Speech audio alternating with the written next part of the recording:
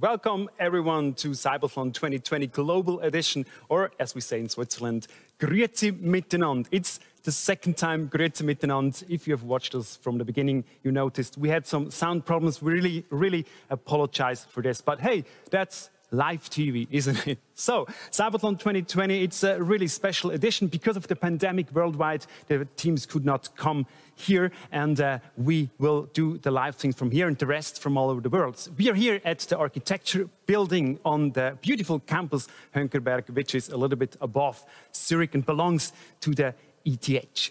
So we will see some tracks here, and these are the tracks the teams used from Switzerland. But because of the pandemic, the teams could not come to Switzerland and fight against each other live, but they had to build their own parkours back home, like this one. Stairs up and down, no problem for me, but with the exoskeletons, with wheelchairs or with leg prostheses, it's going to be very hard and excellent to watch those pilots to do this. Well, the CYBATHLON is a very special edition. As I said, the teams recorded their races back home, sent everything here to Zurich, and we put it together now in one live event. We have 49 teams from the whole world competing against each other from 20 different countries. They come, as you see on our screen, and yeah, I think it's soon time to start the show. But I want to say you one thing. Inclusion for CYBATHLON, very important, and that's why that live stream will be translated to 7 different languages, will be subtitled, and it will also be translated into sign language, which I think is a beautiful thing. So, CYBATHLON 2020 Global Edition, our second try. I hope it works now. Let's go. CYBATHLON 2020 Global Edition. An event where pilots with disabilities and technology developers perform at their best. Who will win? Over 50 teams take part from countries around the globe. Who has developed the best technology together with their pilot? Competitions are held in 6 separate disciplines. It's all about solving tasks of everyday life. In the powered arm prosthesis race, the pilots with an amputation or dysmelia have to manipulate and feel hidden objects with their prosthetic arms. In the powered exoskeleton race, pilots with a paralysis of the legs have to master a course with exoskeletons. And in the powered wheelchair race, pilots with a walking disability must even maneuver their robotic wheelchairs over stairs. In the BCI discipline, the pilots with a paralysis at the neck level compete in a computer game using only the power of thought. In the power leg prosthesis race, pilots with above-knee amputation or dysmelia use prosthetic legs to overcome everyday obstacles. And in the functional electrical stimulation bike race, pilots ride a bike as fast as possible by applying an external current that makes their paralyzed leg muscles contract. Who will win? Required are agility, precision, concentration, and endurance. Advanced technologies can make life easier for people with disabilities. At the CYBATHLON, equal opportunities are a priority. Technology, competitive spirit, and emotions. That's the CYBATHLON 2020 Global Edition.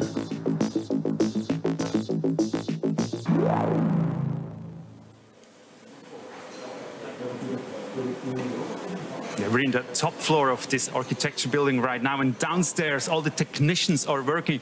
Well, actually, those technicians you see right now, that's only a small part. So you see, CYBATHLON 2020 Global Edition is a huge project we're doing right now. And as you see, I wear a mask, safety first. As soon as we have 2 persons or more, we wear the mask. So I want to introduce you now to the director of CYBATHLON, Roland Sigrist. Roland, about technique. There's a lot of technique going on right now, but also for the races, all the teams had to produce their races by themselves. How did you manage to do all this?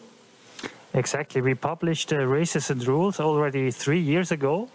And when we switched to this global edition, the teams had to build their race obstacles on their own according to the rules. Of course, some of the teams already had all the obstacles for training, but still we need to have the teams with the exact obstacles that are used in the competition. Yeah, not only the stairs or the floors had to be the same, also the small objects you use had to be the same, actually. We sent the small obstacles to all the teams. For example, the jam jars that are used in the arm prosthesis race were prepared here in Switzerland, and we distributed them all over the world. So now, not because everybody has the same objects, everything the same, doesn't really mean that everybody sticks to the rules. So that says you had referees all over the world for this project. We recruited referees all over the world in the last months. We trained them also via video conferences. We did small tests with them, and now they are ready to judge on site the performance of the pilots. Thank you very much, Roland Ziglisch, director of CYBATHLON. And same conditions for everybody actually all over the world. But now, for every championship, you need a commentator. Our commentator is Nick Fellows. He is in England. He's commentating from right there. So, Nick, what are you looking forward to most today? Thank you, Stefan, and welcome to the commentary box. Let me first say it's an absolute privilege and honour to be part of the CYBATHLON 2020 team. I first saw the event back in 2016, and I think this year promises to be bigger, better, and a true competition. As a commentator, I've been around a long time. I've done 14 Olympic Games, summer and winter, 6 Paralympics. So you ask me, which of the competitions am I looking forward to? I have to say, all 6 of them will see pilots pushing the boundaries, not only with their own abilities, but also with the technology. Bring it on. It's going to be a fantastic day. Thank you very much, Nick. Looking forward for your commentary. And yeah, he likes all the disciplines. But our first competition will be the brain-computer interface race. And I welcome now our expert. It's Nicole Wenderoth. She's professor for neural movement of neural control of movement, a very hard profession. You will assist Nick while commenting the race, the BCI race. How did you prepare yourself for this race? So I was lucky because we had a team that also participated in this BCI race. So I knew the rules of the game quite well. And I also had a look at the other team to see a little bit what they were doing. And of course, Nick was there, and it was actually great fun to do the commentary together with him. Very good. So the BCI race, that means you connect the brain with the computer. That maybe sounds a little bit scary. How scary is it, that BCI? It's not scary at all. So we are trying to measure activity of the brain from the outside. These are tiny little signals, and these pilots really have to train very hard to talk to us, if you like. And nothing of that is painful, or you don't feel it, but suddenly you see the avatar hopefully moving into the right direction. When you watch these pilots moving that avatar, what impresses you most about what they're doing? So, you know, all that is happening in your mind. And you're in a situation of a competition, which is a little bit emotional. You might be a little bit nervous. You might see, oh, now it's not going so well, but still you have to stay calm. And you really have to focus on what you have to do to talk to your avatar via the BCI. And I think that is extremely difficult. I'm sure it's difficult, and we want to know how difficult it is. The brain-computer interface race, that's our first competition at this year's CYBATHLON 2020, and that's how it works. Control with the power of your mind. What sounds like science fiction is reality in the BCI discipline. A brain-computer interface, BCI for short, recognizes brain activity and translates it into computer signals. The pilot's task, successfully steering their vehicle along a winding route and switching on the headlights at the right moment. Concentration and precision are required. Every wrong brain signal slows down the vehicle. Whoever goes the furthest in 4 minutes wins. So in the race, there are actually 3 commands. It's left, right, lights on, and no command. So, Nicole, if somebody tells me, don't think, I will think for sure. So how hard is that no command section? Yeah, that is exactly right. So it's very difficult to think nothing in particular. So the way how these BCIs work is you have to produce very characteristic patterns for these different commands. And for the do nothing, you try to produce nothing in particular. And that is not easy. I'm sure it's not easy. So how much training does it need until you can do no command? Yeah, so usually it really you need a lot of training to control this BCI to the level these pilots are doing it. So our pilot had more than 30 sessions over really many weeks and months. And particularly the command, do nothing. It's really one of the most difficult things to do, particularly in the situation where you are in a competition, because doing nothing is more difficult if you are a little bit engaged. Absolutely. We have 6 teams competing, and we want to bring you closer one of the teams right now. It's a team from Britain. I had a spinal injury in 2003 when I had a motorbike accident. That means that I have no sensation from my high chest down to my toes, really. So I've liked sports all my life. I guess it's the competition that I like. I like playing, participating, and particularly winning. We seem to have a good project in place now, and we can compete on a competitive level with anyone else. I hope to do well in Surrey. It's our dream that we do quite well. That's our British team, and Nicole, you know all of them. Where do they stand compared to the other teams? Yeah, it's a little bit difficult to say. So from the hardware side, all teams are using similar hardware.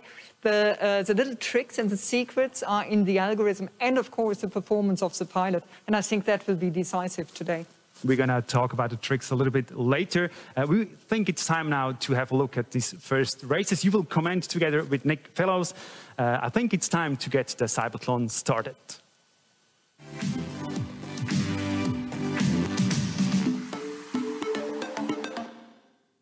First race of CYBATHLON 2020, and it is the brain-computer interface race. On screen is Owen Collum for the United Kingdom, one of the experienced competitors out there today. Nicole, it looks like something out of a sci-fi movie. This is something very special indeed. Please tell us.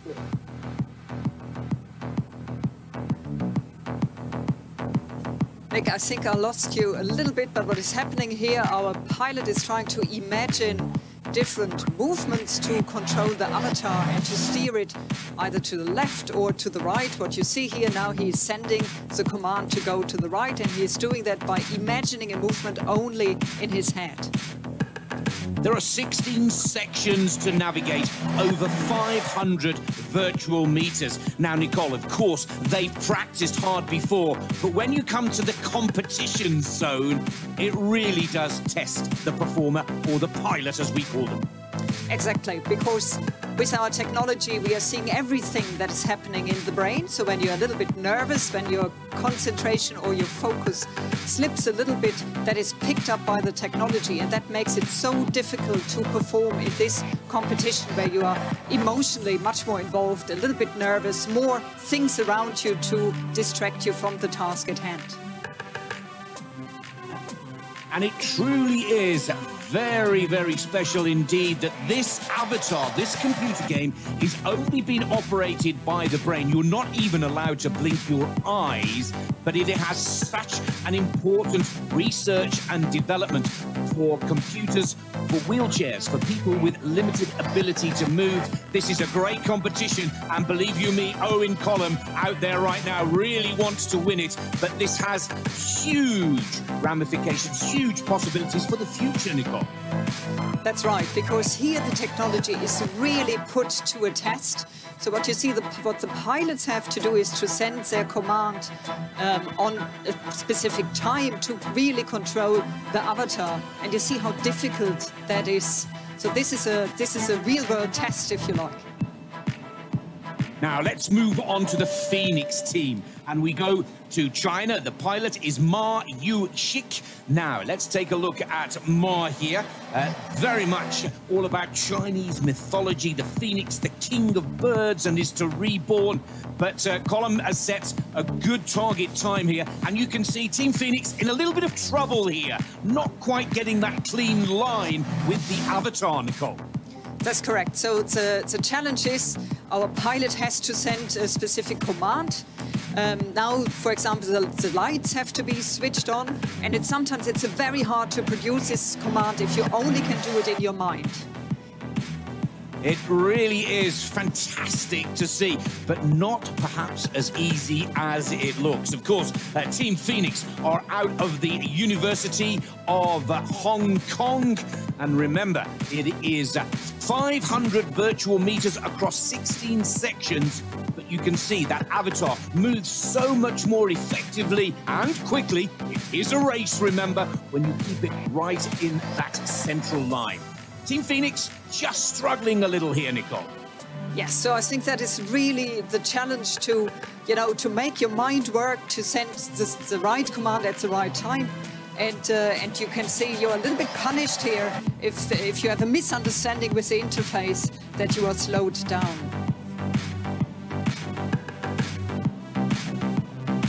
Good work from the Chinese pilot, keeping the focus and looking to stay in the chase for one of the medals.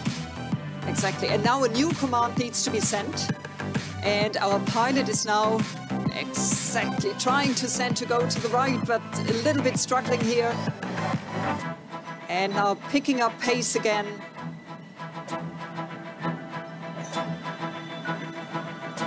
And now the headlights have to switch on, which is another command, just happened. Moving very quickly. Now let's move, Nicole, to the Austrian team out of the University of Graz. The pilot is Pascal Prietl. And again, Graz University, part of the competition, the first ever CYBATHLON in 2016.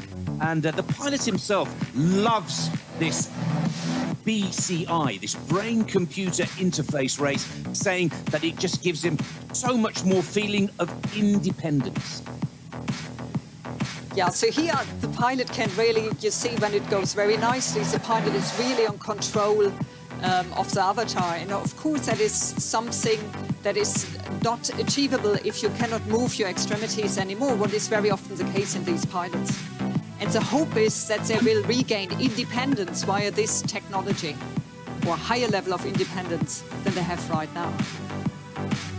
And of course, the full control commands right and left can be anticipated, and also switching on the lights is all about reacting, Nicole, to a changing environment.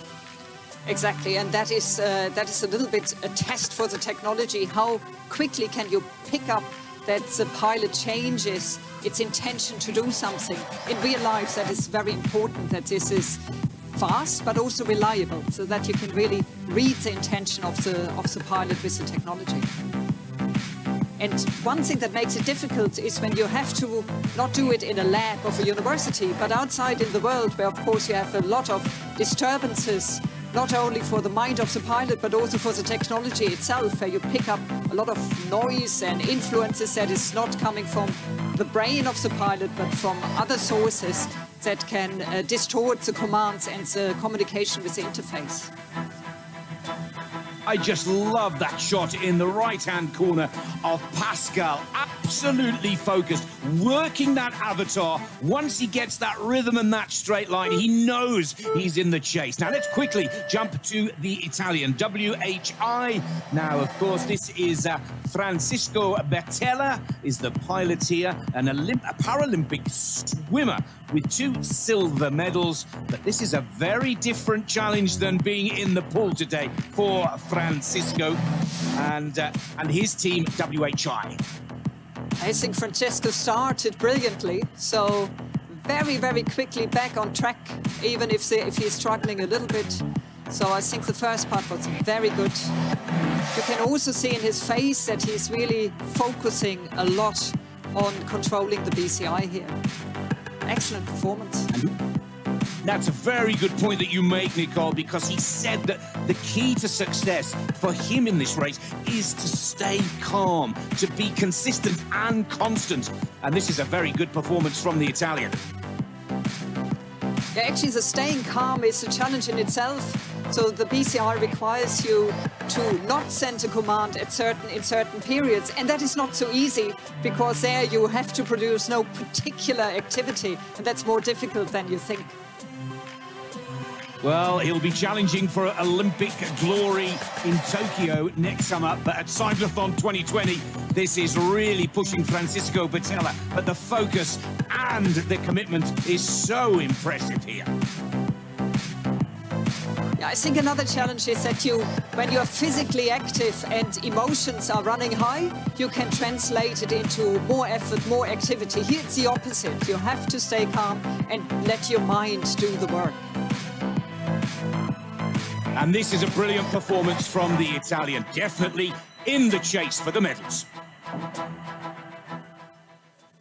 And we are back here in the architecture building at ETH Hönkerberg together with Nicole Wenderoth. Nicole, I didn't know that thinking can be so exciting. That's true. How was it for you to comment the race?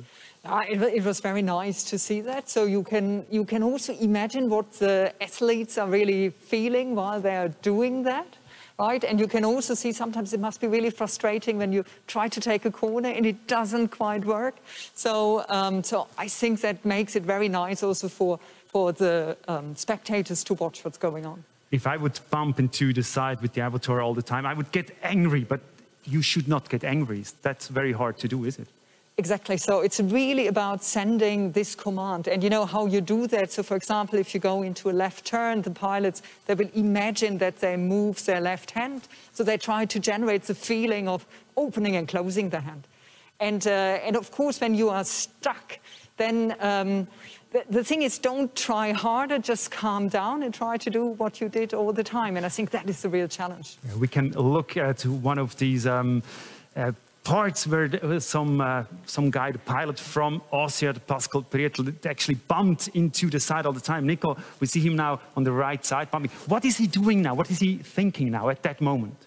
So what you might also realize is the headlights are on. So that is really a misunderstanding between the BCI and the pilot. The BCI has understood to switch on the light while the pilot... Which is wrong. Which is wrong. While the pilot tries to go to the left. So what he has to do is stay calm and try to really focus on his strategy to send the command going left. And most likely he will imagine to do something with the left hand, in his hand, without moving any muscle in the body. That's very important. Now, we saw Pascal Prietl in that video, and we have some more information about that pilot from Austria for you.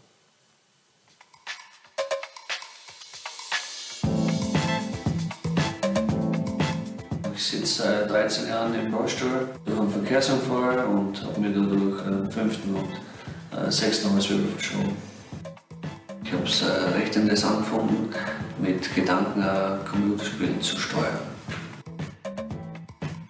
We've been working with our pilot Pascal for 1.5 years. He is a highly competitive person. In fact, some of his best performances playing the brain driver game have been in competitive, high-pressure settings. Meine Motivation halte ich hoch, indem ich im Training immer besser werde und bessere Zeiten fahren will. And back here we are at the great race and also great team. What do you think about the Austrian team? Well, so the Austrian team is very, very experienced with this technology. It's very well known in the scientific field. So it will be really, really exciting to see how they further progress in this race. If you want to know more about these teams, about the Austrian teams, the British team, or all the others, go to our website, www.cybathlon.com. You get a lot of information there from all the teams. And now we have a little break. Don't go away. You should stay with us because we're going to find out what teams will be the fastest in the BCI race. So 1 minute and we'll be back.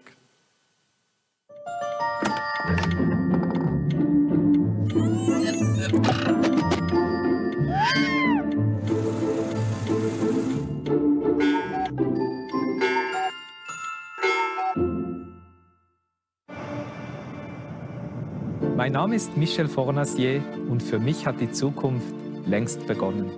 In dieser Hinsicht ist EKZ für mich ein verlässlicher Partner. Zuverlässig, ökologisch und günstig mit Strom versorgt. EKZ, stolzer Partner des CYBATHLON.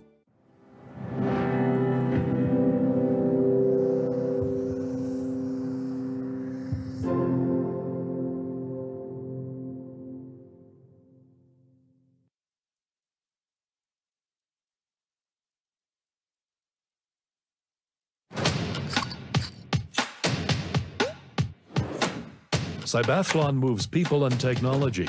Schultes Clinic is medical partner.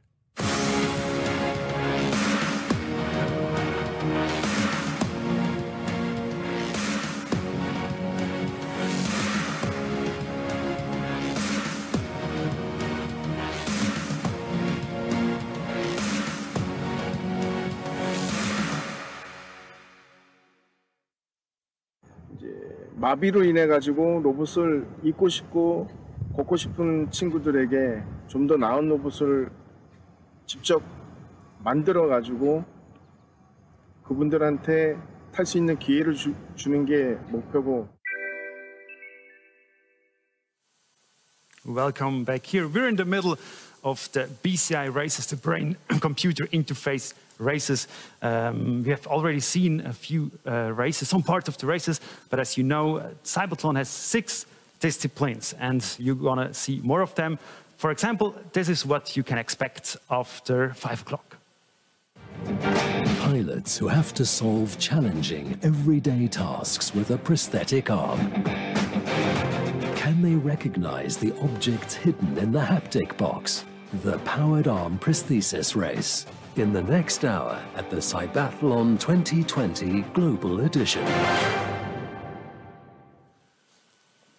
Yeah, the arm prosthesis race, you're gonna see that in the next hour with, for example, the haptic box. This one, you just saw it, where actually are different things in it, like the ball or the ball, or actually think that this one, the cube or the cylinder, and the pilots have to find out if it's hard or soft, if it's a ball or a square. So very hard thing to do. We're gonna see that afterwards. We go back to the BCI race and our expert Nicole Wenderoth, professor at ETH Zurich. It's very, very impressive for me that those pilots can steer the avatar only by thoughts. We've talked a little bit about it. What thoughts are they? How, do they think left? Do they think right to go left or right, or are there other thoughts? No. So this is really to think like a command in language. They don't do that. That would be very difficult to decode from the technology. So most teams will imagine some forms of movement, and very often it will be something of the left hand to go left, right hand to go right, and then probably something like the feet or mouse movements to switch on the headlights. And the trick is that when you imagine these different movements, you're trying to create the feeling as if you were to move your hand. That activates very different parts of your brain, and these different patterns, they can be detected and then analyzed by the BCI. That sounds very hard for me and for my brain. For example, if my brain doesn't get enough sleep, then it doesn't work the same as if it gets a lot of sleep. Is that something that bothers the pilots as well, the sleep, or just if it's a good day or not a good day? Yeah, everything. Because one thing that is really important, the way how we try to measure these signals from the outside, these are tiny signals we try to pick up upon, and that is really a difficulty. So everything that is different from normal, that will make the communication much more difficult. And that can be the pilot for not sleeping well or being nervous or other things, but it can also be the environment where we have a lot of electromagnetic noise around us, and this can also be picked up by the technology, and then it's very hard to understand these commands of the pilots. You said the commands can be just thinking of moving the right hand or the left hand, so actually everybody could do it. That's correct. And I mean, everybody can try it. So, and one thing that is nice, so for example, if you close your eyes, you can imagine that you move your head, back into the neck and down to your chin, and you try to really feel these movements. And so if people do that at home right now, they might realize why they are doing that. They are involuntarily moving their eyes, because that is a sign that you are really immersed in your imagination, if you like. And that is a sign that you are doing that very actively and very vividly. So everybody is trying at home now to do these things. We have 6 teams competing in the BCI race, and here's our next team from China.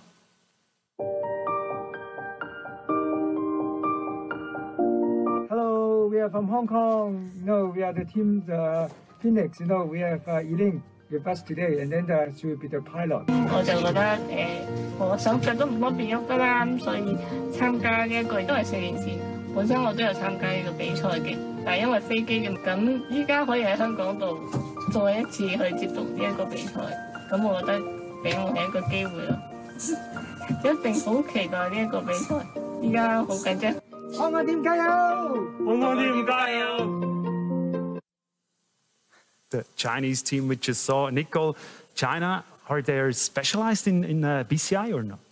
Well, actually, there are a lot of colleagues in China that are working on the technological aspect of the BCI technology. But I think we're all facing the challenge to bring that into a situation that is taken from real life, to control something in real time and something that is not predictable in some instances. And that's a challenge for all the teams. Okay, we've seen a few races, and now we want to know what 4 teams will make it to the final. Here's our summary of the first races. It's probably nervousness. Many of the 7 starting pilots drive into the wall right after the start. Already after a few seconds occurs the first crash.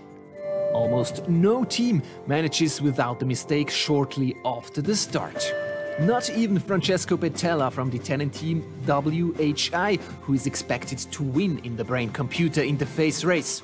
Francesco is a real sportsman. As a swimmer, he has already won 2 silver medals at Paralympic Games. And what's more, his team has a lot of competition experience. For example, they won the BCI series in Graz a year ago. So a lot can be expected from this team. And indeed, Francesco is fast on the move, makes the top 4, but has trouble switching on the headlights. In the 4 given sectors with that yellow sign, this command never works. Luckily for him, not much time is wasted. Is it perhaps even tactics?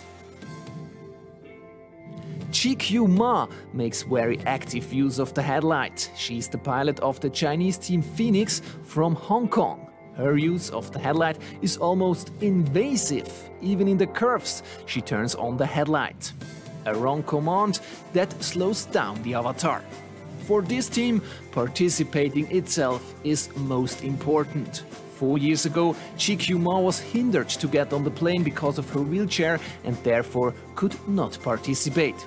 This year she can, but she barely reaches the finish line. After 439 meters, the time is up. She lands on place 7. Speaking of headlights, this is also a challenge for Samuel Kunz from the SEC FHT team. The command works well, but Samuel often turns on the headlights a bit too early. So he also loses important seconds. He makes it into the top 4, even if he sometimes doesn't manage the corners at all. Owen Colomb, on the other hand, shows a perfect turn. He drives absolutely clean through corner 4. We have rarely seen such beautifully driven turns. Owen starts for the British team Neuroconcise from Northern Ireland, which already participated in the CYBATHLON 4 years ago. Back then, it was just another game. But the experience doesn't help the team much today. Owen experiences a lot of trouble on the whole course. After 452 meters, his race is over. Not enough to reach the top 4, he lands on place 6, a disappointment for Owen. The new headlight command introduced this year, it is that big difficulty for many teams, probably because this command is about reaction. The Thai team Mahidol BCI Lab with pilot Kriankrai Takadi is also struggling. He often seems to give many orders at once. The avatar struggles. But he is fast. The Thai team qualifies for the top 4. Who else can do it? Two experienced teams still have ambitions. One is Team Mirage 91 from Austria.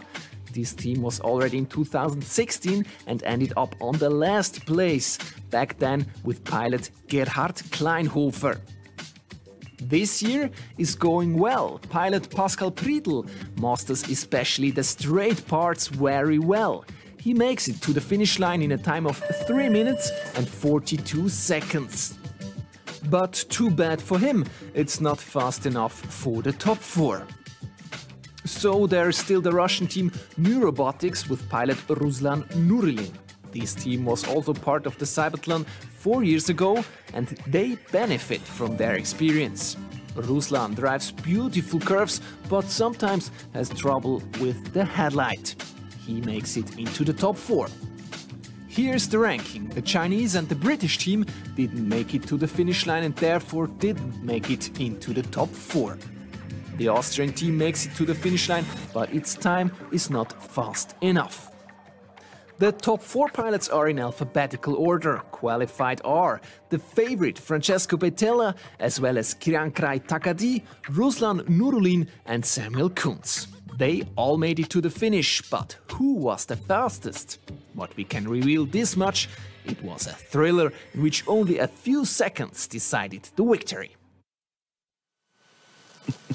Yeah, we're back here with Nicole Wenderoth. Nicole, 4 teams made it to the final. How surprised are you that those 4 teams made it? Yeah, I'm not surprised at all, actually. So when you saw the performance already in the first races, you saw some of them were really very strong and were navigating this course very, very well. We saw a few teams, they had struggles with the turns. So they bumped into the wall all the time. Why is this? Yeah, it's really sending the wrong command to the interface. So as it was very well explained, so sometimes the headlines are going on, even though you want to take a turn. So there's also a trick in the technology, because something you do is you can determine how quickly these commands are sent and updated. And you have to find a good balance between having enough time to reliably decode what's going on, but still being fast enough to not miss that you have to initiate a turn or that you have to switch on the headlights in particular. We have 4 teams in the final. One is from Russia. Let's have a look at that team.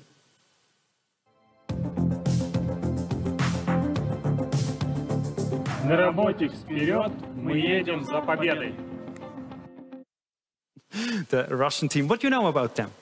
Yeah, I think the Russian team is one where I don't know so much about, so I could see a very determined pilot in the pre-races.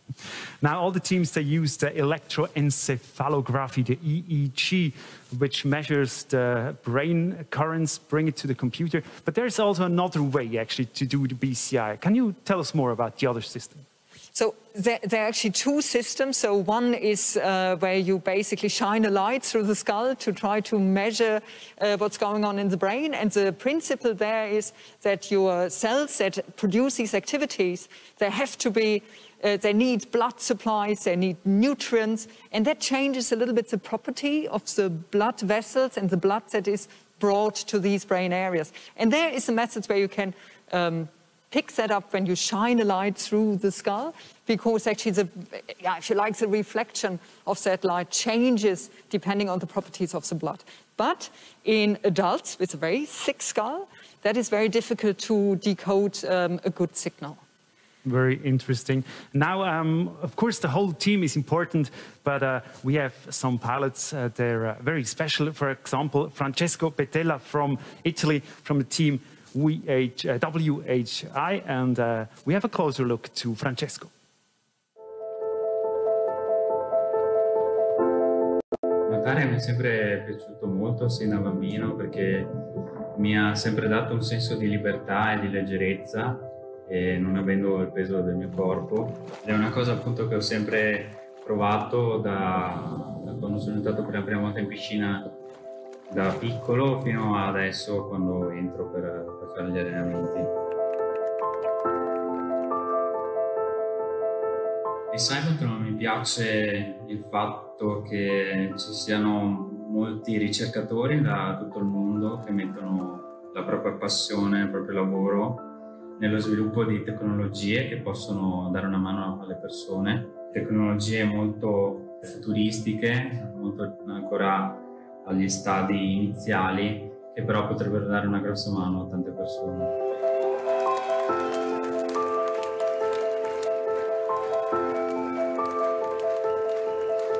La BCI è ancora all'inizio, ma io credo che con lo sviluppo e grazie anche a competizioni come CYBATHLON possa portare molte innovazioni, e penso alla possibilità di comandare una carrozzina o altri dispositivi anche da parte di persone che hanno molte limitazioni a livello fisico, e quindi questo potrebbe essere sicuramente un grosso aiuto per tutte queste persone.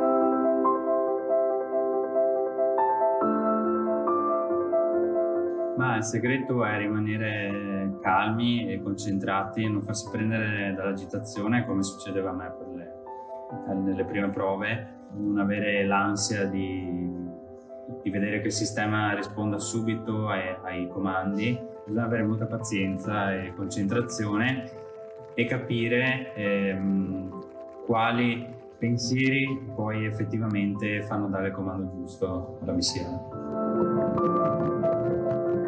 L'emozione più forte e anche quella più concreta che ho a casa sono sicuramente le 2 medaglie d'argento che ho vinto. Francesco Betella, the Italian BCI pilot, and Nicole, we saw him swimming. He's a swimmer as well. He's a sportsman. He does quite a few things. How much does sports help for the BCI?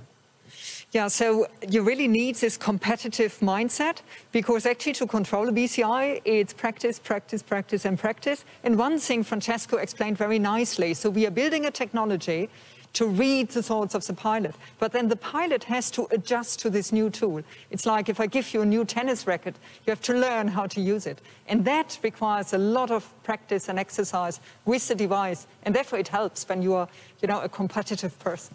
Francesco said that maybe, or he hopes that one day there will be that technology that he can steer maybe the wheelchair only by thoughts. How possible is that? Is that, yeah, what do you think about that?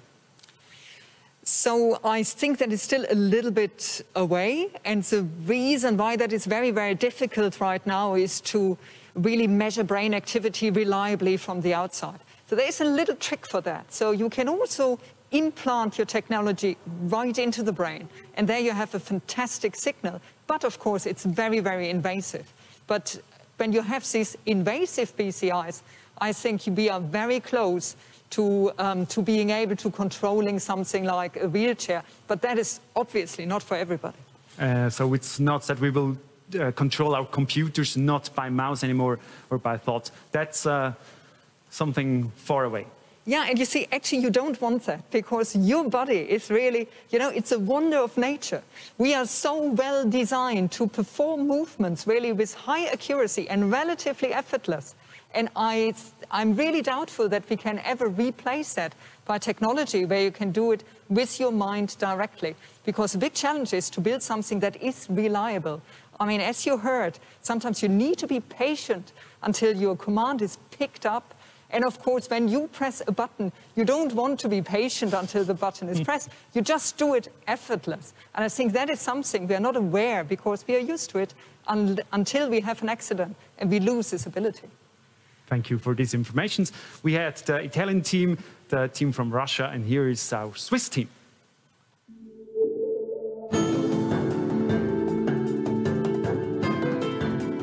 Before my accident, I played handball, volleyball, so competition has always been a part of my life.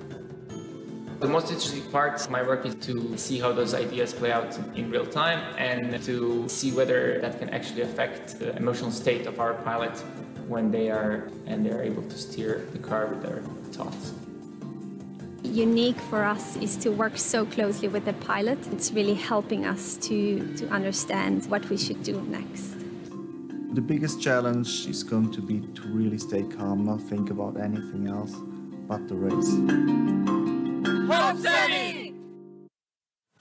So this is the Swiss team, and this is actually the team of Nicole Wenderoth. This is your team. I have to ask these questions How good is your team? Oh, we're super. Of course. Yeah, so we will see how good we are at today. But we were investing a lot into developing the technology, and Sammy was fantastic because he was really training, you know, very intensively over many, many weeks and months. We had a bit of a problem with Corona, but that, of course, was the same for all other pilots as well. How exciting is it for you? How intense is it for you to watch your team competing? Yeah, you see, for me, it's the same as with Sammy. I have to say, okay, stay calm, just enjoy what's happening. So I think for Sammy, it's already very nice to be part of the CYBATHLON, and the same is actually true for the team. So we are very excited to make part out of that. And if Sammy has a good performance today, that is a cherry on the cake, if you like. Cherry on the cake. We'll see what's going to happen. We're going to find out later. But now, CYBATHLON is a big success, and it was in 2013 when Professor Robert Riener actually initiated the CYBATHLON with the big support of ETH Zurich, of course. So we did not miss the opportunity to talk to the president of ETH Zurich. We went to the ETH main building, the beautiful old building in downtown Switzerland, and we held a little chat with ETH President Joël Mezo. Welcome here in the main building of ETH Zurich, actually downtown Zurich. And here's my guest. He's the president of ETH Zurich, Joël Mezo. Thanks for joining us here at the ETH building. It's my pleasure. So I know that you're personally a big fan of CYBATHLON. So what is the fascination of CYBATHLON for you? Well, you know, CYBATHLON is about technology, but more important, this is about people. I'm impressed by what the teams have achieved to be able to participate in the CYBATHLON, especially in these very difficult circumstances. So congratulations already to all the team who will participate. And what does ETH Zurich wants to achieve with the CYBATHLON? You know, a university addresses global challenges of all sorts. And we do that with education, research, technology transfer, and outreach. What is beautiful around the CYBATHLON is that it addresses all these points together. It brings everything together. And the global challenge that we want to address is assistance to people who have disabilities. What we want to achieve with the CYBATHLON is a world without hurdles. You already mentioned we are in a very special situation at the moment. So how did you manage to organize the CYBATHLON competition despite the COVID-19 pandemic? Well, first of all, it's not myself. It's a great team who organizes all this. The first CYBATHLON was in Zurich, and all the teams were flying in. And now, because of the COVID situation, it wasn't possible anymore. They came up with several options. We could have postponed it to another year. And we decided to try something very ETH specific. So to be creative, to be flexible, to have an event that is distributed worldwide. And I must say, this is impressive what has been achieved. They could, thanks to the flexibility, develop the concept that had to be adapted many times because of the current situation. I realize that some teams won't be able to participate, and we regret that very much. We hope that they will continue to work for the next CYBATHLON. For us, what was the most important is to have at the center to protect the health of the participants. Very good. We're all very happy that it can actually happen, the CYBATHLON. Now, the pilots and the teams, they're in the center, and you have a message for the pilots and the teams. Here's your camera. Yes. First of all, I want to congratulate you for participating in the CYBATHLON. The way that you had to go through to participate in the CYBATHLON is already a big success. In some sense, we can say that you are all winners of the CYBATHLON already. Now, I wish you a great competition. I hope that you stay healthy and that you bring something fantastic to what could become one of the most interesting events this year. And I hope also that you will continue to work on these new technologies in the future. We just heard the president of ETH Zurich, Joel Möser. Now, he's a big fan of CYBATHLON. Nicole, how important is that support from the president? Oh, extremely, because I mean, CYBATHLON, it's a big investment for ETH, but you know, also for all professors and PhD students and other people that are participating. And it's very, very important that ETH is really, really supporting us in that endeavor. And that makes it really a lot of fun to, you know, be here on the day and finally see whether all the work you have put in, whether it will, you know, bring up and whether you perform well. We have 4 teams in the final in the BCI race, and there's one team missing, the team from Thailand.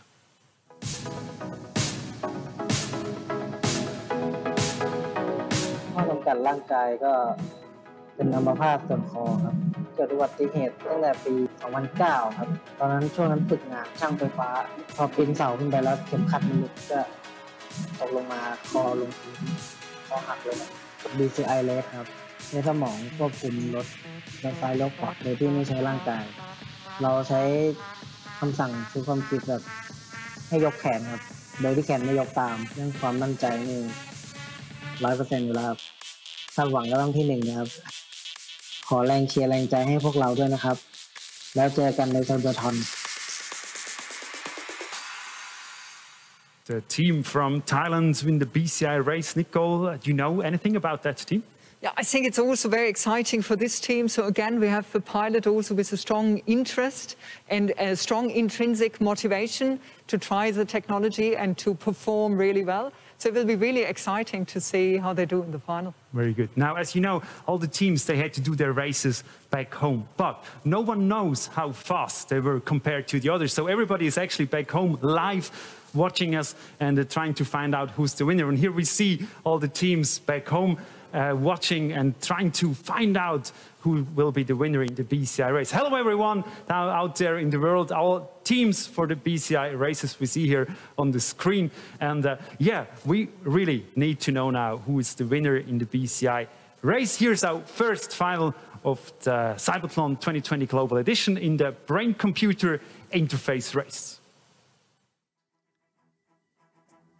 Brain-computer interface race top 4. It is Russia, Switzerland, Italy and Thailand all in the hunt for the gold medal, using brain-computer interfaces to control avatars in this computer game. Now, there is Thailand on screen. That is Priyankai Takadi. There is Nurulin, the Russian, and of course, Kunz for Switzerland, all focused in to try and move this avatar in the brain driver game to over 16 sections, 500 virtual meters. Bettella gets off to a good start for Italy, Nicole, but they must hold their focus right to the end of the challenge.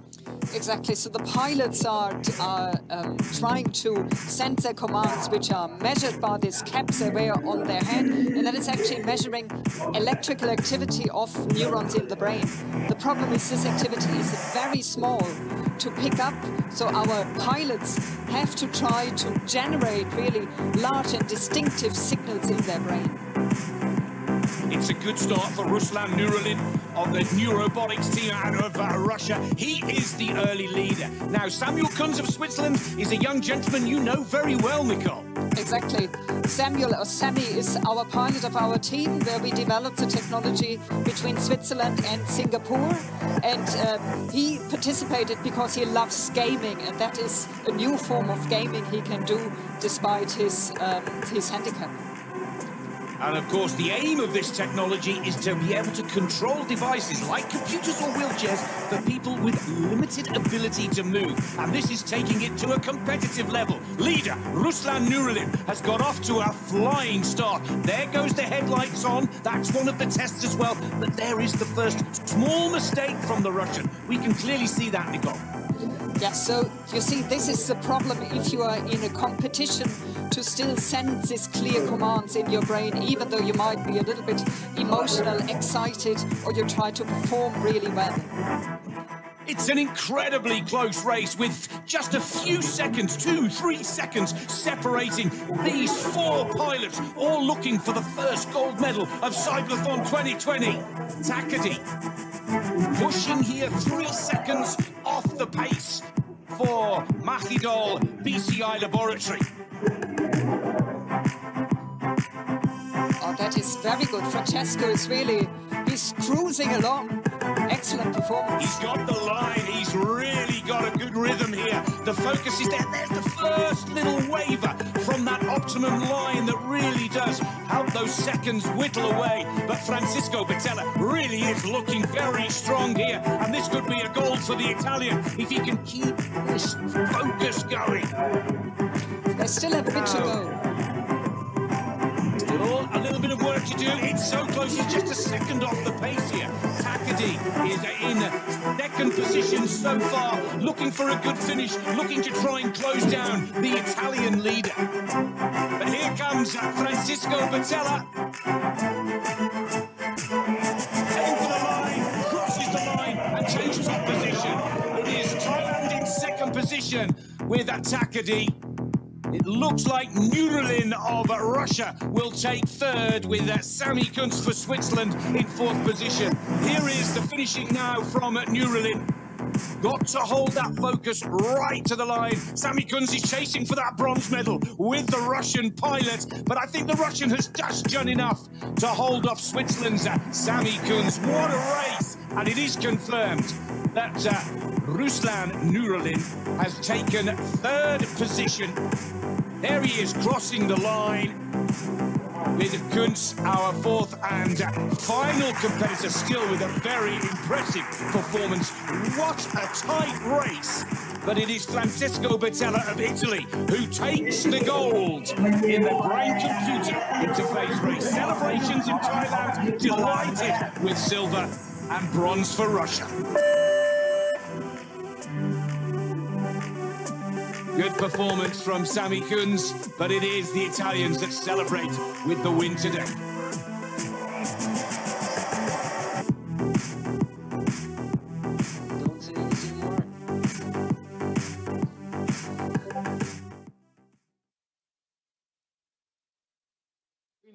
Of the BCI race, really well done to see him here with the mask, Francesco Batella from Italy. Great race, Nicole, what do you think? Yeah, it's fantastic. So I think Francesco had a fantastic performance. If you looked at his time, he was really extremely fast. But it was also very exciting, certainly also fighting for the third position, very tight. Only a few seconds difference between Sami and the Russian competitor. So I think that was spectacular to watch. And we have a look at the reactions of the teams where, during the race, actually when they found out who's the winner here. Francesco, when he finds out that he's the winner, he was watching very closely. I want to know afterwards how bad was this for him to watch. And now he realizes he's the winner, Francesco Batella from Italy. It's great to see that those pilots have so much passion. They're so excited that they're in front. And he's walking around in the house now and telling everybody, I'm the winner. That's how it has to be. So that's our first race, BCI, and I think we have a look at the results right now. We have on fourth place the Swiss team from Nicole Wenderoth. That's a little disappointment. No, I think it's still a very good performance to make it to the final. And let me just mention, it's not a purely Swiss team. We worked together with colleagues in Singapore from NTU University. So we had a more than transatlantic cooperation here. So I think we're all very happy that we made it that far. Okay, then we have the Russians on third place and the Thai and Francesco Batella on first place. And we try now to go to Francesca Batella live. I ask Francesco. Francesco, can you hear me? Yes, I'm here. Very good. Francesco, congratulations. What a great race. How was it for you? Thank you. Very exciting. Until the end, we were very scared. Yeah, we saw you actually watching. We are very happy for this race. We actually saw you watching. You were really concentrated. I want to ask, how high was your heart rate at that moment? Very, very high. But I try everything to stay calm and breathe deeply and concentrating on my tasks. I just actually realized, I'm sorry for that, it was your manager who was watching, not yourself. Why didn't you watch the race by yourself? I'm sorry. So why didn't you watch it by yourself? You were too scared? What? Allora perché non stai guardando adesso, ma perché vedevo solo te. Stavo guardando in un'altra stanza. Oh, okay, you were in the other screen watching. Well, we are in another room. We are in two different rooms. Two different rooms, of course. Yeah. So Francesco, for everyone else, Francesco is the one in the middle. So what are you going to do now? You're going to have a big party? We're going to celebrate everything? The restriction of COVID, but yes, we are trying to our best. Very good. I say congratulations again. Thank you very much for joining us here live at the CYBATHLON 2020. Nicole, it's a great winner, is it? Yeah, I mean, it was really very, very spectacular to watch. Great performance, so very well done. Congratulations to Italy. Absolutely. If we look back at like 4 years ago was the first CYBATHLON, now the second one. What were the greatest progresses that the teams made within these 4 years? Yeah, that is sometimes a little bit difficult to say, but I think that really you know, with these systems you have to find a good balance between responsiveness and consistency. And I think that is an important lesson to learn. Very good. Thank you very much, Nicole van der Rot, for being with us as our expert in the BCI race. This was our first competition at this year's CYBATHLON 2020 Global Edition. The next race will be the powered arm prosthesis race. So make sure you do not run away too far and come back as soon as you can. We have a little break and we'll be right back.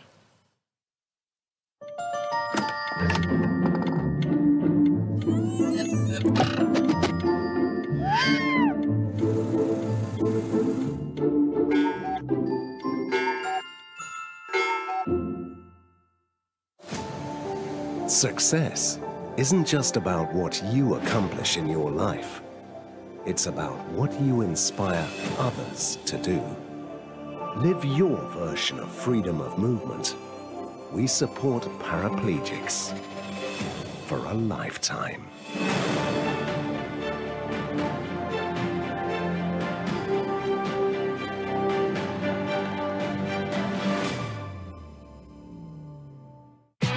New for you. New for Switzerland. For everyone who wants to watch more. The new streaming platform featuring Swiss films, series and documentaries, all in your language. Stream anytime, anywhere. Stream Switzerland. Play Swiss. Discover everything Switzerland has to offer.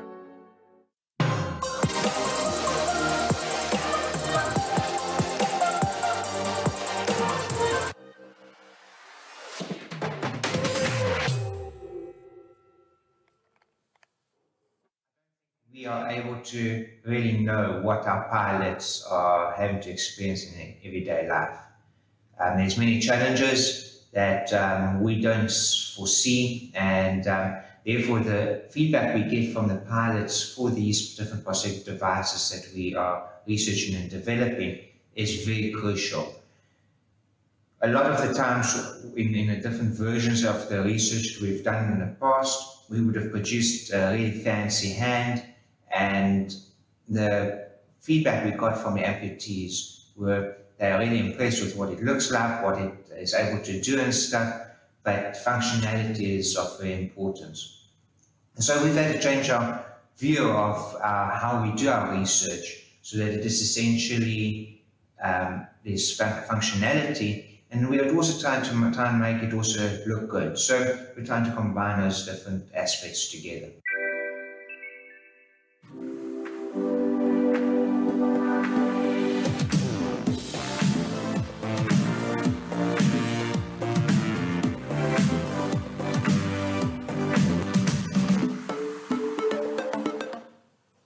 Grüezi miteinander and welcome back. This is CYBATHLON 2020 Global Edition. We're in the second hour.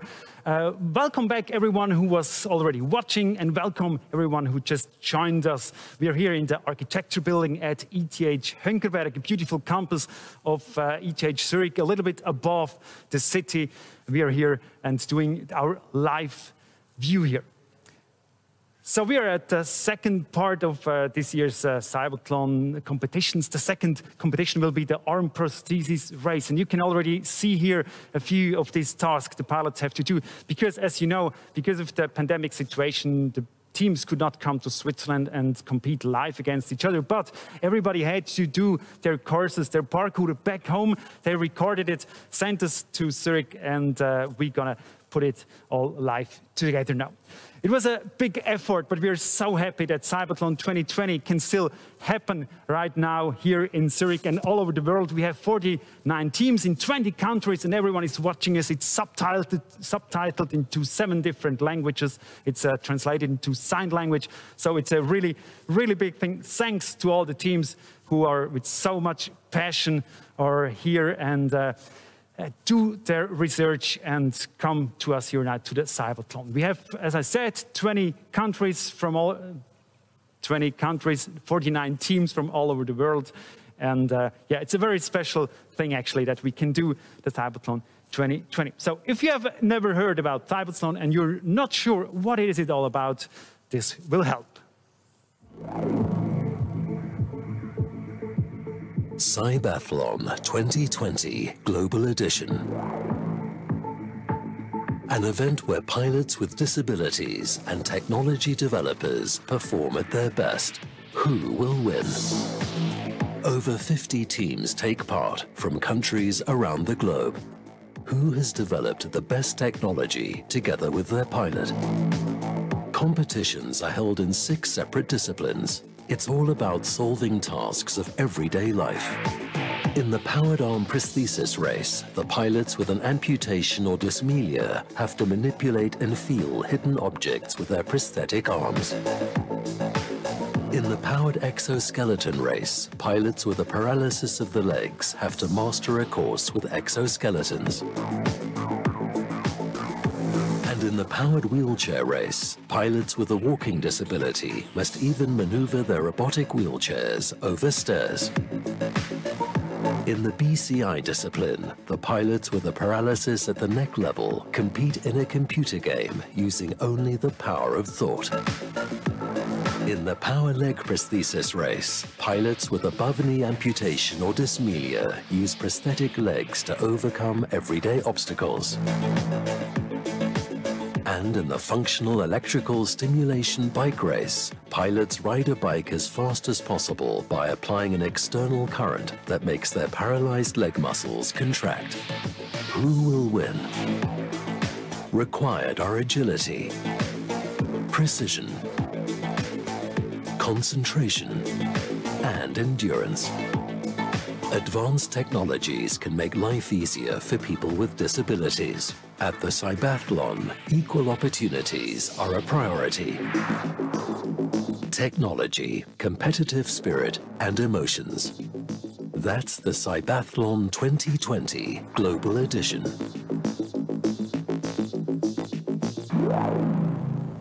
In the first part of this year's CYBATHLON, we had the brain-computer interface race, and the upcoming competition will be the arm prosthesis race. I'd like to introduce you now to our expert in that field. It's Michel Fornazier.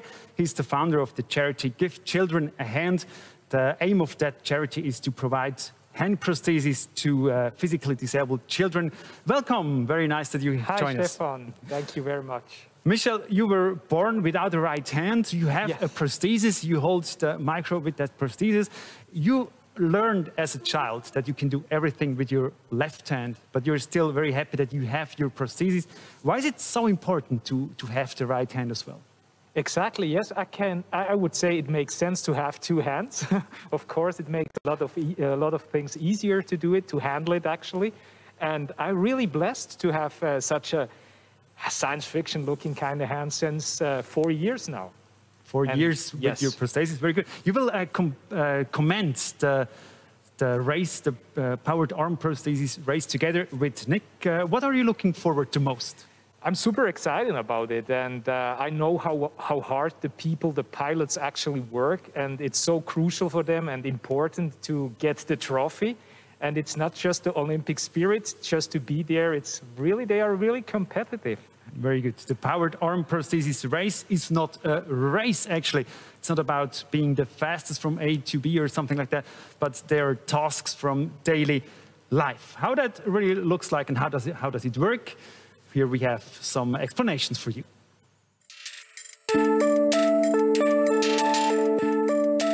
This discipline is all about the art of grasping. The tool for this, an arm prosthesis. The pilots must solve 6 different tasks. This requires skill and sensitivity. Blue objects may only be touched by the prosthetic hand. Especially tricky, the haptic box. Here, the pilots have to recognize objects with a prosthetic hand that they cannot see themselves. Whoever solves the most tasks in the shortest possible time wins. So there are quite a few tasks the pilots with their arm prosthesis have to fulfill. Now, Michel, you know all the tasks. What is the most difficult one? Well, they're all pretty tricky, but I would say one of the trickiest is the magical box, I call them. The magical box. You never know what's inside. We're going to talk about that later. So, but the other things, what's the hardest one? Well, for example, even they look like kind of simple. Just to grab the ball or the pen, it's quite tricky as well. So you say just to grab actually small things with the prosthesis is very hard. I can try to do it. Oh, it's no problem at all for you. That's the ball. Well, that's a ball. Then we have the pen for it. Or and we did not train this. We have to say this. We did not train. So let's challenge you a little bit. I would say the card would be the hardest one. Yeah, that's a hard one. Okay, Michel, he will try. We did not practice. Not at all, no. Let's see. Maybe I can grab it like this. Oh. Okay, so...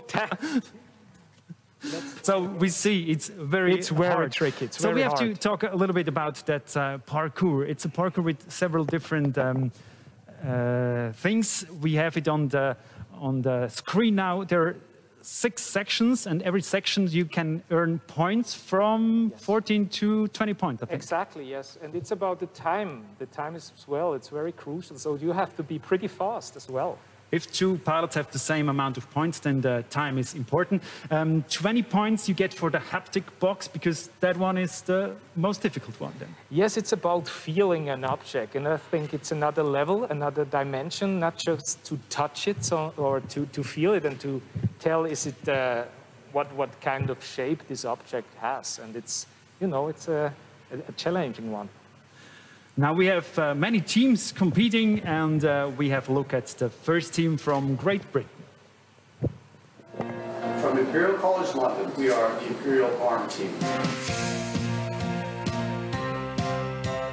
There were some ideas that we had in mind that when they were applied to a real scenario, they failed. But thanks to Conrad's input, we will manage to get a better solution. I'm very sure that from this competition, there will be things that ultimately I will be using on a day-to-day basis, and that I find very exciting and gratifying. I think that we have an amazing team.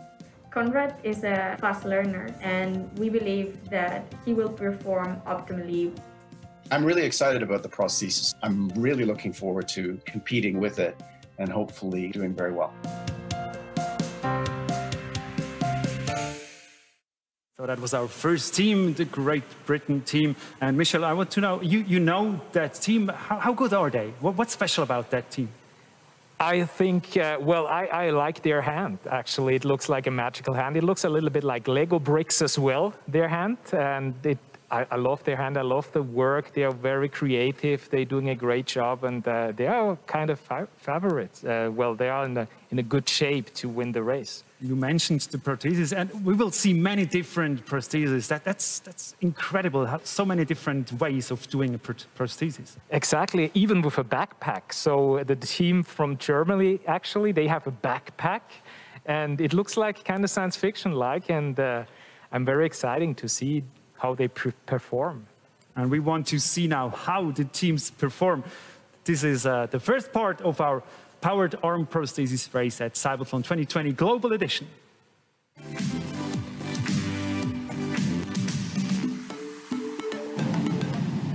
Powered arm and prosthesis race, and we go to Great Britain and the Imperial College of London. As we see, this is the pilot Conrad Boner. This is breakfast. 14 points are up for grabs. Remember, he's got 8 minutes to complete all 6 of the challenges. Delighted to have alongside us in the commentary box Michel Fournazier. Michel, this is a very interesting prosthesis that we see from the Imperial College of London here right now. Yes, exactly. Hi, Nick. How are you today? Well, this is really impressive, this prosthesis. It looks a little bit like Lego bricks, kind of. But it looks like science fiction-like as well. And he's doing a great job with the can, actually. Multiple tasks. Look at this, opening the jam jar. He'll also have to open sugar cubes, light the candle. What's most important for all of the viewers, Michel, is that when one of the items on the challenge board are blue, they then have to use the prosthesis. If it's not blue, then they can work with their hand and the prosthesis together. That's right, exactly. And that's pretty much a difficulty to handle it like this, literally to handle it. And that's quite a challenge for the athletes, for the pilots. Here we see he's doing a great job. He's pretty fast, actually. Speed is there, but is there a small mistake with the sugar? And, well, the candle doesn't light first time, which will add to frustration. And it is a red mark. That is not a successful point score. 14 points have been missed by Conrad Boner, and he's not happy at all about that. Most importantly, it's 1.31 minutes on the clock as away goes Boner with task number 2, laundry.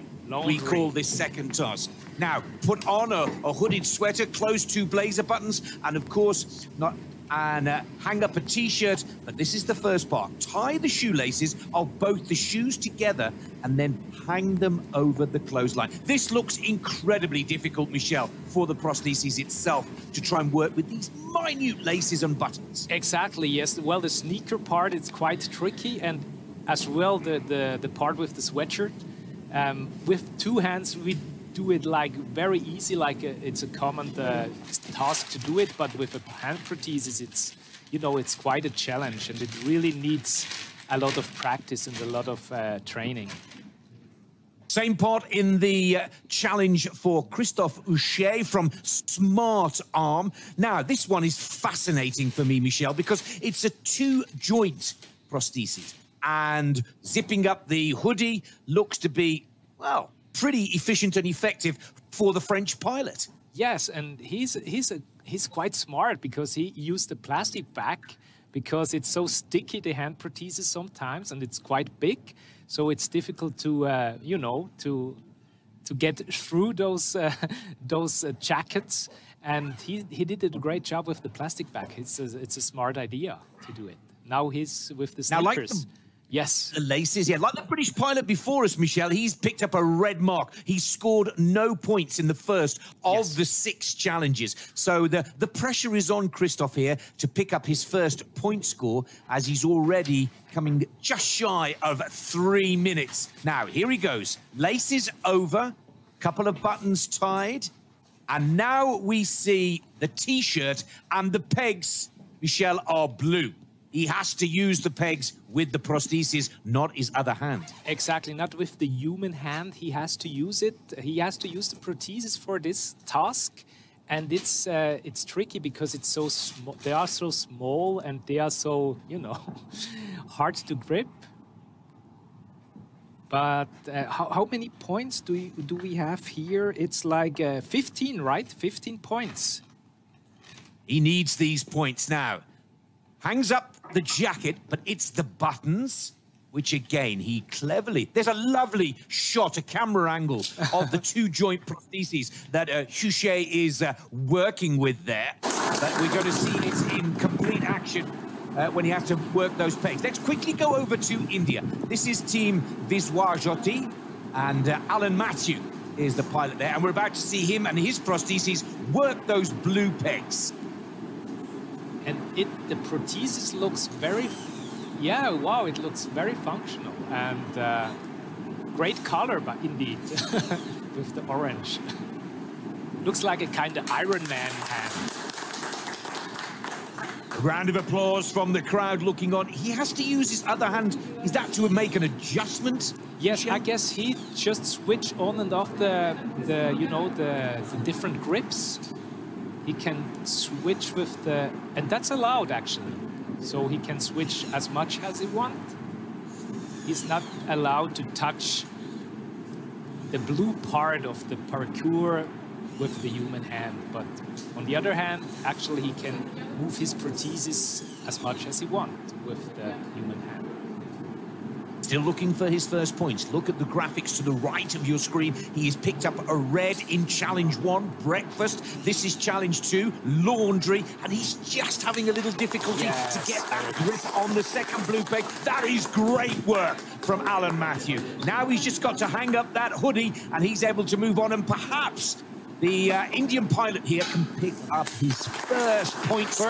It's a green one. Arm race. And there's, yes, that is so good to see. Now he moves on to clean sweep. This is another very tough challenge, Michel. Very tough with the pencil. It's quite tough, you know, but he handled it very nice. And very quick.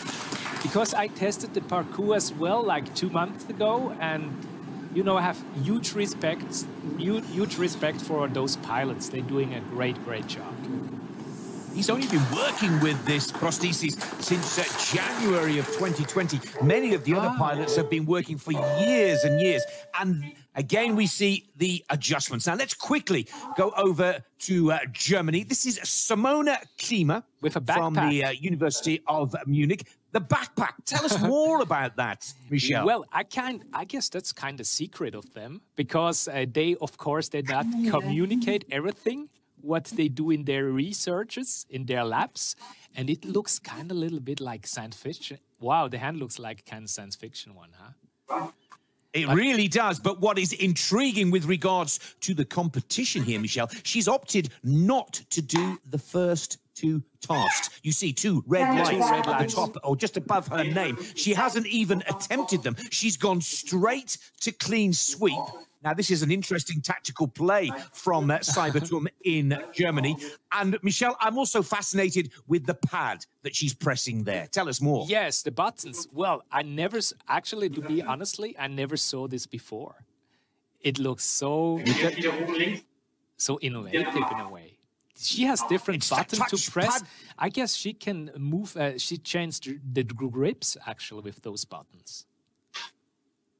Touchpad control is the first time we've seen this in the competition of CYBATHLON 2020, and it's working well for Simona Klima from the Technical University of Munich. She's very calm. She's very calm and do it like, you know, step by step.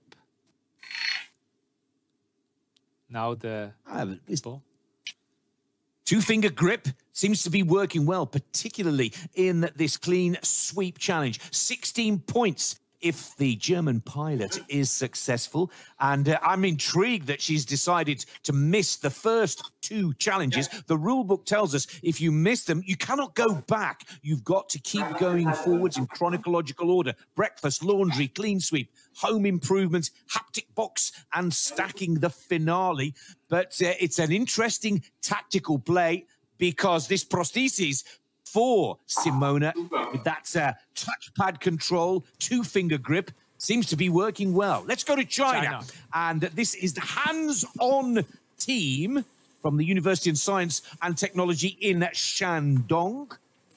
Now we see 1 red, 1 green, 1 red, 15 points on the board for Jinglong Li. Look at this light bulb test. This is so tough, Michel. He can turn the wrist like 360 degrees. So he has an advantage, I guess, with doing this. And he has he has a green, he has a green one, huh, at the scoreboard. A green Yes, he did the second task. It was a success. That is impressive, to say the least. Now, the hammer is blue, so he has to use the prosthesis to knock in the nail. And again, this is looking very good indeed. Keep your eye on the clock, Michel. He's over 4 minutes, 4 minutes past 15. the halfway point, but he's on the 4th task, Yes. home improvement. Now, let's see how he works those scissors. Fascinating piece of machinery. This prosthesis, so far so good. Struggling a little with the scissors, maybe. Yes, the scissors are quite tricky to have a tight grip, actually, and now to open and close them, and to cut the paper, or even it's like a thick paper kind of thing. It's not like these thin ones, but he did it. It's a clever tactic. He's folded the paper into 3 places. And he looks to move on, and he gets a second green light, moving up to 32 points.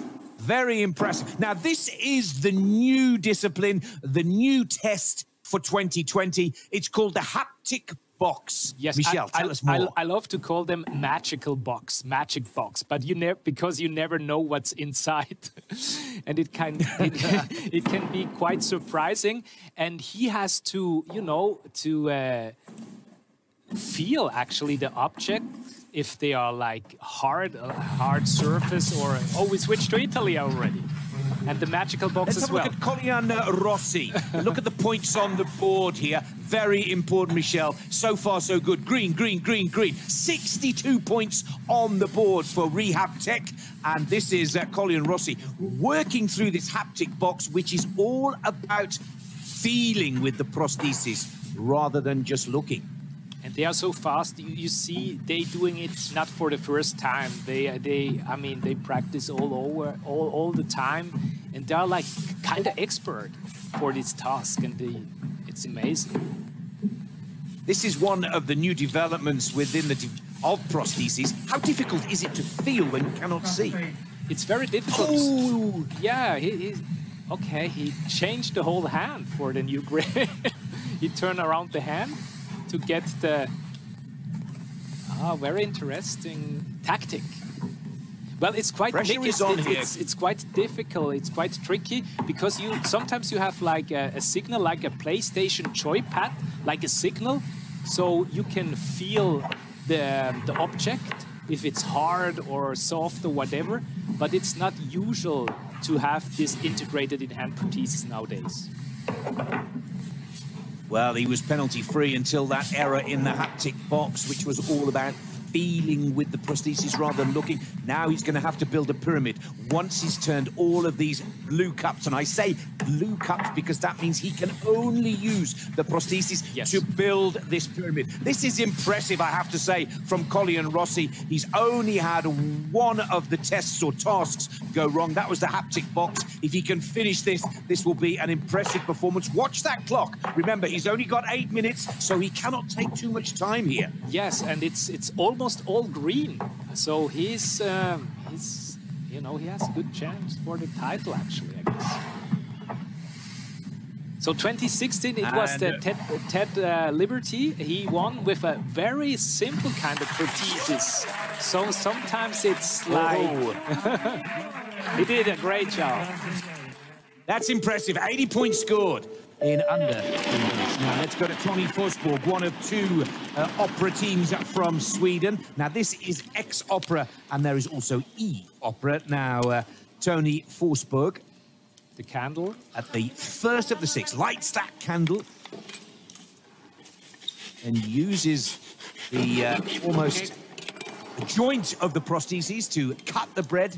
Now the tin. Remember, if it's blue, you can only use the prosthesis, but if it's not blue, then you have to work together with the normal human hand. Exactly, a collaboration of the human hand and the prosthesis, or the magical hand, I love to call them, magical hands. Michel, what's fascinating about this prosthesis for Tony here is that it's fixed to the bone. Yes, that's and, very quite unusual. That's very unusual. I saw this on Tony for the first time, actually, from Sweden. He was. Well, I love Tony's story. He watched the CYBATHLON 4 years ago on TV and decided this was a competition for him. And as this competition gets bigger and bigger and more global, every holding of the event, Tony Fosberg, I think, will be one of many that watches and says, I think I can do that and better that. This is tricky. Zipping up the hoodie. Look at this. What a great close-up from the camera. What a great clip as well.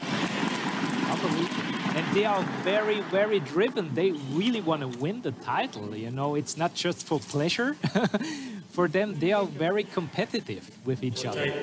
And it should be like this.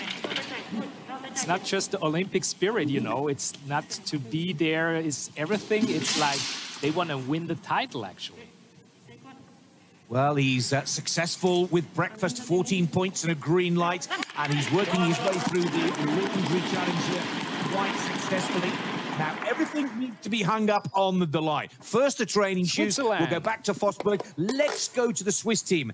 Beat Grosten has already put 15 points on the board, struggled a little, but this is fascinating because we see a changing of the prostheses, different grips for different challenges, and he changes them so quickly, Michel. So quickly, and he has a carbon shaft, actually, the black one, and he has, like, as you told us, he has, like, different grips for different skills. So everything is, like, already programmed. That's why he's so super fast. And here it looks again, like the University of Bern has every answer here. This is a very fast and effective, efficient work. There go the keys on the hook. And he is so calm. He is like, he's doing it task by task, step by step, not nervous at all. Michel, dare I say it, this looks like a Swiss Army knife. Every little piece has been thought through. Everything is taken care of. In with the credit card even. And this is very fast work from the Swiss pilot. With the DVD, yeah. Oh, there's the first mistake. It's like a the DVD in. It's like a MacGyver hand kind of thing, you know. It truly is. He gets a good point score for the third challenge. Now on to home improvement. Hammer is blue. He can only use the prostheses. Does he need to change the tool? I think the grip is tight enough, but it has to be very tight. And now with the scissors, he changed the whole hand, actually. Okay. That is fantastic. And that truly is something very special indeed. It's the speed that he changes the hands and the grips that is so impressive. Now he cuts the scissors, or cuts through the paper, I should say, with the scissors, but the scissors are blue, so only the prostheses to cut through the paper into two pieces. Yeah, it was quite superhuman, huh? To change the hand. Just quickly change the hand for another task. Let's do it. And he did it. Okay, we switched to South Africa. Lungile Dick is already got 14 points on the board for successfully completing the breakfast challenge. We pick him up at the haptic box. This is a great story. Low cost is really what it's all about for this South African touch hand team, making a prosthesis that is available for those that don't have huge resources but still need the possibility of working with such a valuable tool. And look at this, the South African doing extremely well in the haptic box. Great. Exactly, Nick. It doesn't have to be expensive. I mean, if it's out of the 3D printer or whatever, I mean, it should be, that's really crucial to give hands to everybody, actually, who needed hands as well, with actually for children as well, children with disabilities. Well, as Michel has called this, the challenge of magic boxes, you just touch and then try and match all of the pieces on the table to what you feel inside the box, but you cannot see. I think this is a fantastic new addition to CYBATHLON, and also pushing the boundaries of development within these prostheses for the arm. And has the South African got them all correct? This is a valuable point score. It's the highest point score of all the 6 tests, 16. He did a great job. Very nice. And it's so tricky. This one, I would say this one is one of the trickiest tasks of the whole parkour. because it has nothing to do with quickness. It has to do with, you know, you have to be very gentle kind of thing, and not to guess, to feel the object. It's another change. Oh, that's enough. He's ready. Here we go. There's one. There's two. Wow. Three. Perfect. Oh, jackpot. Yes. Perfect score. Great to see from the South African. Now the pyramid with the... Let's see. Now, Lungele Dick for South Africa now has to just complete his stacking of the cups to a vertical pyramid, and his challenge is over. This has been a good performance for the South African touch hand team. What a race, the arm prosthesis race, and Michel Fournier, he's also in the mood to talk about the race. And we saw those guys, that's not only for fun, they're really competing and giving it hard to each other. Exactly, they're very driven, and I think it's a good thing because at the end it's very serious and they take it really, they don't take it for granted, they really go for it. And there's one scene, you actually mentioned it also when you were commenting, and we have a look at this scene again. It's the scene with the Swiss guy. You said Swiss knife guy, something like that. Let's have a look. Swiss Army knife guy. He's changing actually the prosthesis while competing. Exactly like a MacGyver kind of hand, yes. Is this realistic for the daily use? Is this something that is that helpful? What do you think? Exactly, there are hands like this with, with different kind of hands. You can change them for a different task, and it makes absolutely sense, yes. But you need a lot of tools to bring like a suitcase. You can change everything, a suitcase, maybe. We see that he has different ways you can put a prosthesis on, like the hand or something else. How important is it how the prosthesis look like? I think it's very important, especially for kids or children, teenagers as well. It's very, very crucial. It's very important to adapt the hand prosthesis, actually. So the look is crucial. Of course, the functionalities as well, but they like to have a good-looking kind of hand to adapt it. And do people look at your hand as well all the time? Yes, and it looks like a kind of science fiction hand or a magical hand. And especially children, they ask me all the time, do you have superpowers with those hands? Or with this hand, and I say yes, maybe, and they all think, oh, you must be a superhero. And everybody wants to do a fist bump with your superhero hand. Now, before we find out what 4 teams made it to the finish, or actually what are the best 4 teams, we have a little break. Don't run away too far. We're going to be back in just a few minutes.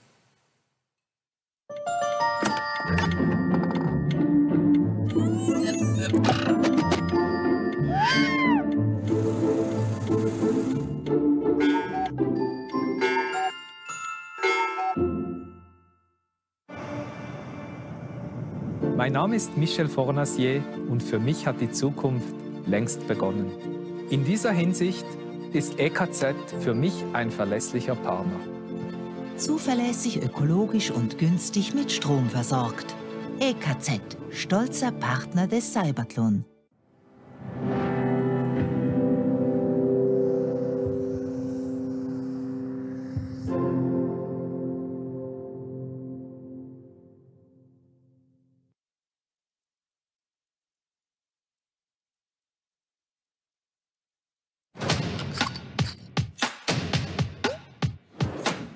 CYBATHLON moves people and technology. Schultes Clinic is medical partner.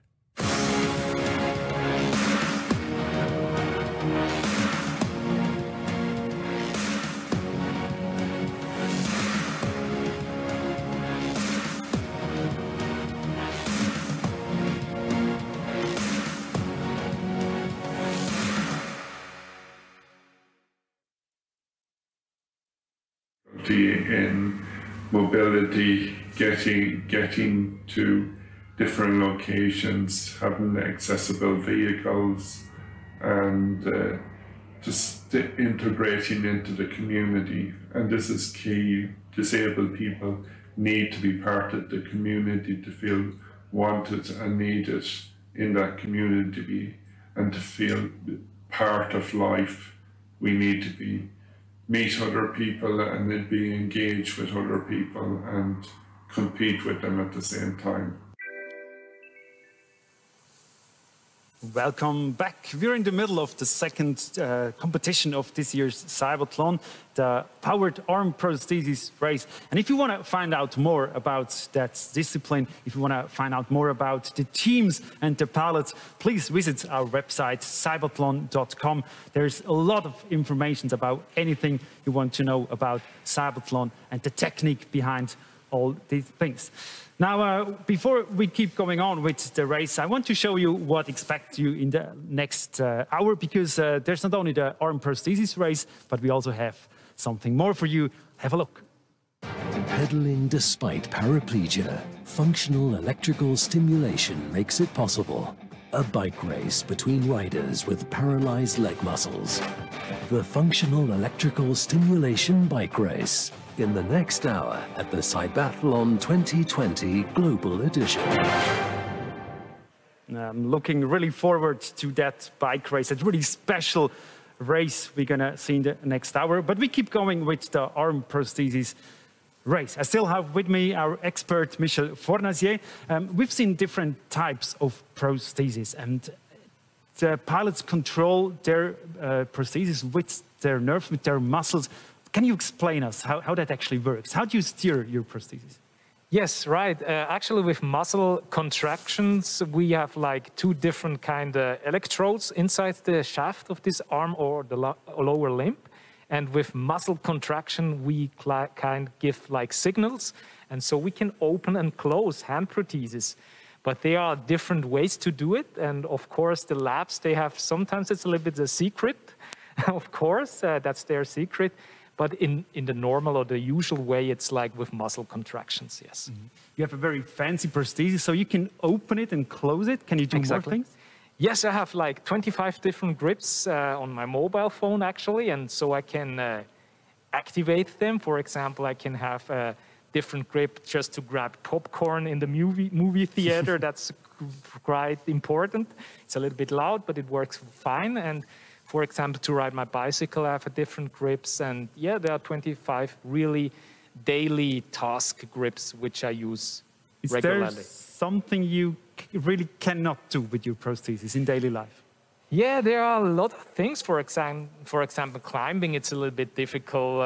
You know, I would be not the perfect climber in a way, but we are working on it with different labs as well to give people this opportunity to enjoy the mountains on the wall, actually. Very nice. And we have quite a few teams competing in that powered arm prosthesis race. And here's the team from Germany.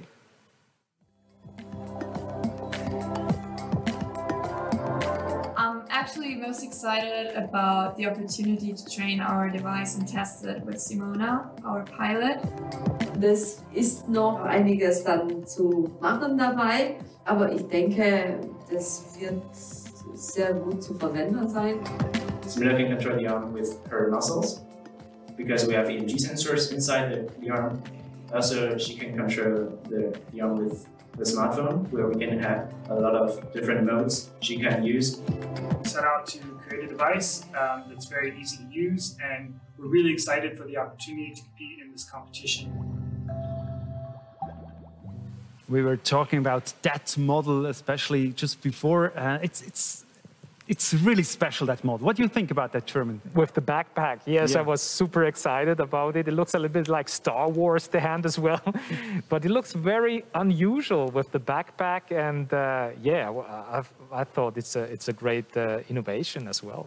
Now, how everybody went, or actually how it went in the arm prosthesis race, we're gonna look at a summary right now and find out who are our 4 top teams.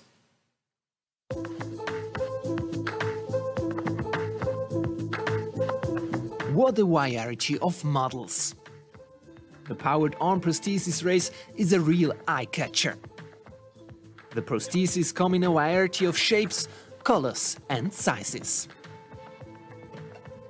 But the goal is the same for all pilots: to solve as many tasks as possible. Depending on the model, creativity is also required. Or in other words, a plastic bag. The French team Smart Arm uses a plastic bag for the task with the sweater, so that pilot Christophe Huchet can get into the sleeve easily. This is a clever solution. Others, like the German team CYBATHLON, have to skip this task. Simona Klima's prosthesis, which was developed by students in just 1 year, struggles with many tasks. And Simona also has to carry a lot of technology in her backpack.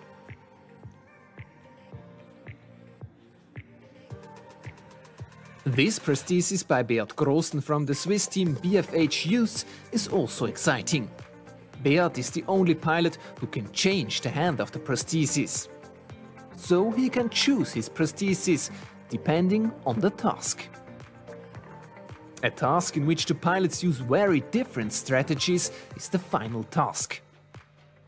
Here the teams have to stack cups. And here we see the whole variety of strategies. The pilots use completely different methods depending on the prosthesis.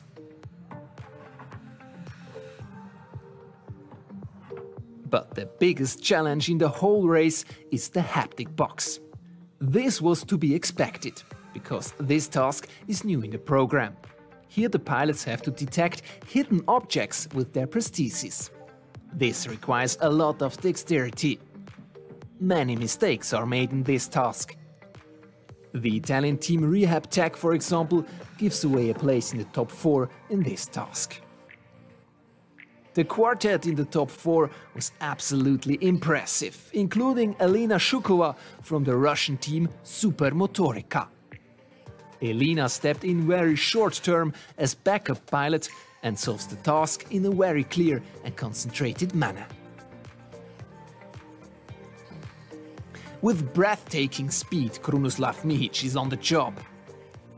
The pilot of the Croatian team Makerhand solves the tasks incredibly fast. With his speed, he qualifies for the top 4. But is he flawless?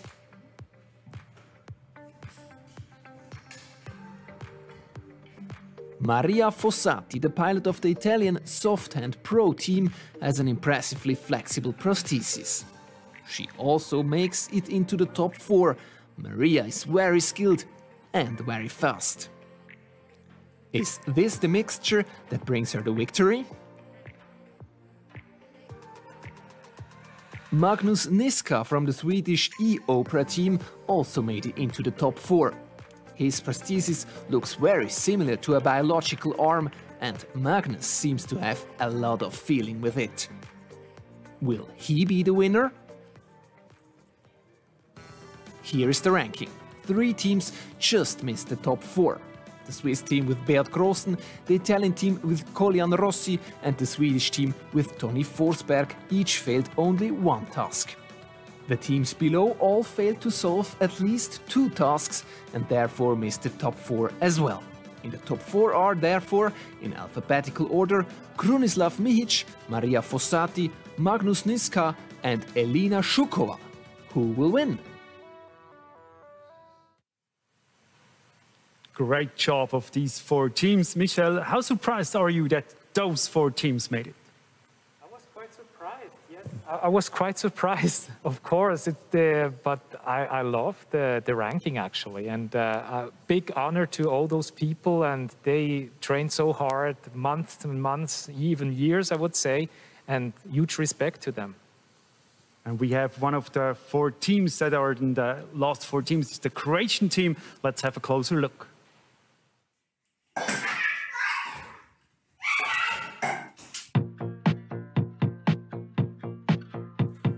Pa, iskreno, meni je drago što su me pozvali na to, jer ja baš volim se uvijek natjecati u životu i želim da budem prvi normalno, jer ja sam taki. I love Kruno, he's an amazing guy, very inspiring guy. At using prosthetics, he's incredibly agile and nimble with it. What's unique about our team is that the hand is envisioned to be a completely open source project. The hand is also very affordable to produce. It costs about $30 to make the hand. We are Team Maker Hand. a very competitive team, and they trained a lot, as what I've heard about them. Michel, this year there's a new task. It's the haptic box, or you call it the magic box. How does it work? I mean, you have to feel something with your prosthesis. I cannot imagine how that works. Yes, it's a really tricky task, actually. Sometimes you have to move the object, how to get the, you know, if it's wrong, if it's in which shape they come. Or maybe you have some signals in the prosthesis, which you give a signal if the object is like a square or another shape. But it's a tricky one, and it needs a lot of feelings, actually. You have to feel the object, not to grab them, actually. Do you have that in your prosthesis? Not yet, not yet. No, we are on the way to do it, but it's maybe in 2021. We're looking forward to have you back with the prosthesis that can feel. Now, before we go on with the competition, I'm sure you've noticed that all these powered arm prostheses, they need an electric motor. And Maria Fossati and the Soft Hand Pro team, they traveled to Switzerland and visited the company who actually produces the motor for their prosthesis, which is actually Maxon. And to find out that Maxon produces motors for many different assistive technologies, that was very exciting also for Maria Fossati. The slender sportswoman has worn a variety of different prostheses since her childhood. Inside her hand, you can find a Maxon motor, light but still powerful. The crew are looking forward to visiting the world-leading manufacturer of drive systems near Lucerne. We are really curious about meeting the Maxon company today. I really wish that today we can discuss about prosthetic users and about how motors can be developed in the future. Maria has some specific ideas that are important to her. Will she manage to get her points across to CEO Eugen Elmiger, who gives them a warm welcome? Welcome to Switzerland. Buongiorno. Buongiorno. Thank you very much being here at Maxon. Thank you. I would like to show you the manufacturing place in our factory where the motors are produced. Development engineer Robin takes her to the production line. Maria's impressed. Yes, I've never been in a place like this. Okay. Yes. Maxon's products are not only used in a variety of medical applications, but also in NASA's Mars rover. They are extremely durable. Yes. They never burned a motor, so it's good. CEO Eugen Elmiger spends the entire afternoon in the development lab with the crew. They discuss ideas. He asks questions. How does the prosthesis work with just one motor? How long did it take before she could operate her prosthesis? Did it take a day, a week, a month? A minute. A minute? Yes. And the motor doesn't get too hot? Also, when you end shake, you can just feel it warm. Not really cold. Yeah. This is nice. Yeah. Then comes the question Maria has been waiting for. What would you like to change, or what would be your first wish to change on the prosthetic? Well, it's to stop really the noise of the motor, if it's possible. Yeah. When I was on a taxi, side by side the taxi driver, and suddenly I moved the end. And the taxi driver was like, wow, what's the noise? Because if people don't know that you're wearing a power and prosthesis, so I feel a little bit creepy about hearing this kind of noise. So the noise, maybe it's possible to do something about noise. Yes. So this is something which is related also with the speed, speed and torque. Can completely move the joint and that make the hand really rough. You know, the meeting and the exchange of experience with Maria, Manuel and her team was very exciting because we could get real feedback from the users and we can produce better products for them. And perhaps Maxon's global success is also down to the fact it likes to embrace new, interesting ideas. And hope we can send you a Christmas gift by the end of the year with some new solutions. Thank you, really, thank you. Thank you so much, and I wish you a very nice journey back to Italy. Thank you so much.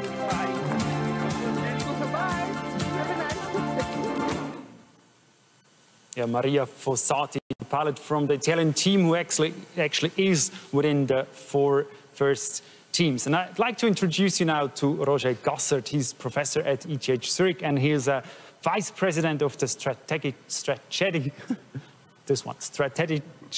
board, whatever, of CYBATHLON. Very sorry for that.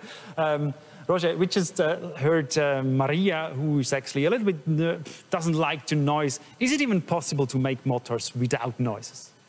Well, first of all, good evening, Stefan. It's really a pleasure to be here. I found that very interesting because that's definitely not the first thing we would think of as engineers, the noise of these motors. Now, I'm not a motor specialist. I assume that it's very challenging to make the noise go away. Otherwise, they would have motors already that are completely noiseless.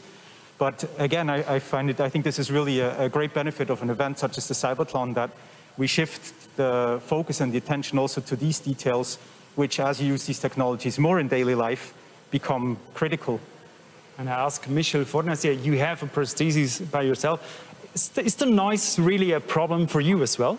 Oh, you have to change the microphone. I'm sorry about that. Yes, sometimes it's annoying, but as Maria told us, it can be quite challenging when it's a silent location, of course. You just said before, in cinemas, it's very bad.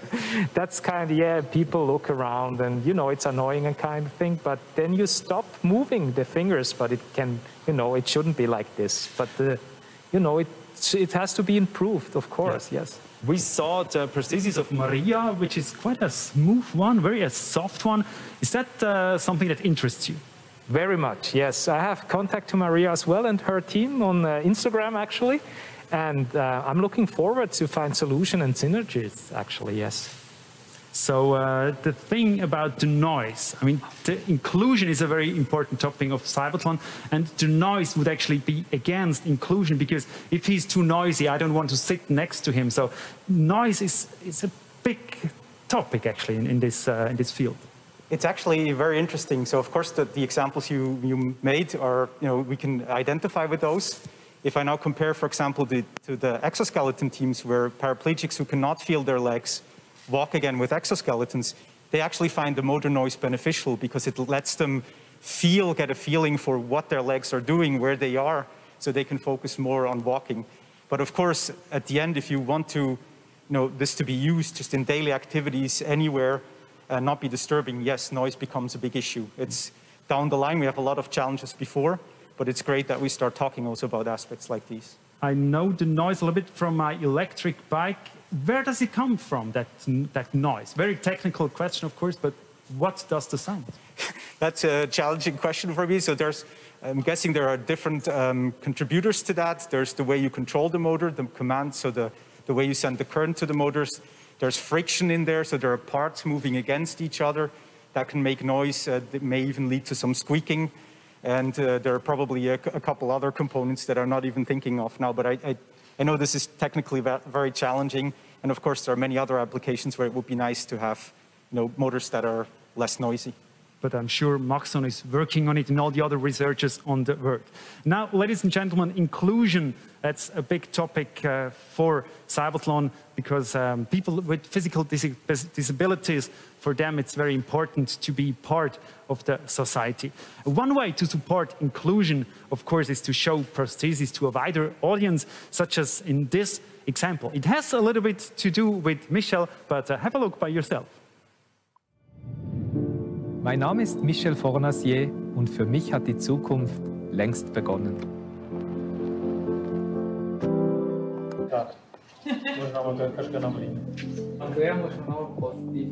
Ich gebe dir nochmal positive Vibes. Es hatte natürlich manchmal einen Hiccup drin, ist auch nicht weiter schlimm. Die Leute wussten auch, dass ich nicht ein professioneller Schauspieler bin, den sie hier gebucht haben. Even without acting experience, Michel is the ideal protagonist for EKZ.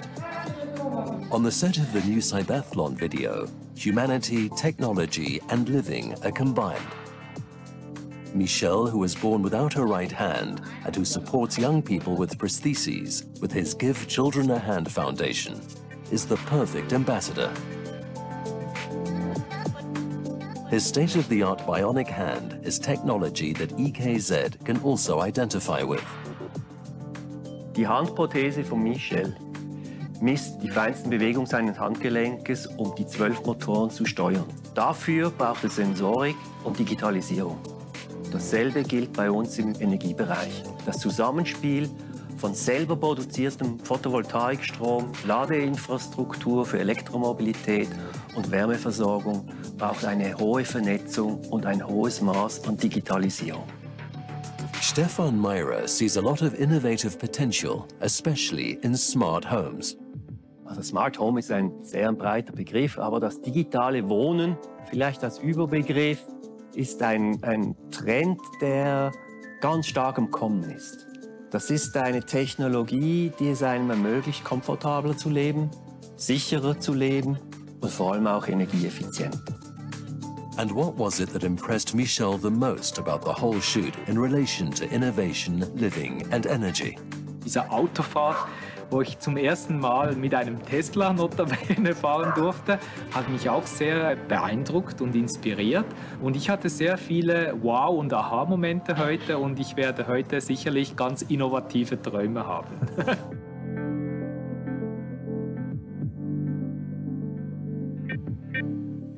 Michel Fornasier is a little TV star. I say, Michel, how much fun was it? It was super fun, yes. We had a great team, a great day. The weather was nice. Everything was super with EKZ, the supporter, everything really nice. And actually, we saw in that clip that you are also a Swiss Army knife guy because you can change your prosthesis as well. Exactly, yes. I have like multiple tasks and multiple changing hands available. The perfect inclusion, what would it be for you?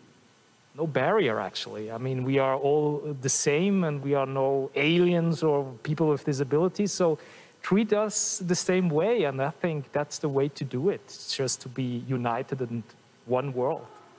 That's a very nice word. Now, Roger Gasser, the advertisement, is that a good sign for inclusion, or is it just a good marketing idea to put the prosthesis as an eye catcher into an advertisement?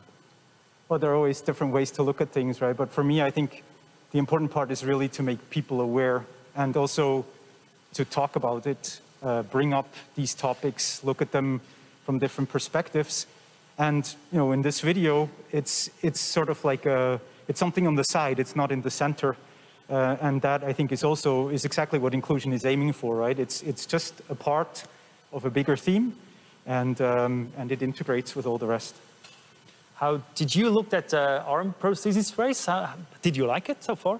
I greatly enjoyed it. I was really impressed by so many things. I mean, the team spirit, of course, the technologies. As an engineer, that's what fascinates me. But I also really appreciated the changes that have been made to the tasks, which I think really challenge the prosthesis, because as we've seen a lot in many of the videos before, is that it's still mostly a supportive arm that helps the intact hand do the complicated tasks. And here this is really being challenged more and more, and I hope that will really push forward the technology as well, so that that prosthetic hand also becomes more useful in daily life.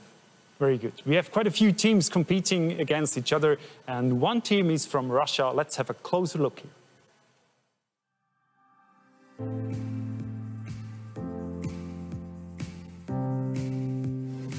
Крутое ощущение, то есть очень интересно смотреть на это, как протез берется, включается и работает. Victory for us is when a person without a hand watching this event is inspired and changes his life. Самый первый раз проходишь трассу, то думаешь, а как я это сделаю? Это же невозможно. Но когда начинаешь пробовать и повторять одни и те же действия, то становится все лучше и лучше с каждым разом. Yeah, we've just seen Lina Shukova, the pilot from Russia, and she was she came very shortly to the team and had to do the competition. Now, Michel, how good are they today in the race? They're all very good. As I told you, they greatly experienced. They have a huge success with the training, and they build the whole parkour at their home as well. Of course, now they has to. But they are in the top 4 now. So, yes. I think they have a good, well, there are a lot of options to win the title, actually. Then what do you think? Who's going to win? Your tip? I have a tip, but let's see. Let's see. Roger Gassert, what do you think? What will be the team at the end on the top? I think it could be any of them. It's such an advanced interplay between the technology and the pilot themselves that it's just, I think, impossible to predict. I wouldn't want to try. Croatia, Sweden, Russia, and Italy. Those 4 teams will compete, and we want to find out. And of course, they're actually watching us right now because all the teams that recorded their races back home, and they don't know who will be the winner. So let's have a look. Here they are, all the teams from all over the world who are back home, sitting on their sofas and chilling and relaxing now since they've done the races. And they're really excited to find out now who will be the winner. So let's go to that race and let's find out who is the fastest in the powered arm prosthesis race at CYBATHLON 2020.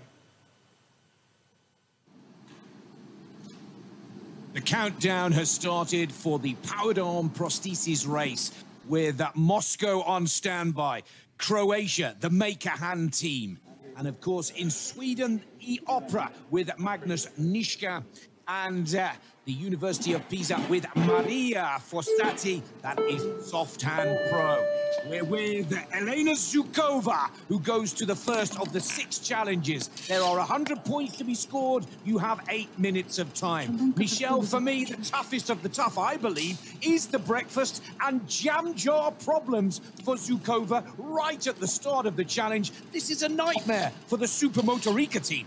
Yes, she has problems with the jam jar, actually. It looks like it's stuck in a way, or like the wrong grip, maybe. But it's important to be focused. She's got the right grip on the prostheses, and she's trying again.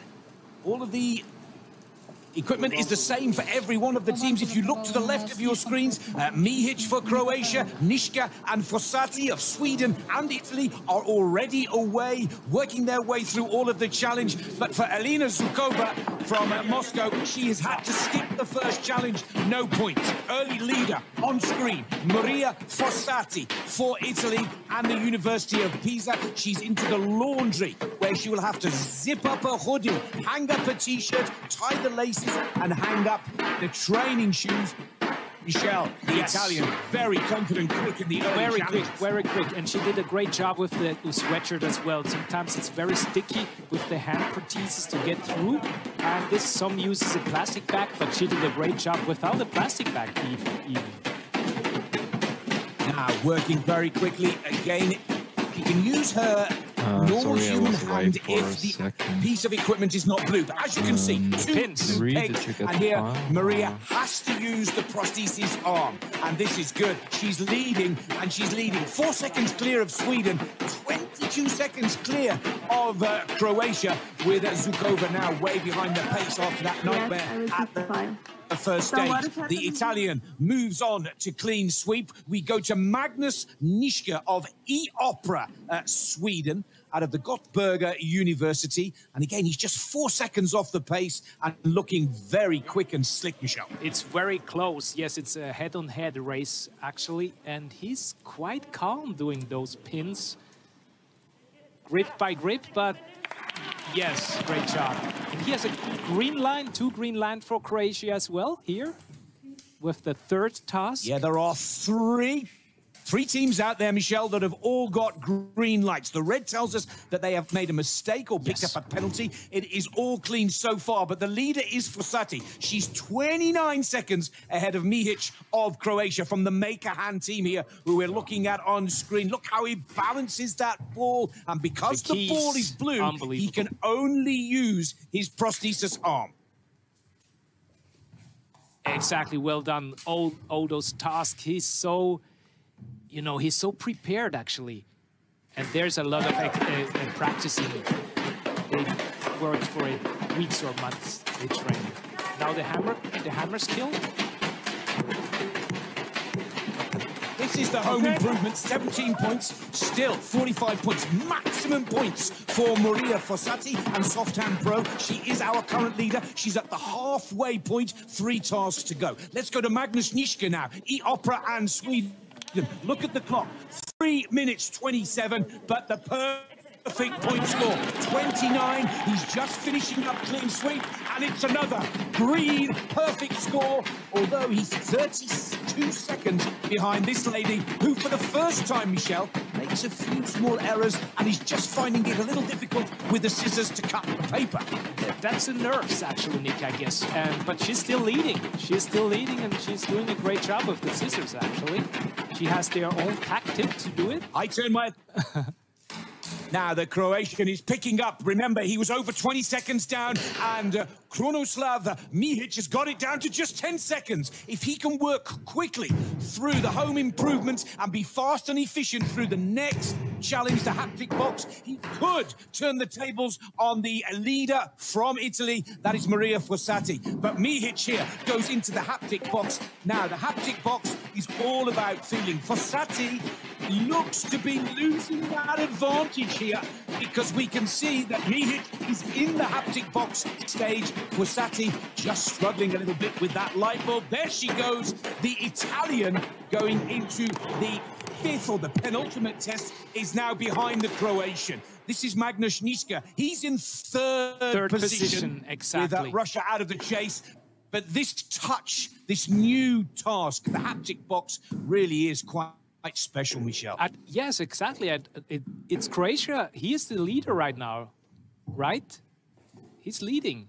Well, and this challenge is all about touch. This is all about touch, not about visual. Feelings. That is the new one for 2020. It's the final challenge for Krunoslav Mihic and the Maker Hand team. You've got to build that pyramid. Here comes Fossati, 100% match. Back into the race, and it's going down to the wire here. It will go down to the last. You have to turn all of the blue cups over with the prosthesis hand and then build a pyramid. And it looks like the Croatian for the Maker Hand team that has the slight advantage now over Fossati of Italy. And if he can just get these last 2 cups onto the pyramid, it will be a Croatian gold medal. And as Krunoslav Mihic completes the task. Fossati is having a few problems, and Croatia take the gold. End of race. In the powered of prosthesis race. That's a great performance behind the Italian in the first 3 tasks, but he won it on the final 3. And that is a great performance. Andrej Dukic there cannot believe it. The head of the Maker Hand team of Croatia, they have taken the gold. And Fossati, just to the left, is finishing off that final stacking challenge. Italy are looking good for silver. This is the tough story for Russia with Elena Zhukova. Yes. Well, off the pace from the very get-go of the race, but finishing it nicely. Magnus Nischke, look at that. Perfect score on every one of the challenges. Just does not have the speed to match the Croatian winner. Here's Maria Fossati, Italy, looking good to take second place. Well done, Maria Fossati. Silver medal. Well, actually, gold medal for the best female. That is a great performance, but maybe she'll be a little frustrated to have let the Croatian just steal the gold in those last 2 challenges. But what a great performance from Maria Fossati to take silver for Soft Hand Pro. And it looks like the Swedes with E-Opera and Magnus Nischke still looking for another perfect score, 100 points, and he's keeping it under 8 minutes, which is what I like very much indeed. Look at Elena Zhukova. Good performance for Russia, who go 4th. It is Magnus Nischke who takes the bronze medal for Sweden due to the error from the Russian team at the very first stage. Gold for Croatia, silver for Italy, and there the bronze for Sweden. What a great competition. Congratulations to all of the 4 top teams. And we see them here sitting in front of their computers, watching the last few seconds of the race. And you saw them, how they cheered when they saw that they were first, second, or third.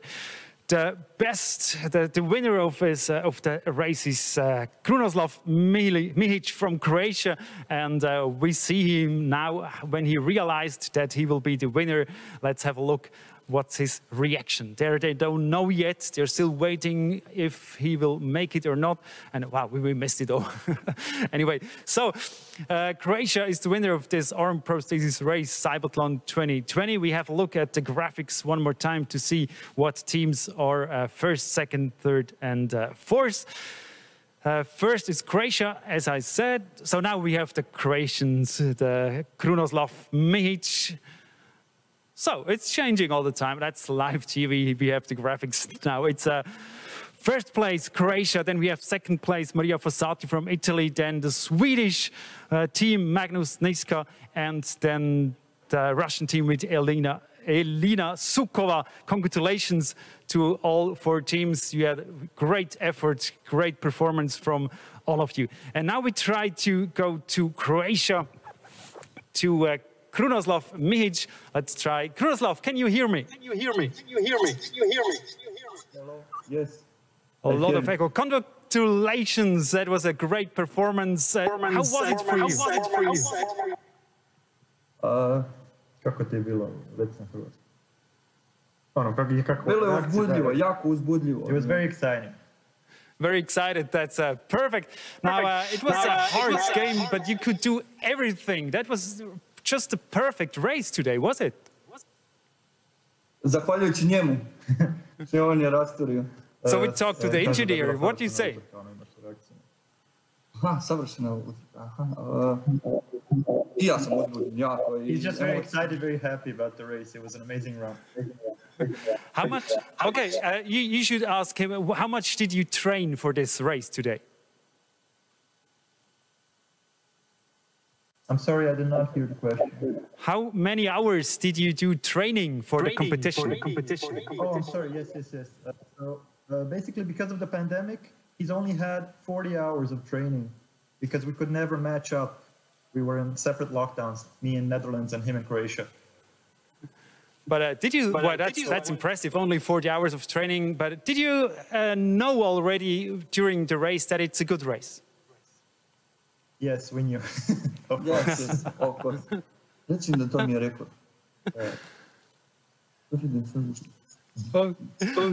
Okay, they're happy. They are first, and congratulations again to Croatia, to Krunoslav Mihic and the whole team. Well done. Thank you very much. Michel Fornacier, what do you think? That was really a perfect race, was it? Perfect race, well deserved. Congratulations from my side as well, but it was awesome, yes. Roger Gassert, what impressed you the most about the team who won? Well, first of all, it was really impressive race, very close, and I really would like to congratulate all the teams.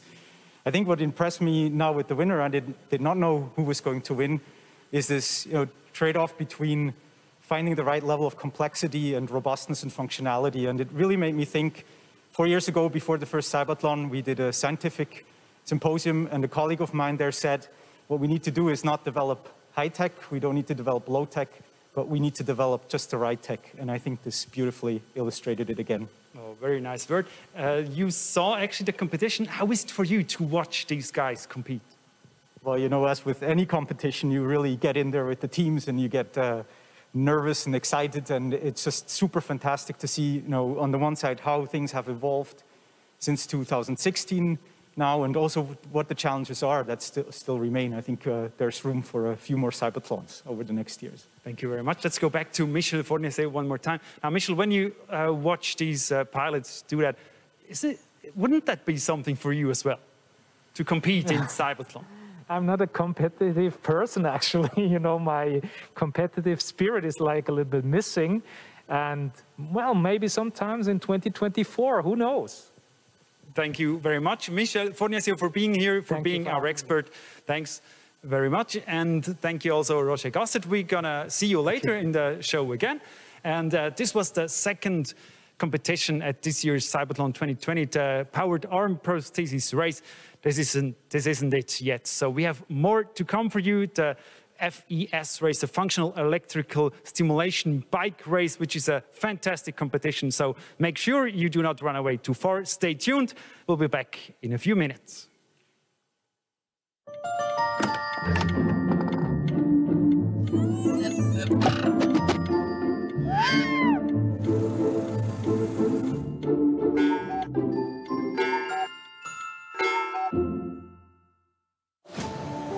Success isn't just about what you accomplish in your life. It's about what you inspire others to do. Live your version of freedom of movement. We support paraplegics for a lifetime.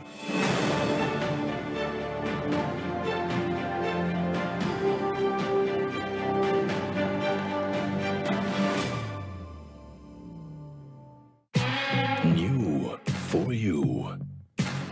New for Switzerland. For everyone who wants to watch more. The new streaming platform featuring Swiss films, series and documentaries, all in your language. Stream anytime, anywhere. Stream Switzerland. Play Swiss. Discover everything Switzerland has to offer.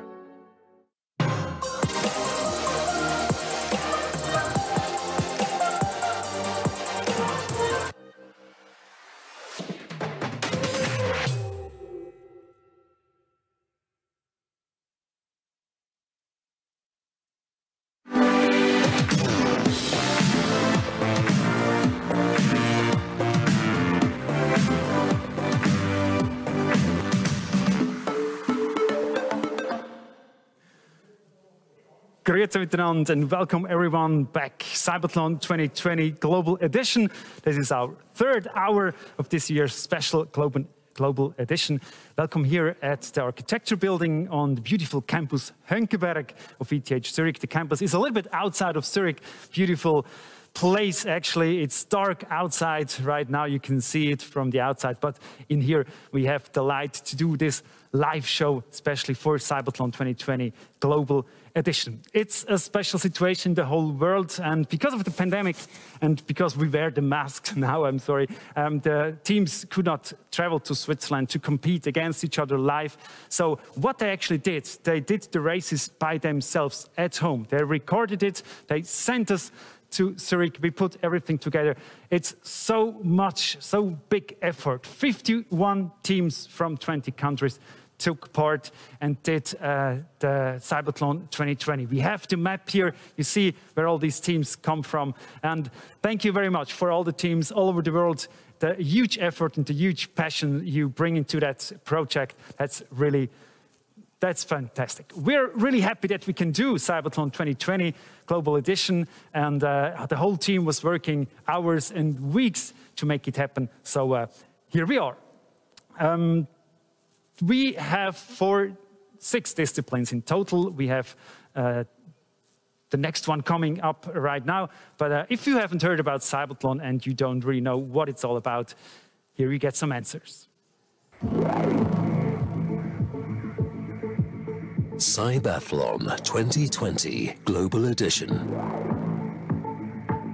An event where pilots with disabilities and technology developers perform at their best. Who will win? Over 50 teams take part from countries around the globe. Who has developed the best technology together with their pilot? Competitions are held in 6 separate disciplines. It's all about solving tasks of everyday life. In the powered arm prosthesis race, the pilots with an amputation or dysmelia have to manipulate and feel hidden objects with their prosthetic arms. In the powered exoskeleton race, pilots with a paralysis of the legs have to master a course with exoskeletons. And in the powered wheelchair race, pilots with a walking disability must even maneuver their robotic wheelchairs over stairs. In the BCI discipline, the pilots with a paralysis at the neck level compete in a computer game using only the power of thought. In the power leg prosthesis race, pilots with above-knee amputation or dysmelia use prosthetic legs to overcome everyday obstacles. And in the functional electrical stimulation bike race, pilots ride a bike as fast as possible by applying an external current that makes their paralyzed leg muscles contract. Who will win? Required are agility, precision, concentration, and endurance. Advanced technologies can make life easier for people with disabilities. At the CYBATHLON, equal opportunities are a priority. Technology, competitive spirit, and emotions. That's the CYBATHLON 2020 Global Edition.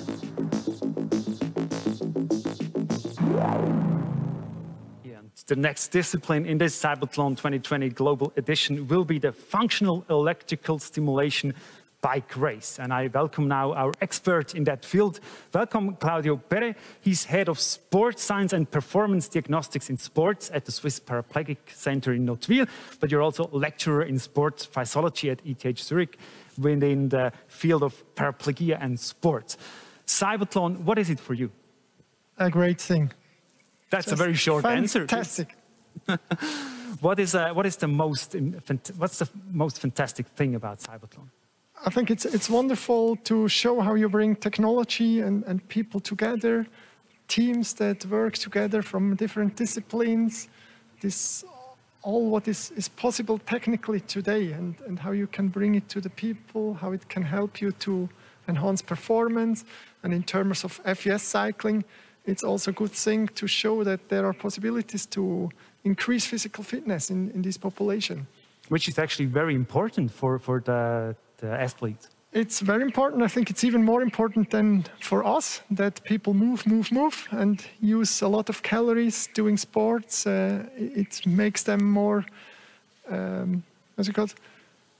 They can participate more in other things. In daily life. It's quality of life in the end, what they will gain. And you will comment the races afterwards with Nick Fellows. How did you get prepared for this? You're not a commenter, so how did you get prepared? I'm not used to comment, but I just looked. So I was in the 2016 edition already here. I know some team members, some teams. I just looked the homepage, what the teams are doing, what is the technology, and so on. And so I'm ready. The discipline is called FES, Functional Electrical Stimulation Bike Race. I had to train to say this several times. And if you all think that's a very complicated thing, it's not that complicated. Look how it is.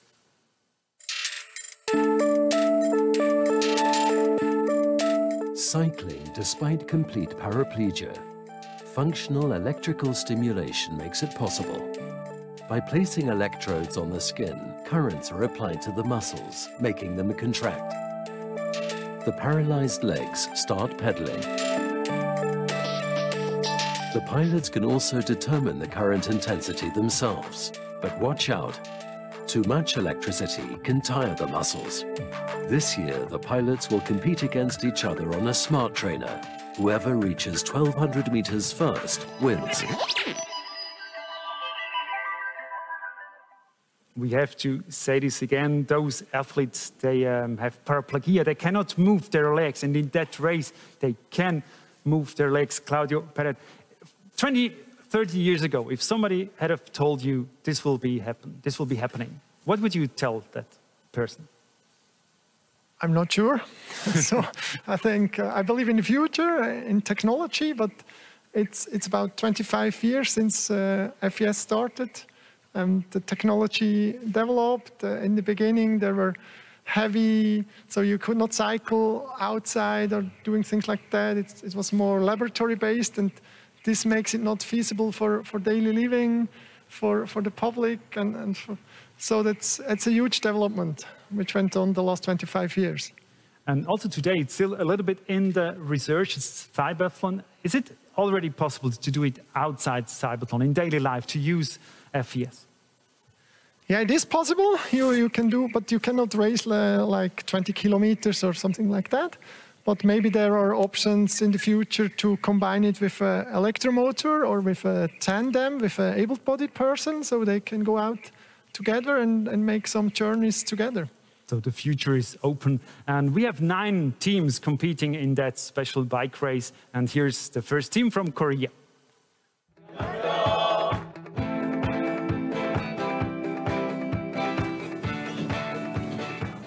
저는 2016년 7월 7일에 계곡에 친구들과 놀러 갔다가 다이빙 사고로 인해서 목뼈가 부러지면서 병수 분산이 되었습니다. I know it took a long time for him to operate his bike. He has a very positive attitude for any circumstance, and he never gave up. I cannot forget the moment when he operated bike pedals for the first time. How happy he was. 제가 휠체어를 타고 난 뒤부터 도전하고 싶다는 것이 생겼고 또 새로운 경험을 좋아하기 때문에 사이베슬론 대회라는 것을 알게 되었고 그래서 지원하게 되었습니다. Very impressive stories. Now, Claudio Pere, you work at the Paraplegic Center in Notwil. You have to do with a lot of people with paraplegia. What does it mean to the people with paraplegia when they can use their legs again? And there are different aspects. So if you talk to people, some say it's nice to see moving my legs.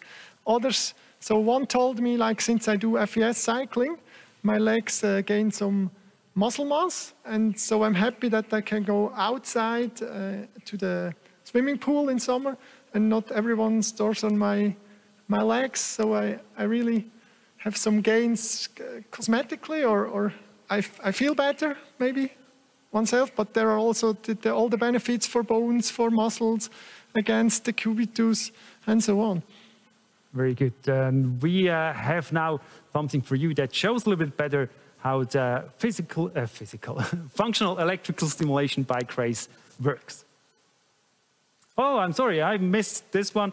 Of course, we've seen that already. So we want to find out now. We want to see more about that competition. And let's start the races.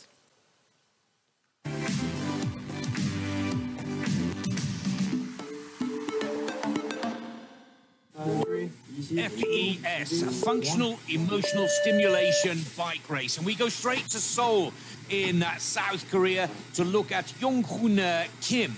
Now, let's also chat quickly with our expert, Claudio Pere. Claudio, we see some of the competitors using their hands, not so much here with the Korean, who starts off well, very good rhythm. It's against the clock, 8 minutes to try and get 1,200 meters, fastest athlete wins, but they are allowed a little bit of pushing with the hand, that's correct. Yes, that's correct. They're allowed to push a little bit, but not to help with their hands. I think they need to push to overcome the dead point. Sometimes stimulation is not that smooth that he can overcome the whole rotation of the pedal, and so it's allowed to help a little bit, but not to push with the hands. And of course, each and every one of the pilots' lower extremities and parts of the torso are paralyzed. And this, of course, is to help enable the pilot to perform a pedaling movement on this cycle. And this is good work. This is really good. Remember, it was a 750-meter challenge in the first CYBATHLON back in 2016. It's 1,200 meters for 2020. Claudio, that's a big change. It's a much tougher task this year. Yeah, it's really much tougher now. And we see this pilot is quite well on his way. So he will, I think, do it within these 8 minutes. He will have for the 1,200 meters. But I think it's also to stimulate the technology, because everyone knows maybe now that you can do 750 meters in 8 minutes, and we want innovation. We want to push the technology. And he's at the halfway point. This is impressive. 600 meters, and he's setting a really good time. ESP again, the South Korean team out of Seoul, doing exceptionally well. Now let's go to ENS de Lyon in France.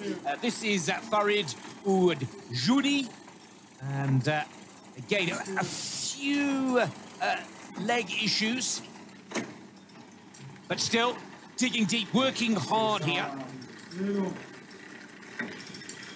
Yeah, it looks really like he's working very hard and he pushes with a lot of strength, but the movement is not that smooth.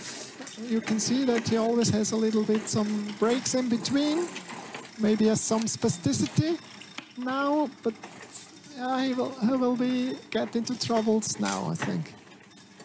And this is a great shame because Farid, who was a competitor back in 2016, was hoping to use that experience of the first ever CYBATHLON, but now we can see he's struggling. What's he trying to do here with the hand? He tries to support the legs a little bit and to stretch the muscles below, because now it looks like he has some co-contraction, so he wants to push with the leg, but on the other side also the hamstrings are stimulated, so he cannot push forward, and he tries to smooth the muscles.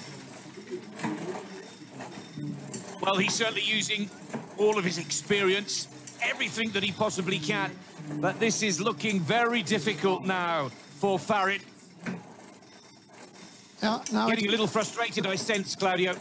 Yeah, it becomes really hard now, and I think he will not make the 1200 meters within the time which he's doing allowed. And maybe the muscles are already fatigued now, and yeah, he will get into real troubles now. And it looks like it's coming to an end. What a great shame for the ENS de Lyon team here. He's made the 200-meter mark. You can see that from the green marking on the graphic on the right of your screens. But that looks like it's game over, race over, competition done. We go to Thailand, and this is Sakjuti Plungpong Pun. Struggling at the start here, Claudio. Yeah, that's something we often can see if people start to cycle with FES. So maybe he wants to push too hard for the beginning and gave too much of current. Yeah, now he tries to help with his hands a little bit to overcome the load, but this will become also difficult to get a really good race time, I think. And you also can see that his legs, the movement is not that smooth. His knees is looking towards outside, and yeah, it will become hard for him, I think. You're absolutely right, Claudio. You can see the determination. He's trying everything, really trying to get that movement, get that cadence, but it's not coming at all. This is frustrating for the Thai team. Very difficult indeed. He's not going to give up, that's a fact, but it's just not getting that rhythm, is he? Yeah, he will not. If he's not able to overcome the friction of the pedal and the resistance the first time, so he will not get into a smooth movement, and he will not moving forward. So, yeah.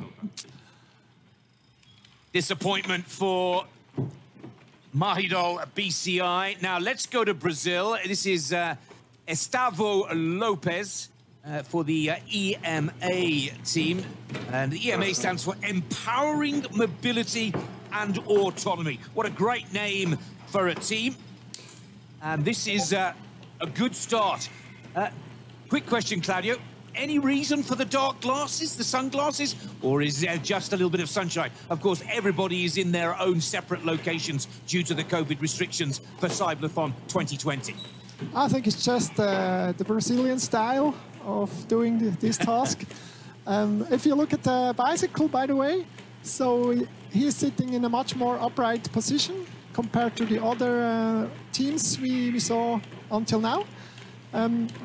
If you go, it's more comfortable for him to sit like this.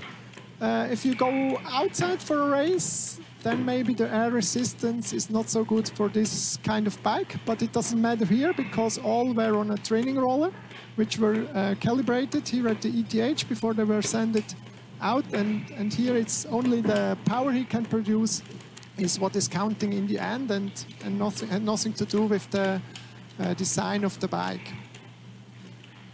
Well, Estavo looks very cool in the dark shades. He's also got a nice rhythm going here. Looks comfortable, working well. He's already passed the 200-meter mark at just over 1.34 seconds. This is a good start for the Brazilian, would you say, Claudio? Yeah, I would say so. The movement looks hard, but quite smooth. So if he can go on, he will maybe almost finish the task in these 8 minutes, which he has left. Yeah. Team manager Roberto Baptista will be happy with this performance, I am sure. And let's get an update from pilot Andrea Gatti. Now he's already passed 600 meters with 6 minutes 10 on the clock, looking to complete the 800-meter mark at the Polytechnic of Milan. Yeah, great support from the rest of the team, Claudia. They really are willing him on as Andrea comes to the end of his challenge. The clock is looking like getting the better of the Italian. Yeah, I guess he will get about 800 meters now, and the movement is quite slow, but it looks like he pushes really, really hard, and he does not fatigue anymore. And in this minute left, I guess he will do another 100 meters. Yeah, let's not forget, 8 minutes is the maximum amount of time. I'm not sure whether Gatti is going to get to the 1200-meter mark, but Claudia, I do like the way he's digging deep when you get down to the really difficult part of the challenge. Yeah, he's really challenging, facing the challenge here. And he takes the task, and he will fight, I'm sure, until the end. And yeah, he will do over 700, I guess. Which is great to see. And there it is. He's hit the 800-meter mark. Now between 800 and 1,000 meters. But look at that clock. It's going against the Italian. Remember, it was only a 750-meter challenge in the CYBATHLON 2016. It's a lot tougher in CYBATHLON 2020. Watch that clock. It's ever closer to the 8-minute mark. But this has been a real gutsy performance from Andrea Gatti of Italy. The team willing him on through the last couple of seconds. And it is 850 meters over 8 minutes for the Italian. What a great performance. The functional electrical stimulation bike race, our third competition at the CYBATHLON 2020. Really impressive, Claudia Perret, what we could see here. And we see some teams, they struggled quite a lot. Yeah, that's correct. It's difficult to say why this is the case.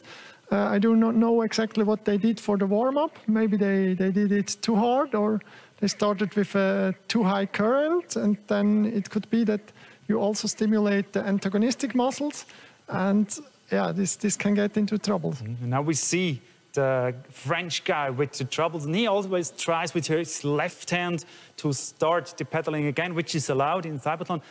What went wrong here? I think so. It looks like he's like he had a cramp in the antagonistic muscle.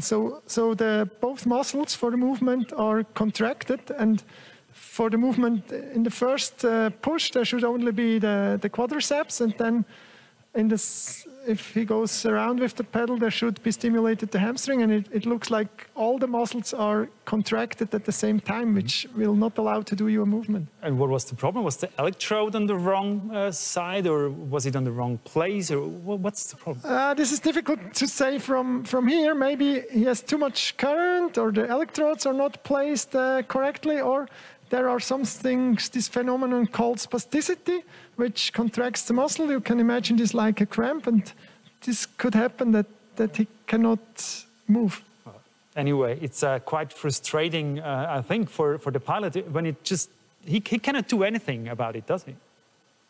Yeah, you can wait for a moment, try to go down or start again, or just to do some passive movement maybe, or to try to stretch the muscle. It's what he tried to do with his hands, maybe that he does not contract anymore, but it's frustrating, yeah.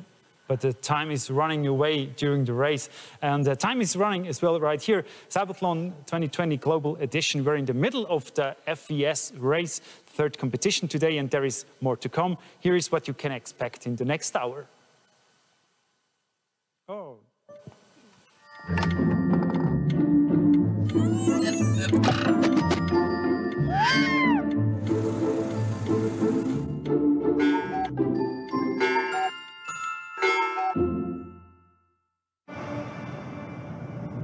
Mein Name ist Michel Fornacier und für mich hat die Zukunft längst begonnen.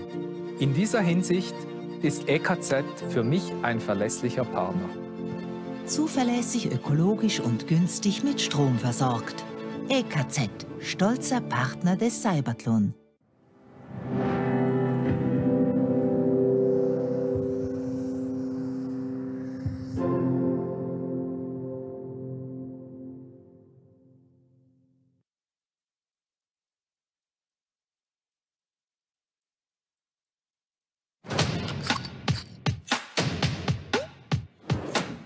CYBATHLON moves people and technology. Schultes Clinic is medical partner.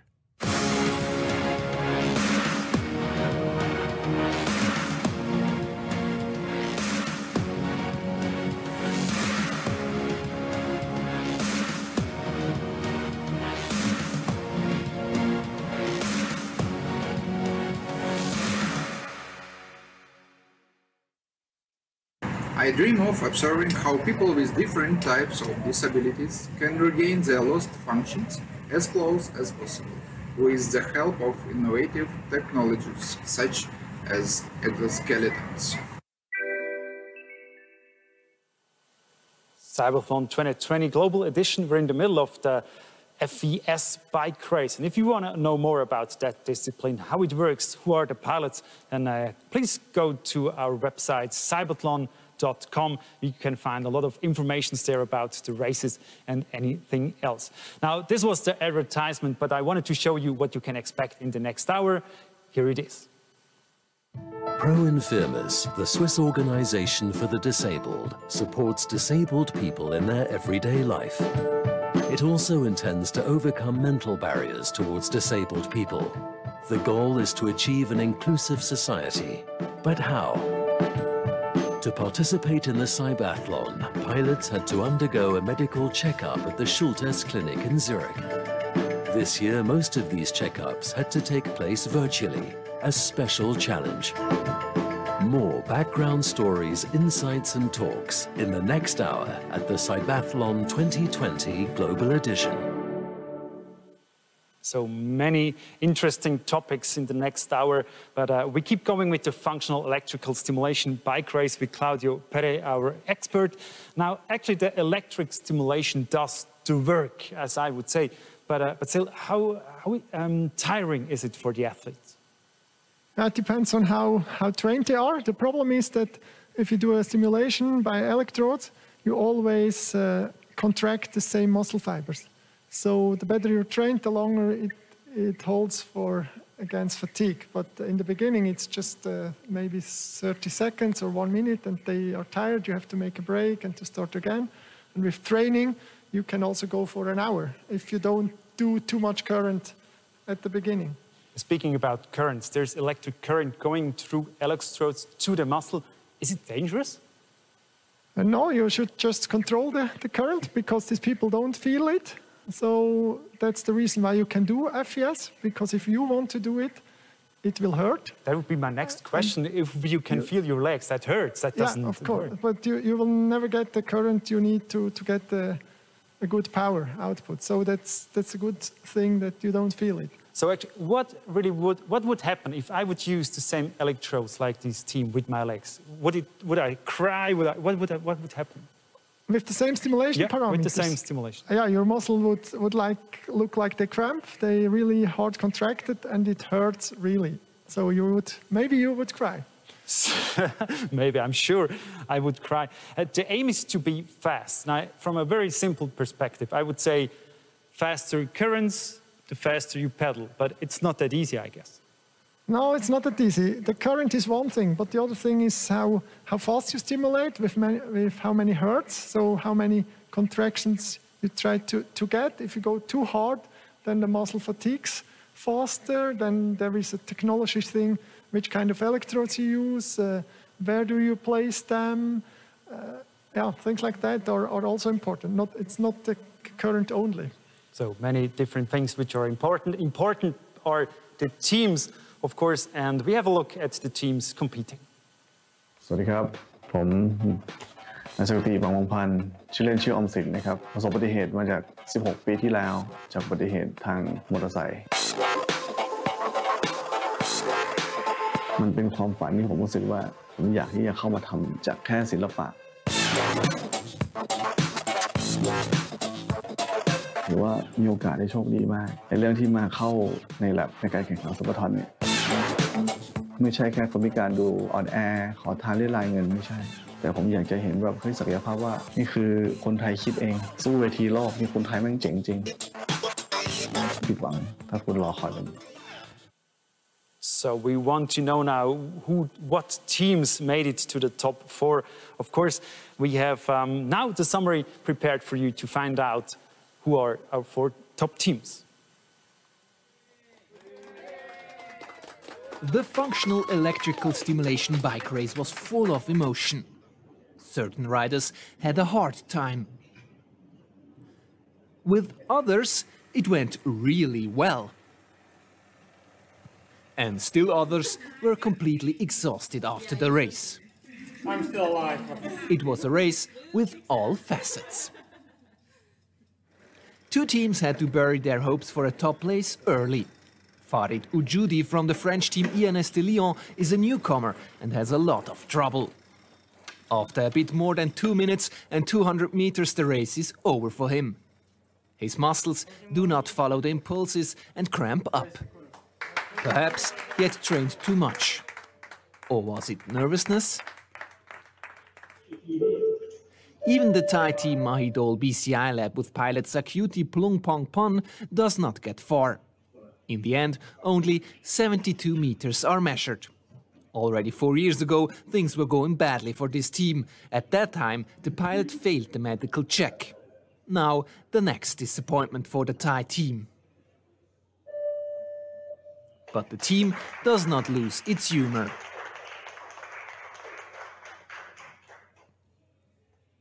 Two other teams did not make it to the finish line but covered a considerable distance. Andrea Gatti from the Italian team Polymir Rehamov pedals very well for a long time, but in between he is slow. He manages 850 meters. A great performance because Andrea has only been a paraplegic for 1.5 years. As a newcomer, he shows an impressive performance. Stahl Lopes from the Brazilian team EMA comes a little further. Maybe thanks to the beautiful scenery, the team is competing in a beach house. And Stahl has the right outfit to match. He manages 966 meters. A good performance. But the whole distance of 1200 meters is too far for him. By the way, the distance is much longer than 4 years ago, when the riders had to master the race on a real track. What has remained the same are the favorites. The top 3 will be competing for the best places this year as well. Among them is Mark Moon from the American team Cleveland, who won by a large margin back then. The 63-year-old is the only pilot to have implanted electrodes. And of course, he is also one of the favorites this year. As expected, he shows a strong performance and qualifies for the top 4. But is it enough to win again? One of his challengers is Johnny Beer from the British Imperial Berkel team, who is contesting the race in his living room. Johnny finished second in 2016 and is a very competitive racer. He also meets the expectations and makes the top 4. Difficult for him, 3 days ago, his system did not work yet. Has he found the right setup to compete for the victory? In 2016, the French pilot Julien Jouffroy from the Swiss team BFH Cybertrike also made it to the podium. He finished third at that time. And also this year, his pedal movements look good. Julien qualifies for the top 4, and of course, he is also one of the contenders for the victory. Who will take the last place in the top 4? The Dutchman Sander Koeman still has a chance. He is participating in the CYBATHLON for the first time, and these pedal movements look very good. Sander really reaches his limits, is totally exhausted at the end. For him, it is enough to reach the top 4. That's rewarded with a little snack. But was the performance good enough for a place at the top? Bad luck for Jong-hoon Kim from the Korean team B again. Like Sander, he is also a newcomer at the CYBATHLON. But he doesn't reach the top 4 despite a very good performance. The joy of the team is enormous. He manages the 1200 meters, but in the worst time. For him, there is place 5. Here's the ranking. The French and the Thai team had a lot of trouble and took place 8 and 9. A bit further on came the Italian and the Brazilian team. Bitter for the Korean team, they make it 1200 meters, but don't make it into the top 4. The top places are occupied in alphabetical order: Johnny Beer, Julien Jouffroy, Mark Moon and Sander Koeman. Who will take the victory? Is it one of the top 3 of the last CYBATHLON? Or is it newcomer Sander? That's the same questions we ask ourselves, our top 4 teams. Now, Claudio Pere, what do you think about those 4 top teams? Is that a surprise that those 4 made it? No, so from the last CYBATHLON edition and what I heard about the teams, what I read about the teams, I would have said these are the 4 teams you could expect in the final. Okay, now at the last CYBATHLON 4 years ago, it was live, it was on the tracks. Now this year it's a little bit different. We connected the bikes to the Wahoo device to make it virtually, and it's a longer race. It's 1,200 meters compared to 750 meters 4 years ago.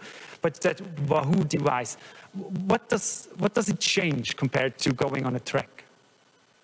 It's just you put the chain into a training roller. It's like you train with your bike at home, maybe. The difficult thing is that each roller has to be calibrated before that we can make fair competition conditions. And this was done here before it was sent out. And then it's just, it counts the resistance and the meters.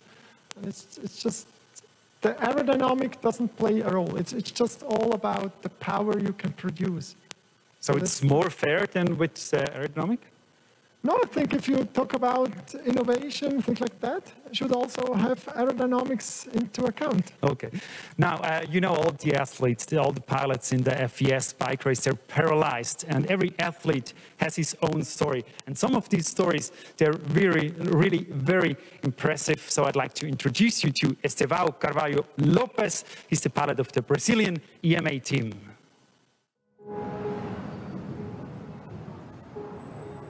A data está bem presente na minha memória. 7 de março de 2012. Fui vítima da violência de Brasília. Fui atingido por uma bala perdida, me tornando paraplégico, me tornando cadeirante, precisando de uma cadeira de rodas para me locomover. Eu estava comemorando o aniversário de um amigo, já tinha terminado a festa, já estava indo para o meu carro no estacionamento, me dirigindo para o meu carro.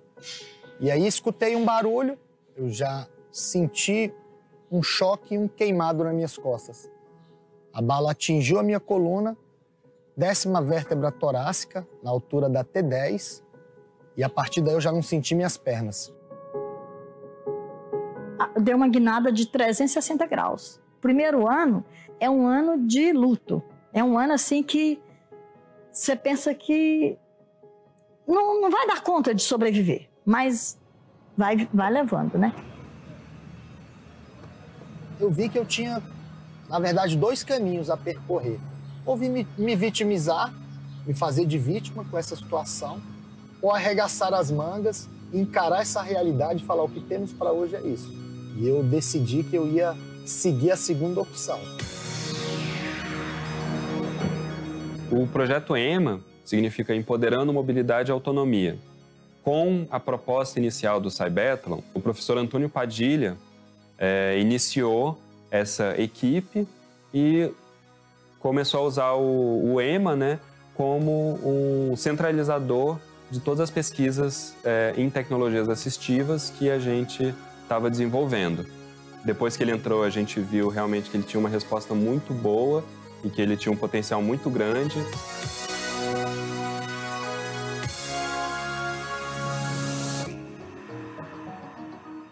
Então, uma vez que a gente conseguiu convencer ele a entrar para o projeto, realmente ele se tornou a figura central do projeto. E ele é uma pessoa muito carismática, então ele é capaz de motivar a equipe e ele está sempre muito engajado, tanto na parte de pesquisa, quanto na parte de utilização da tecnologia para participar dessa competição. Além de tudo isso também, ele é um atleta paralímpico, né? Que ele tomou uma decisão de aproveitar ao máximo a condição que lhe foi imposta, né? E ele realmente faz isso com uma motivação incrível. Hoje a minha vida é muito melhor do que era antes. Hoje tem um porquê, então mudou meu modo de pensar, mudou meu modo de valorizar não só a minha vida, mas a vida das outras pessoas. Então o projeto tem esse sentido, né? De trazer a qualidade de vida para todos. É que eu tenho um legado, é que eu tenho outras pessoas se beneficiando dessa tecnologia que é maravilhosa. Isso é o principal.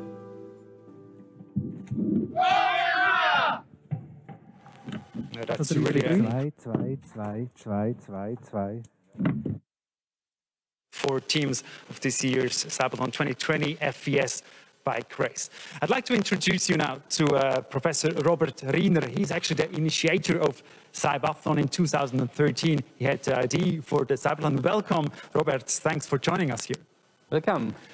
This story of Esteban, that's really incredible. So he got the stability back in life because of CYBATHLON. That fits perfectly with the philosophy of CYBATHLON, does it? Yes, of course, it's a great thing that we want to give also to all these pilots who can participate. Unfortunately, it's only just a small number of people who can really join such an event and find a team which is supporting them. We are trying to really make it much broader, to give it a chance to a large population of our society with people with disabilities. I wanted to ask this because within the CYBATHLON Championship with the team, you're in a kind of CYBATHLON bubble. So how can you actually bring that into normal life, that you can take the energy from CYBATHLON to the normal life? That's exactly the idea of CYBATHLON. We try to broaden the technology to not only showcase it to the society and the publicity, but also involve many teams, increase the number of devices which can be produced, which are developed, which are getting marketable, which are getting cheaper and affordable. And this way we try to reach a lot of people with disabilities. We have 4 teams in the top 4 in this race, and we want to have a look at our Swiss team. Willkommen. Willkommen. Salut zusammen. Welcome. We are taking part in the FES bike race for the 2nd time, and we've been working in the last 4 years to optimize the technology of the stimulation and the bike. And on the other side, our pilot has been training very hard to train his muscles and train his condition. We did a few improvements. We are reducing the resistance on the track with a new chain guide system. But the most important part is that Julien adapted his training schedule so that he becomes a lot more fit. And I think this will make the biggest difference compared to CYBATHLON 2016. So this is our Swiss team at the FES race. Now, Claudio Perret, can you tell us more about that team? The Swiss team, yeah. I hope it will win, of course. I know that they changed the stimulation, so they divided the electrodes to get less fatigue and to stimulate different. Before, you heard, Julia trained much more, and I hope they made a big progress now.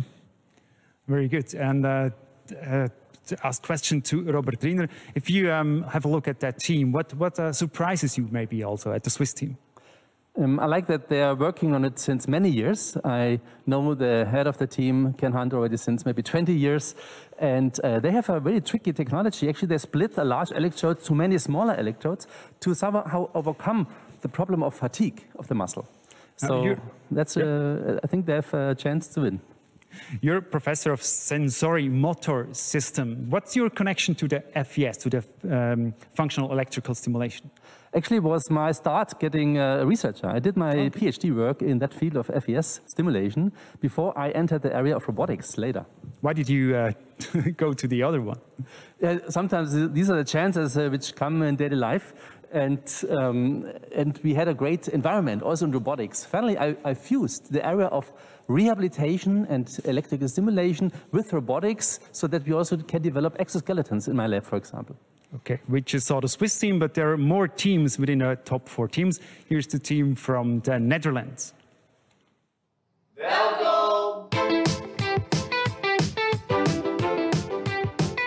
Pulse Racing is a student team from the Free University in Amsterdam. We started 3 years ago and now we have 12 students from Human Movement Sciences.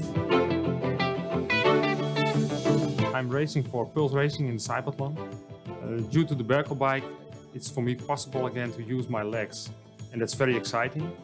We've been working with Sander for 3 years right now, and he's very willing to train, so he's training almost every day. So we also see a lot of progression, and we're looking forward to the CYBATHLON to see where we can end in the race. Another team in the top 4. Claudio, what do you think? What can they do? I think they compete really good. But the wonderful thing in this team is that the students can work in practice. They have different disciplines together. They bring it together. They really learn for daily life at the university, and that's a huge thing. Now, you know quite a few of those teams, but how about the teams between each other? How good do they know each other? Do they help each other? Do they call each other? What's going on here? I think if you call someone, he will give you some answers. Really? But no, it's a small world in this field at the moment. But there are, of course, some small secrets. Which parameters to use for stimulation, which kind of electrodes, and it's like a competition in the end. It's a competition, but we say it's the CYBATHLON family. Robert Riener, is it a family? Yeah, in terms of knowing each other, for sure. We also meet at conferences. The competition is a bit different to competition in industry, where the people fight too much for money only. And here it's also an athletic and sportive event, I would say. So we have another team we want to share with you. This team comes from Great Britain. Hello, and a very warm welcome to Team Imperial. Johnny is an inspiring person. Having a discussion with him, I get a lot of good ideas. One idea is to create an AI that can provide personalized, optimal stimulation pattern for each user. Team Imperial is participating with an Olympic spirit. Of course, we would like to win medals at this 2020 CYBATHLON, as we did in 2016, but mainly we are here to bring together a fantastic team of pilots and world-class engineers that allow us to deliver not only new technology, but show what we can do to help people. Teams from all over the world competing here at CYBATHLON 2020 in the FES, the Functional Electrical Stimulation Bike Race. And Claudio, that really seems to be a worldwide thing, that FES. Is it like this? Yeah, this is really, we can say that. We have teams from Thailand, from USA, from Europe, from everywhere around the world. And I think it's well known in the research community. Africa, just as the continent, we don't have a team from there. Is there something going on in that field? I don't know any teams from Africa. For sure, there are many teams all over the world distributed. It's a well-established technology in labs, but it still didn't make it to a daily routine in clinical applications or as a commercial devices. There are some, but we have to work a lot to make it more popular and also acceptable in our medical society. So concerning sports, how important are sports in the CYBATHLON world, or also for rehabilitation then? Sports is one way of movement rehabilitation, or movement in general is very important to get not only fitter, but also get back functions, get back movement functions. And sports is something which is healthy. and it doesn't matter if you are disabled or not. Very good. So CYBATHLON has many supporters and partners, such as Blue Sports, and who actually helps people with disabilities to do sports, and they do a great job.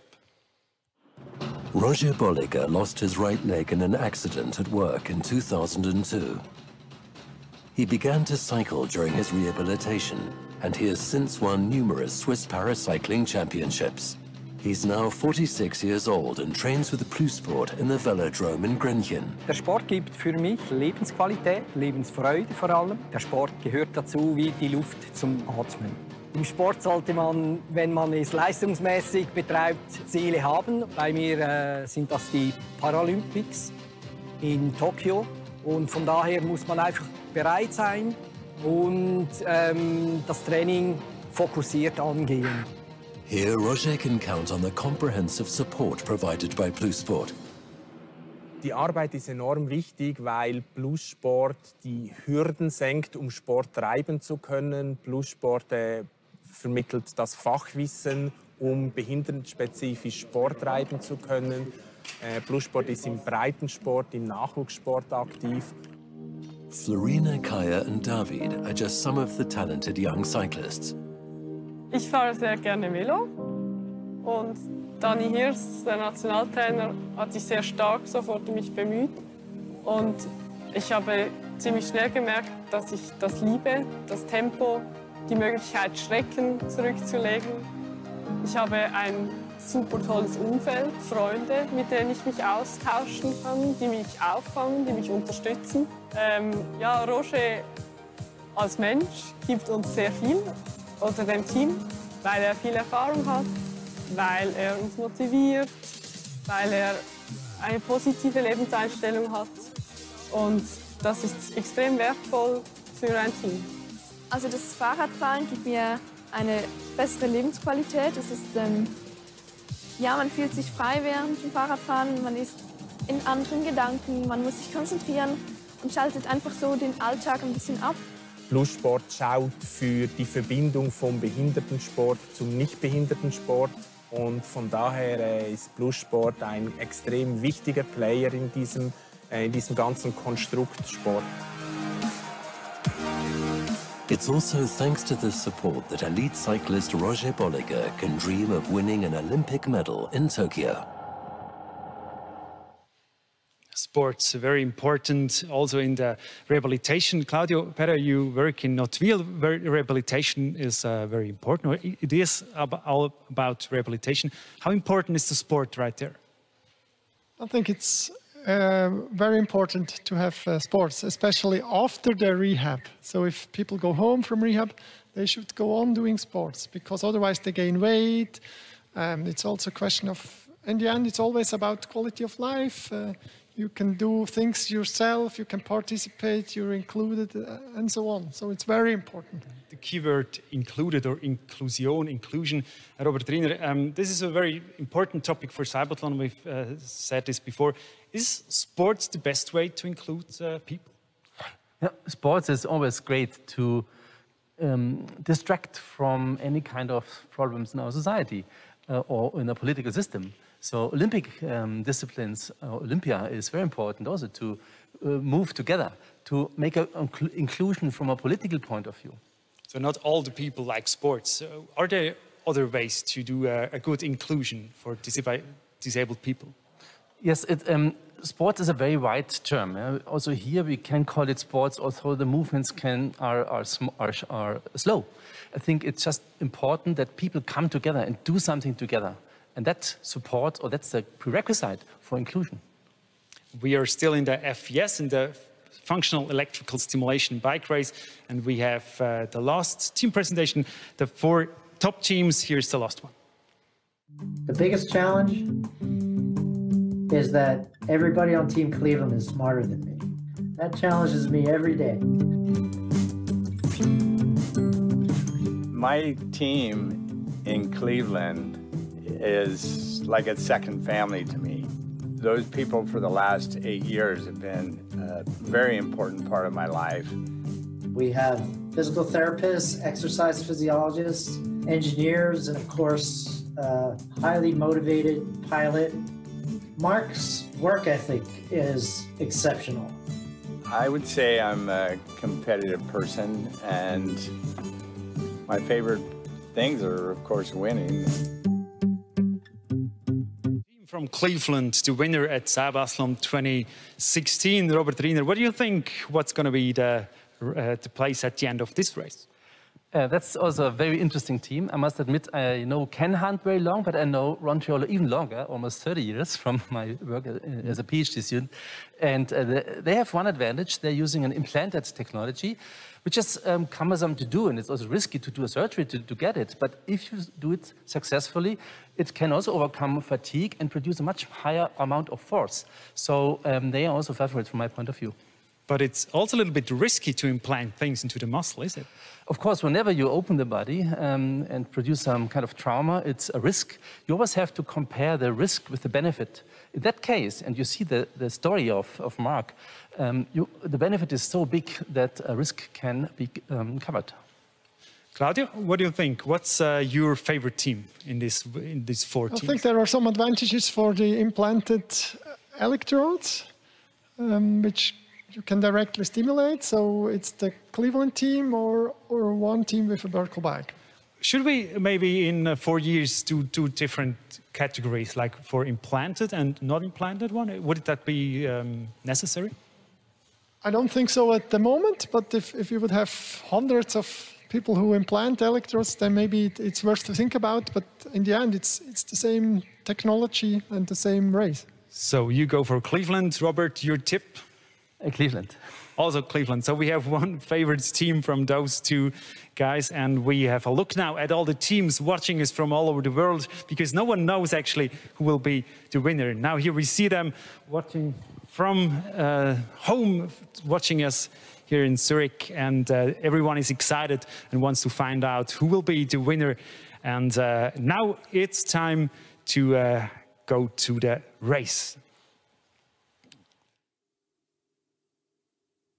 Functional electrical stimulation bike race. There are 4 teams left in contention for the gold medal. 3 of the 4 won medals in the 2016 edition of the CYBATHLON. This is the big favourite, Mark Moon from the United States of America. Koeman from the Netherlands, looking very confident at the start. Then from Imperial College London, we have Johnny Beer, who took the silver medal 4 years ago, and Julien Jouffroy for Switzerland. Now let's take a quick look at Mark Moon. And a word from you, Claudio.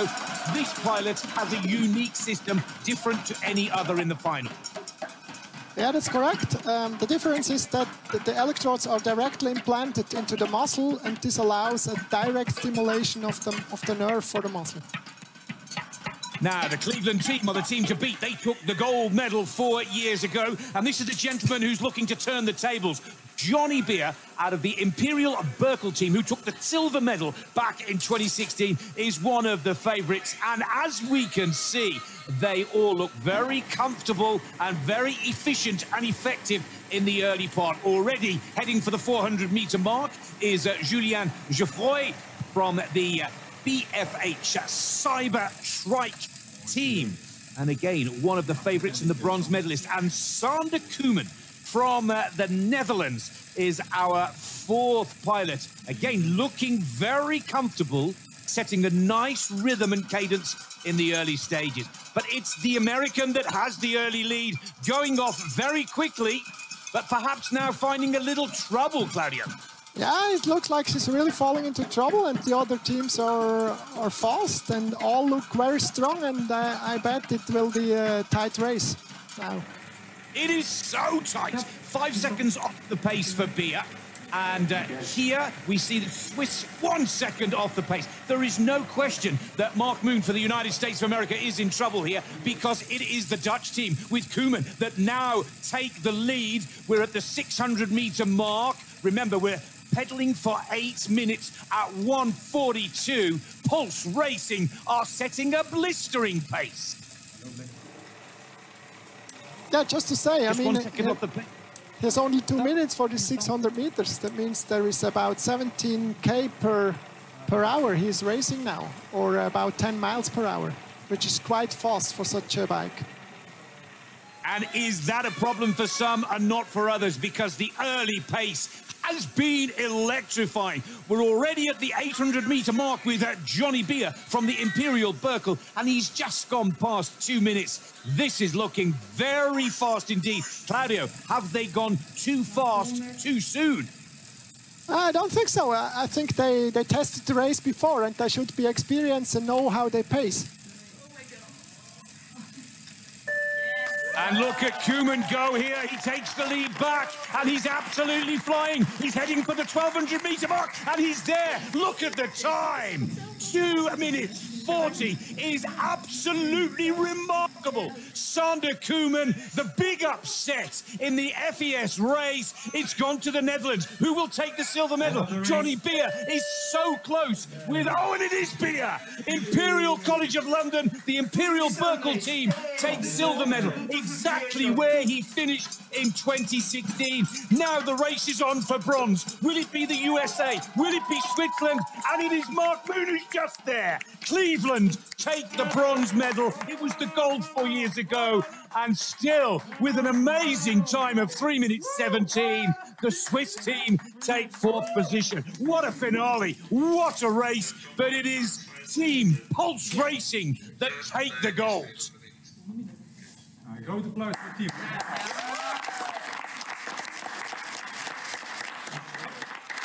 Well, as we said before, there were 3 medalists from the 2016 edition of the CYBATHLON, all looking to go one better than their positions of 4 years ago. But it is Koeman from the Netherlands that causes a real surprise. Last year's winner there, Mark Moon, had a few issues halfway through the challenge. Such a close race. What a magnificent performance from Sander Koeman. 2 minutes 40 is remarkable. What a great race. Now we see all the teams here. Congratulations to all the teams watching us from behind, from back home. You did all a great effort. Congratulations really to all of you. And congratulations, of course, to Sander Koeman, the team from the Netherlands who made it. Actually, our 2 experts didn't have him on the radar, and you said Cleveland maybe would win. And we have a look now to the Netherlands. Here they are. Congratulations, Sander Koeman here is cheering. That was a great race. You did really great. And we want to talk a little bit. Now, let's have a look first at the graphics at the places 1 to 4.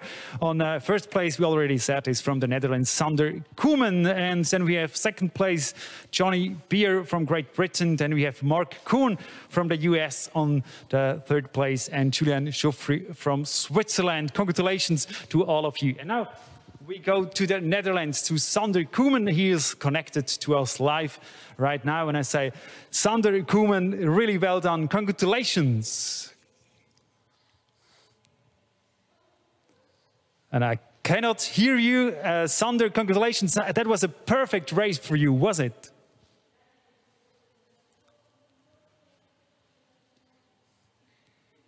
I cannot hear you. Oh, no, it's maybe a little bit better. So I'll ask again, Sander, describe the race a little bit from your perspective. Can you hear me now? Yes, we can hear you now. So how was the race for you, Sander? Congratulations. Hello? We hear you. Go ahead. Yes. Go ahead. Okay. Well, it was kind of a strange race because you cannot see your opponents. Yeah, but still, it was the first place. Did you feel it during the race that you were so fast? Yeah, it was going extremely well, and the time the race took was perfect for me because after, let's say, 3 minutes, I tend to drop down in power, so it was perfect for me. Was it just a perfect day, or did you know that you were in perfect shape?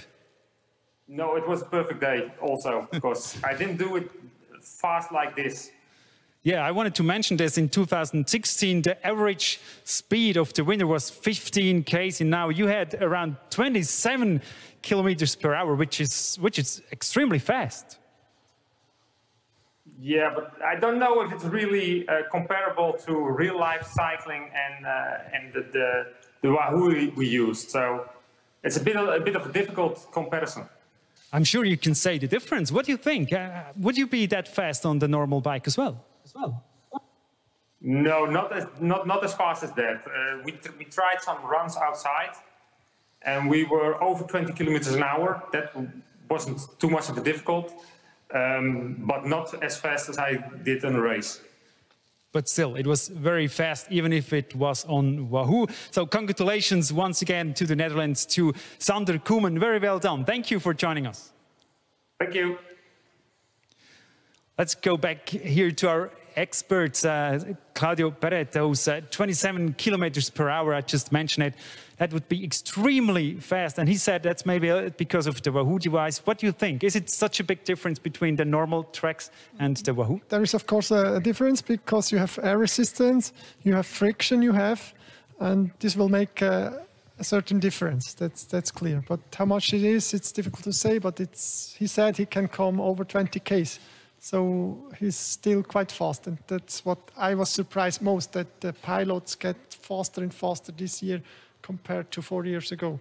Why did they get so much faster? What is it? I think they learned about technology, about stimulation parameters, but also, if I look at them, I think they trained harder as well, or they changed training methods. It's more competition in here. Robert Riener, you also said that the team from Cleveland maybe would be the winner. They were not, so you were wrong. What's going on here? Yeah, that was a great aha effect for me. I think that the team from Cleveland did not worsen themselves compared to 4 years ago. I think that the other teams with the more conventional technology using surface electrodes did improve so much because of the arguments, as Claudio said, better training and maybe also better stimulation technology. The team from London had a special adaptive controller, which is new. So something is going on, and that's very satisfying to see. So the fight between the teams, that's something that actually is good for results in research. Exactly, that's the idea of also organizing this competition to push the people to develop something great. And I have somebody yelling into my ear, so I could, sorry for that. So thanks very much, Claudio Perret and Roger Riener. We're gonna see you later again. Thanks, Claudio, as an expert to join us here. And we have a little summary what's going on tomorrow. That was the last race for today. We have more information in the last hour of today's CYBATHLON live stream. We will be back with background information and many other things, such as stories about the medical tests, for example, at CYBATHLON. So we'll be right back after... No, let's have a look first. I'm sorry, let's have a look first what we're gonna see tomorrow. Tomorrow at the CYBATHLON 2020 Global Edition. Even more exceptional performances, impressive technologies, and thrilling emotions. And 3 more disciplines. In the powered wheelchair race, pilots with a walking disability must even maneuver their robotic wheelchairs over stairs. In the powered leg prosthesis race, pilots with above-knee amputation or dysmelia use prosthetic legs to overcome everyday obstacles. And in the powered exoskeleton race, pilots with a paralysis of the legs have to master a course with exoskeletons.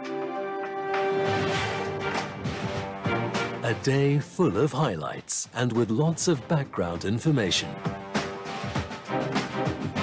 To see on Saturday at the CYBATHLON 2020 Global Edition. So we will have exciting races and competitions tomorrow. I really look forward to all these races tomorrow on the stairs, on these tracks you already seen before. But we're not done yet for today. We have another hour and we'll be back with a lot of background stories and other things around the CYBATHLON. If you want to know more, go to our website, cybathlon.com, and stay tuned. We'll be right back.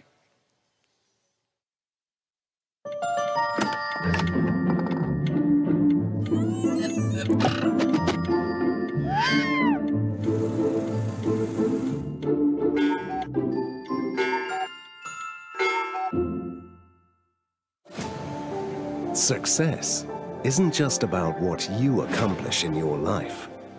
It's about what you inspire others to do. Live your version of freedom of movement. We support paraplegics. for a lifetime.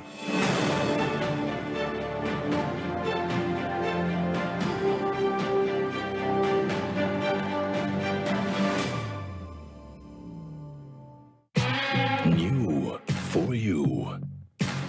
New for Switzerland. For everyone who wants to watch more. The new streaming platform featuring Swiss films, series and documentaries, all in your language. Stream anytime, anywhere. Stream Switzerland. Play Swiss. Discover everything Switzerland has to offer.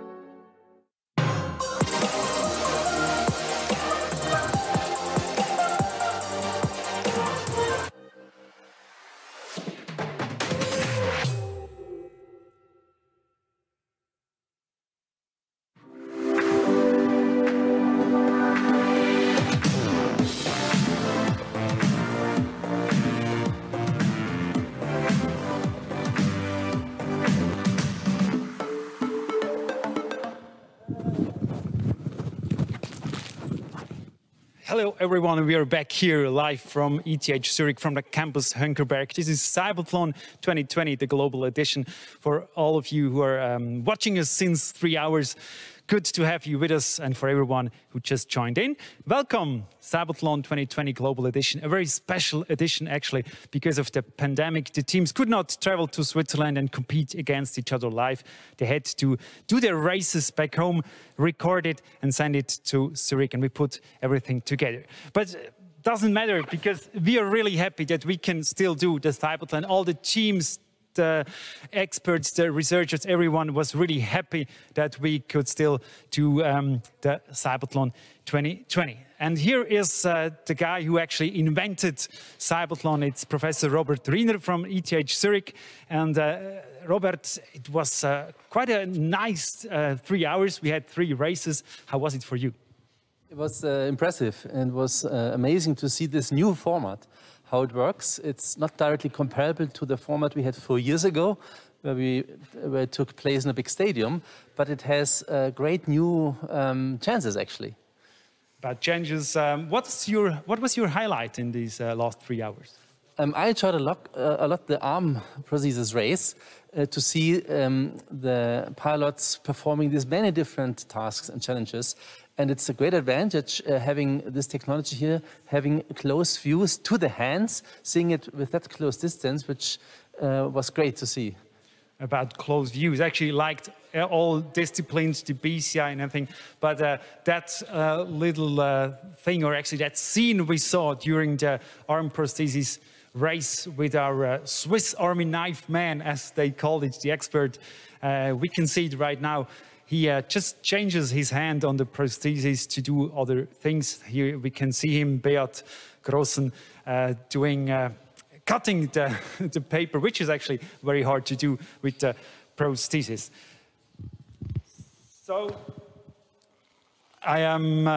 we have tomorrow more disciplines like the leg prosthesis race, the powered wheelchair and the exoskeleton.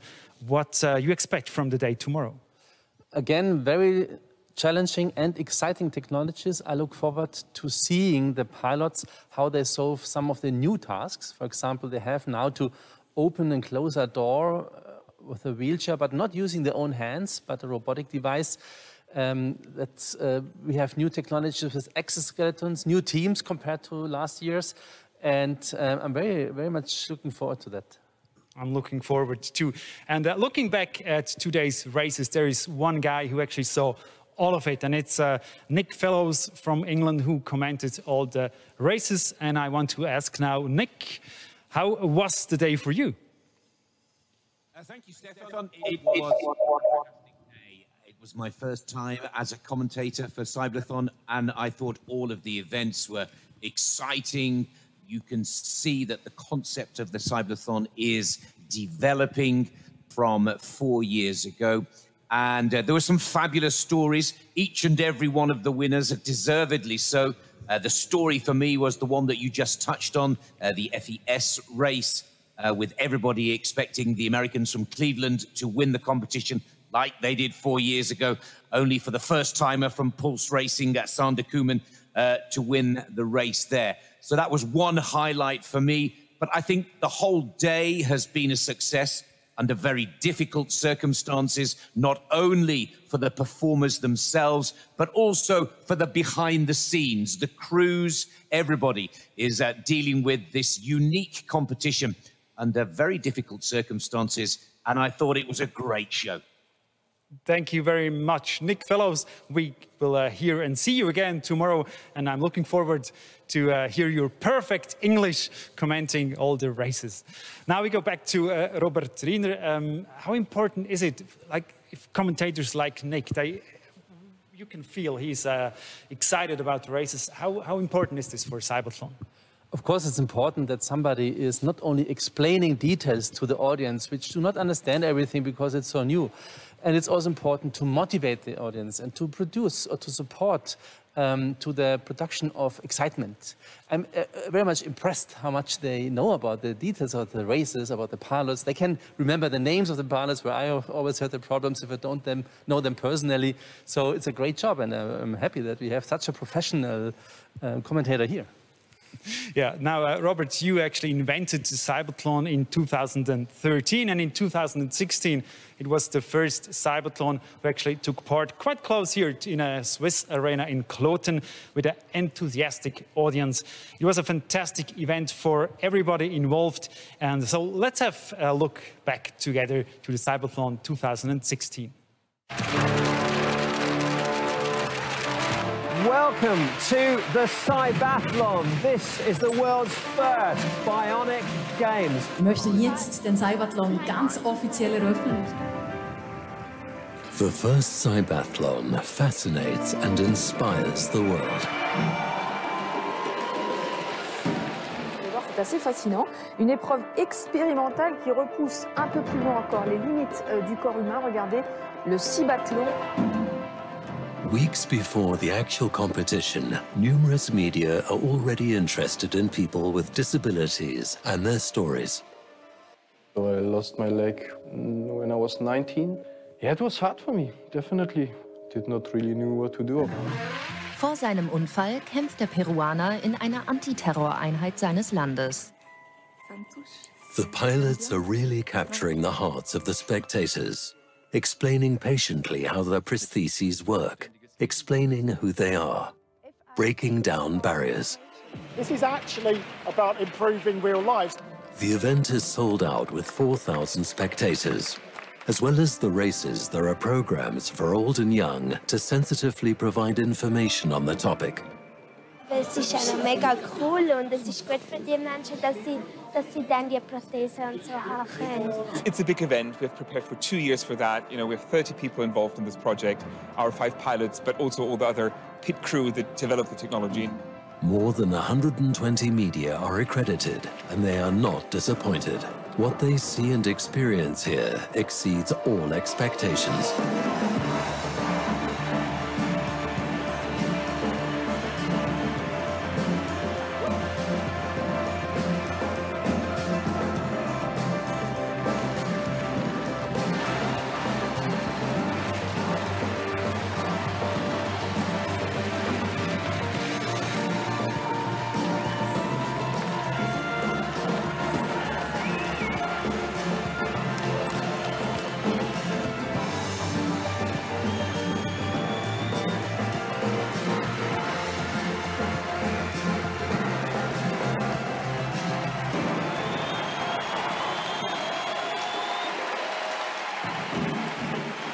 People who fight, cry, laugh.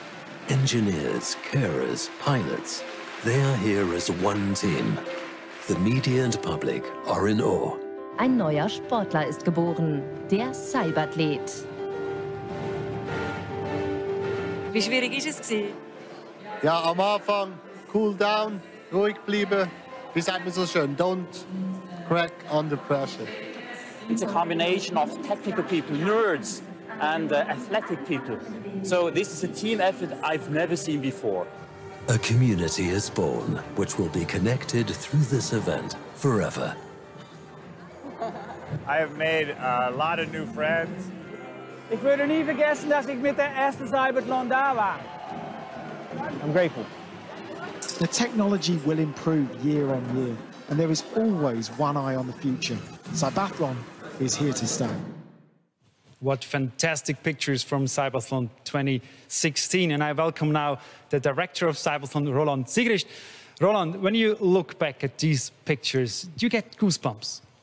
Yes, I always get goosebumps when I look back to 2016, when I see the highlights of 2016, because it was such a nice and also surprising event. But those pictures, what do they do more with you when you look at them? So I'm looking back to the teams that we met there, to the efforts we had to organize it, and also to the feelings we had before the event. We had no idea how it will turn out because it was the first time. And in the end, everyone was so emotional, and this was really a once-in-a-lifetime experience. That event in 2016, the first CYBATHLON, what did it change in the world? I think the pictures that the people saw were completely new. It was a combination of competition and technology and the people that were involved. So I think it opened the eyes of many people all around the world. Now, Robert Riner, you invented actually the CYBATHLON in 2013. 2016 was the first CYBATHLON. How was it for you when you realized that it's such a big success? It was also surprising, actually, that it finally worked. An idea which I had just during vacation, coming from nothing more or less. And when I presented it the first time to my lab, I didn't believe it myself that it would work. But thanks to the good people we have at ETH Zurich and in my lab, we were successful to organize it. And we attracted many more pilots and media and audience than we expected, and many more emotions watching the races. Yeah, okay, so there's we had to change the program a little bit, so that's why I'm confused. It doesn't matter at all. What impresses you the most when you look at that audience again? Because the pilots, they're kind of stars right there, are they? Yeah, that's right. And it's important to say, since we have just a rather small numbers of pilots who can benefit from such races and emotions, we have to say they're a representative of all the people with disabilities. And we try to make our technologies affordable and reachable, accessible to many more people. And that's a big challenge in the next years, which we're working on. Since you're actually the papa, the father of CYBATHLON, we visited him earlier in the days to find out how everything started.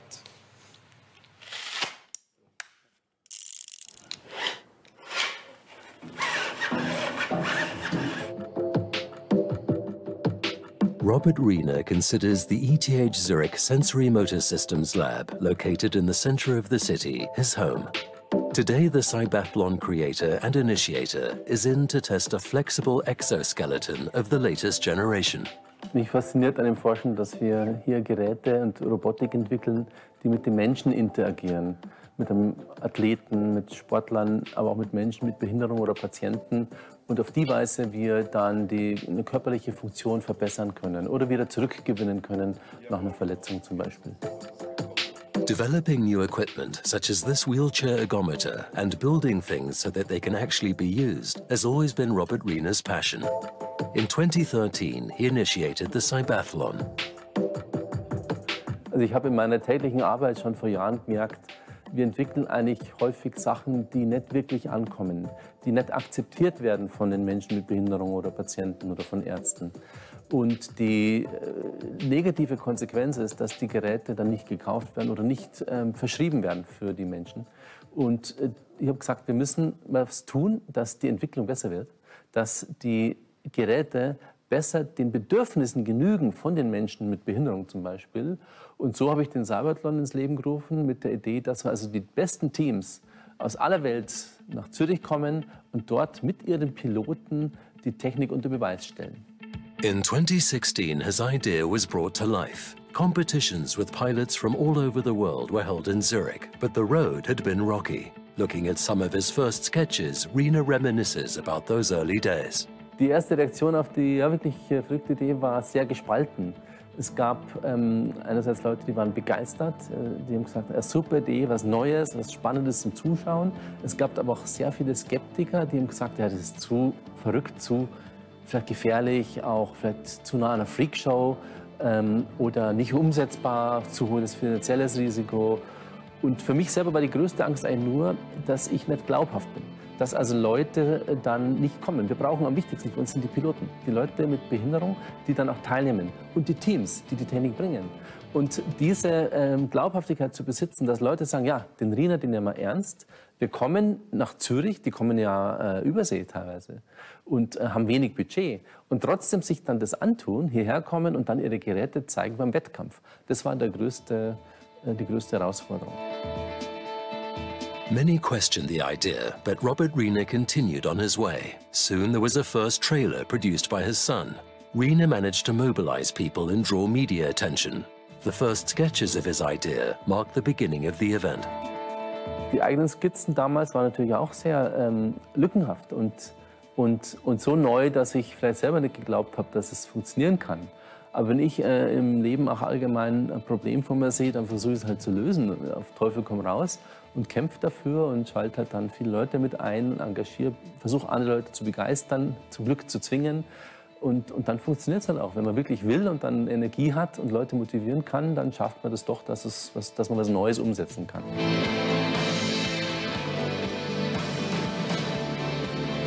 The CYBATHLON is Robert Riener's brainchild. Others may now be organizing the event, but the CYBATHLON still remains close to his heart.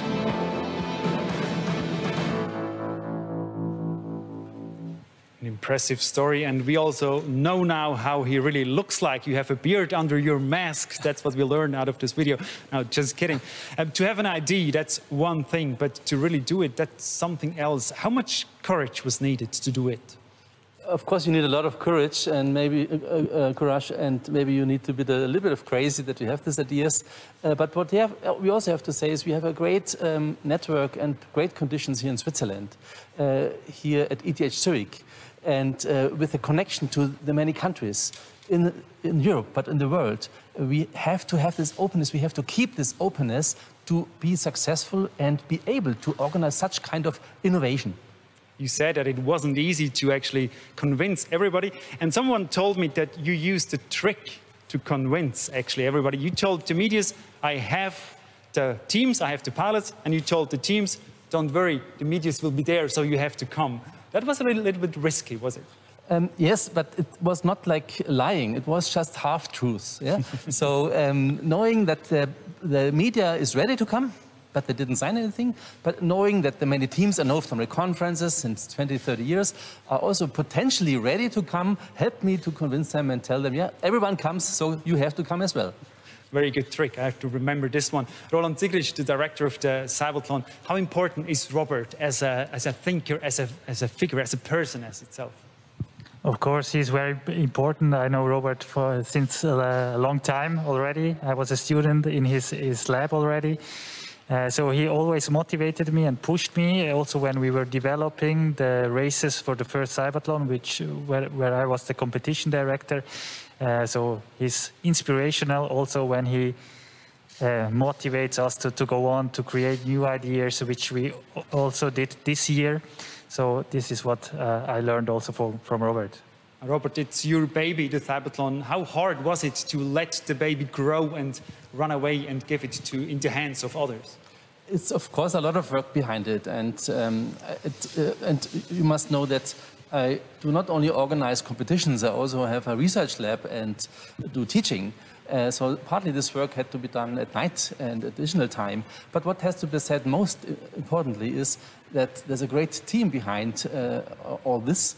And finally they took it over, and now I can easily go to vacation, and the head is now Roland, and I feel very well. It worked well. Very good. Now we want to talk to somebody who actually took part in 2016 CYBATHLON and also takes part in this year's CYBATHLON, and it's Florian Hauser, and we are connected with him right now. Florian, nice to see you. Good evening, everybody. I hope you're all well. We are all well. Thank you very much. Now, Florian, in 2016, you won the powered wheelchair race. Can you describe the emotions you had back then? Yeah, it was a once-in-a-lifetime moment. It was in this big arena. We have no idea how it would be, and it was such a great moment in front of all these people. It was just great. Did CYBATHLON 2016 change something in your life? Did it give you something? Yeah, the most that it gives me was to show what handicapped people need in a competition way and not in a sad way. And that's a great job, and that great job that do CYBATHLON. I know when I saw you racing last autumn, you're always smiling, you're very happy when you're sitting on your wheelchair. Now you're racing again, we're gonna see your race tomorrow, but tell us a little bit, how went your race when you recorded it? It works very well. We did our new best time, so I don't know what it means against the other teams, but for our team, it was really the best race we showed at that day, yes. Very good. What has changed the most since 2016 at your wheelchair? What got a lot better? The wheelchair became a caterpillar, so we are faster at the stairs, and we get a robotic arm to open and close the door. That's the biggest difference. Very good. We're looking forward, and I know that your robotic arm wasn't working very well all the time. I remember last autumn at the main station in Zurich. Thank you very much, Florian Hauser, for joining us, and I'm looking forward to see your race tomorrow. Now, Robert Riener, guys, figures like Florian Hauser, CYBATHLON needs those people. Of course, they are representatives of a large group of people. They also need to be brave to do this. They need to have time and a commitment. They do training. They are communicating with the research lab and team. We need them not only as pilots for the races, we need them to get the input, to develop the technical details, to understand the requirements they have. Now, I am not sure what's coming next. Oh, yeah. Let's have a look back in spring. CYBATHLON 2020 should have taken part actually the same way as 2016, but then the pandemic came and we had to decide to do it or not. And we put a lot of effort, those two guys and many more teams put a lot of effort into the CYBATHLON 2020 project to make it happen in a different way. But there were many circumstances, and let's have a look how that worked. I remember CYBATHLON 2016 very well. It was just overwhelming for me. CYBATHLON 2016 was very special because the world has never seen a CYBATHLON before. It was so emotional, and the atmosphere in the stadium. Somehow also a bit unexpected. Back then I was responsible for all the teams in the core room, and I had one of the best experiences of my life. The whole team, we were really like, yeah, we have to do that again because it was so meaningful. The initiator of the CYBATHLON, Professor Robert Riener, had to give talks every week and give interviews every week. And this is why we came up with the CYBATHLON series. In Japan, we did wheelchair races. And a special story there was that the dean of a university in Japan asked the professor to create a new wheelchair team to compete at this series. And this professor was so inspired by the competition and was so happy in the end. This is what CYBATHLON is about, to create new assistive technologies. My highlight was, it's really hard to say because every event we did and every experience in series we did was really a highlight because you meet so many different people and you meet all the CYBATHLON teams and they are committed, they are amazing. All the pilots are so nice and into this project. The CYBATHLON 2020 was planned for more teams. Also, we included now 2 days, 1 day of qualification and 1 day of finals. More than 90 teams from all over the world were registered for May 2020. We had, because of that, we had a lot of more volunteers. 1,200 volunteers were ready. And then in January, because we were in close contact with the Asian teams, we learned that they face COVID-19. And so we started to think, okay, so maybe they can't come to Europe. And then in March, we realized that we cannot have this international event due to the COVID-19 pandemic. It was just clear that it's impossible. Also, we did not want to invite all the teams to fly to Zurich in this situation, so we postponed the event to September. But it was clear, I think, in the beginning of April that we can't even have an event, a physical event in September 2020. So we discussed this within the team, and we didn't want to let it go. There are student teams and there are other teams that are only financed until the end of 2020, and they have worked so hard together with their pilots to participate in the CYBATHLON. And this is why we came up with the new CYBATHLON 2020 Global Edition format, where the teams compete decentralized at their home institutions. We wanted to give the teams the chance to show the world what they have achieved in the last years and how they prepared for CYBATHLON 2020. The most important thing is that we have an amazing CYBATHLON team. So it was great that the CYBATHLON community, with the teams, all the partners, took the chance to come up with a new creative event format. They supported us a lot. Everyone had to commit themselves to the project, and this was a great experience also for us, that everyone is working toward the same goal. Postpone the CYBATHLON, postpone it again, and then do a completely different version, the global edition. Roland Sigrist, how many times did you think, oh, stop it, it's not working anymore? Actually, I never thought this. Maybe I learned this also from Robert. You're sure? Never? No, really, I never thought we should skip it or postpone it. Of course, on a day when you're working hard, you have some other feelings sometimes, but in general, I was convinced that we have to do this format. It's new, it's creative, and the teams also like it, so we should do it. I saw you working in the last few days as well. How much sleep did you get in the last week? Actually, I think I got enough sleep. I went to sleep quite early, but I had long days still. What was the toughest to organize all this, now the global edition? I think it was really tough to organize this decentralized event. You have to communicate with the teams almost on a daily basis. You have to write down guidelines, how to set up the tracks, how to communicate with the referees on site, how to film the races. So there were a lot of instructions and support we gave to the teams, and the teams gave us feedback, worked with us, collaborated. So this communication was the biggest challenge. Now, Robert, you invented the CYBATHLON, you saw the CYBATHLON 2016, and now you see the global edition. It's a different way to do it. Do you think it's maybe even a chance for CYBATHLON to do it this way?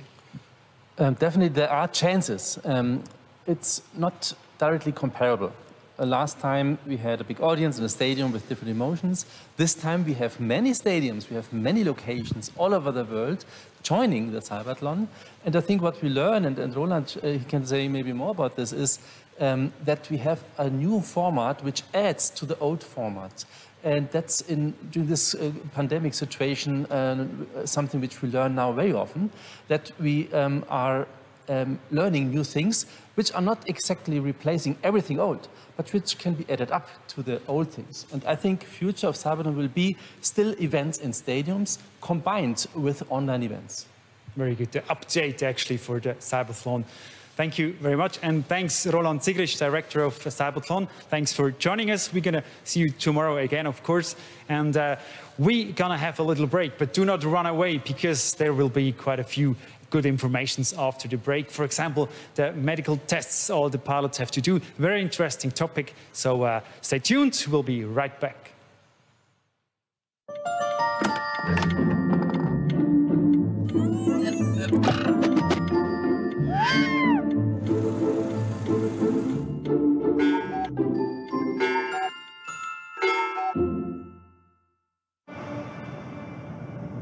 Mein Name ist Michel Fornacier und für mich hat die Zukunft längst begonnen. In dieser Hinsicht ist EKZ für mich ein verlässlicher Partner. Zuverlässig, ökologisch und günstig mit Strom versorgt. EKZ, stolzer Partner des CYBATHLON.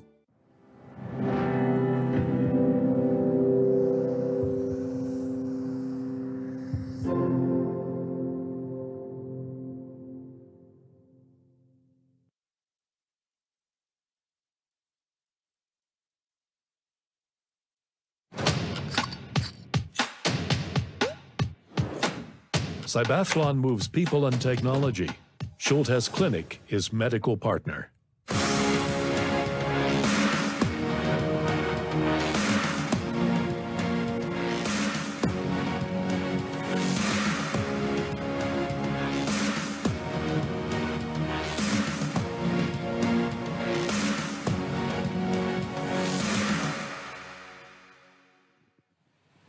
Die brauche ich tagtäglich nicht so viel Courage. Ich meine, wir sind seit 32 Jahren unterwegs mit dieser Prothese. Kommen immer wieder irgendwie interessante, lustige Begegnungen zustande. Ich regel mir das mit Humor, die lustigen Gegebenheiten, die da kommen. Und Courage, ja. Courage braucht man jeden auf die Art. We're back here at CYBATHLON 2020 Global Edition, live from ETH Zurich, from the campus Henkerberg. And a very important topic for CYBATHLON is the inclusion of people with physical disabilities, of course. And inclusion is also very important for our partners, such as the Cerebral Foundation. So we took the chance to visit the managing director of the Cerebral Foundation, Thomas Erne. Ich melde mich morgen wieder bei dir. Ich wünsche dir einen ganz schönen Tag. Bis bald. Ciao Angela, tschüss, bye bye, ciao. Thomas Erne has been the managing director of the Cerebral Foundation for more than 3 years. He loves his job. We help in everyday situation people, so we have care products that we're going to deliver to the people with a cerebral palsy. But we also do a lot in the field of mobility and leisure, where we enable people to do hiking with their families up in the high mountains in Switzerland. And he's on his way to the mountains, up to 2,190 meters to the Stockhorn. Salut Rese, schön dich wieder mal zu sehen. Salut Thomas, schön bist du gekommen. Herrlich hier bei diesem Wetter auf dem Stockhorn. Fantastisch, super. Und da ist die ganze Flotte hier bereit für uns heute. Sehr gut, super. These fantastic off-road wheelchairs enable really the people to discover the natural. Actually, we have 7 destinations in Switzerland, as well as leisure parks, where these off-road wheelchairs are in service. A wonderful service we can provide all over Switzerland. The next station is the Bönningen campsite, where a disabled access toilet will be delivered. Salut Marcel. Salut Thomas. Schön, dass das klappt. Perfekt. Ja, wirklich pünktlich angekommen hier mit den behindertengerechten Toiletten. Wir sind sehr froh, wir sind sehr dankbar. The Cerebral Foundation organizes disabled access toilets for events and public spaces. A very important service. Sehr gut, Marcel. Also recht herzlichen Dank, dass wir auch jetzt hier wieder diesen Sommer das Angebot anbieten können, dass Menschen mit Beeinträchtigung auch die sanitären Anlagen nutzen können. Hier die Kajakvermietung oder Kajakschule hier im Brienzersee. Sit on this, okay. One leg on the left and one on the right. Excellent. What do you want to? It's amazing to see these people here happy on the boat in the natural. You brought kayaking for people with disabilities to Switzerland a couple of years ago. Yeah, so we've been working on the project for the last 5 years and it's been a great success. And yeah, absolutely, it's great to see, giving the opportunity to people to get out there and experience what what we love about the sport as well, just being close to nature. And I think what's really special about it is that, you know, if you're a wheelchair user, you get out of your wheelchair and into the boat, there is no disability anymore. You have that freedom to go wherever you like, and you look at the group, you don't know who's got a disability or not. The nice thing we've got is the gratitude and the joy we get from the people with disability when they can make excursions together, when they can ski together, just to do things together with their family and with their friends. As we just saw in the Lake of Brienz, with this happiness in the faces of these people, and it makes it really amazing to work for this foundation and to do good things for people with disabilities. With some special equipment, it's easy to include people with physical disabilities. So, Robert, I ask you the question, is it really necessary that we need high-tech system like in CYBATHLON to make the inclusion better? It's not necessary. There are many ways how you can bring people together in order to promote inclusion. But technology is a nice method, a nice media to support this this way. Technology can be fascinating. Robotics is fascinating. And this makes people aware about the technology. So people come together, talk together, and with this kind of seeing each other, we can support inclusion. But is it really something that comes down to the people in everyday life? Isn't CYBATHLON a little bit too specialized, something like that? That depends a bit about the readiness of the people to watch such kind of athletic or competitive events where technology plays a role. It might not be the interest of all people, of course, but we hope that we reach out to a large fraction of the people, and we try to make it easy from the rules, entertaining from the way it is presented, so that we hope that many people are switching on and watching it. So their inclusion actually begins also in our minds, in our brains. And that's, of course, the important thing. And that's also something that CYBATHLON wants to achieve. Now, inclusion is also a big topic for some of our partners. And the goal should be to enable to include all the disabled people to society. The Swiss Organization for the Disabled, Pro Infirmis, is committed to this topic in Switzerland. The Great Hall of the University of Freiburg. Today's lecture, Public Law. Lecturer, Adriano Previtali. He's a professor of law and also the president of Pro Infirmis, the Swiss Organization for the Disabled. He was one of the first professors in a wheelchair at the University of Freiburg and the first one at the law faculty. Penso che la presenza fisica sul posto davanti agli studenti di una persona in carrozzina o con un altro handicap sia già un insegnamento importante sia per gli studenti sia per i colleghi. Poi naturalmente si può all'interno dei corsi spiegare quali sono le discriminazioni e quali sono i diritti, però la presenza, proprio la Haltung generale, è altrettanto importante. Adriano Previtali is committed to creating an inclusive society, meaning that people with a disability can live as independently as possible and without barriers. Facciamo delle campagne informative che tendono proprio a dare una nuova immagine delle persone disabili, più attiva, inserite nella società, a togliere proprio questa stigmatizzazione dell'handicap. Questo è il nostro messaggio e le nostre varie campagne vanno in questa direzione. Not far out of Freiburg, this inclusion is reality in a project called Accompanied Living. Simeon Chenot has been receiving support for about a month because household chores are challenging for him. Philippe Storny from Pro Infirmis visits him once a week to help out. Ok. Voilà, regarde, t'as vu la différence? Ouais, c'est plus propre. C'est propre, c'est net. Each week, the two men focus on a different room in the apartment to keep things tidy. Comme vous voyez, c'est pas une partie vraiment rangée, la chambre encore. Mais ça va venir. On a eu un très bon feeling et c'est justement ça qu'on arrive à faire des choses bien. En 2 heures, on travaille super bien et à la fin, je suis hyper content quand il part. The support works. Thanks to Pro Infirmis, everyday life is much easier for many people. But there is still a lot for society to do, because mental barriers towards disabled people still exist. They stand in the way of inclusion. Quelques barrières que certaines personnes peuvent avoir, c'est pour des gens handicapés qui n'arrivent pas à trouver d'appartement, qui n'arrivent pas à s'intégrer dans un sport, qui ne soit pas si bien accompagné. Non credo molto che le leggi possano influire su questo, ma ci vuole proprio un approccio culturale nuovo, un dialogo, una partecipazione più attiva delle persone disabili nei vari ambiti, a livello politico, a livello sociale, a livello professionale, e attraverso l'esempio e il contatto con le altre persone si possono ottenere veramente dei progressi culturali. Merci pour le travail. Merci à toi. There is still a demand for action when it comes to inclusion. This is exactly where Pro Infirmus steps in. Direct contact can be a key to breaking down barriers that still exist in society's minds. À la prochaine. À la prochaine. Ciao. Merci. Merci.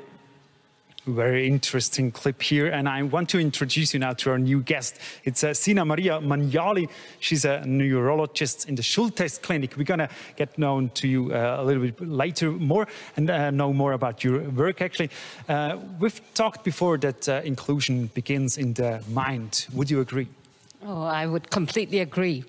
I think even in medicine, when we are there, we always have this barrier in our head that we don't think really that there are different things, but they're really in the middle of society, those people, or these pilots, and CYBATHLON is an event which really promotes this. And where do you think, where are the biggest barriers in life for disabled people? I think it's probably defining everything on their disability. People with spinal cord injuries function completely normal, except that they have problems walking or using their arms. And I think that one reduces one on this physical disability is one of the main aspects, I would think. And I want to ask now Robert. Robert, we are talking about inclusion. So in Switzerland, if we are a scale from 1 to 10, how far is Switzerland? 10 would be best, perfect inclusion. 1 is not so good. Where are we right now in Switzerland? Maybe somewhere in the middle or a bit better than the middle. There's still a lot to do because many of these aspects, many of these barriers are not that visible. So many people, if I would ask you, do you have a problem with people with disabilities? Would you discriminate them? Everyone would say, no, not of course. But involuntarily, they do not take care of them suddenly if they are in the environment. They suddenly don't see them anymore. They produce barriers in their minds, at least. They consider them as persons who are ill, but they're not ill. They just have maybe lost one arm or have a paralysis which stays. They're just different in their appearance, which is not bad. And people forget about this, and then they behave in a strange way. So barriers begin in the brain, in our mind. How can we fight them? We fight this already not only with competitions like the CYBATHLON. We start at a very early stage. It's important that young students, young children, get confronted with this aspect, not by showing problems, but by bringing them together with people with disabilities.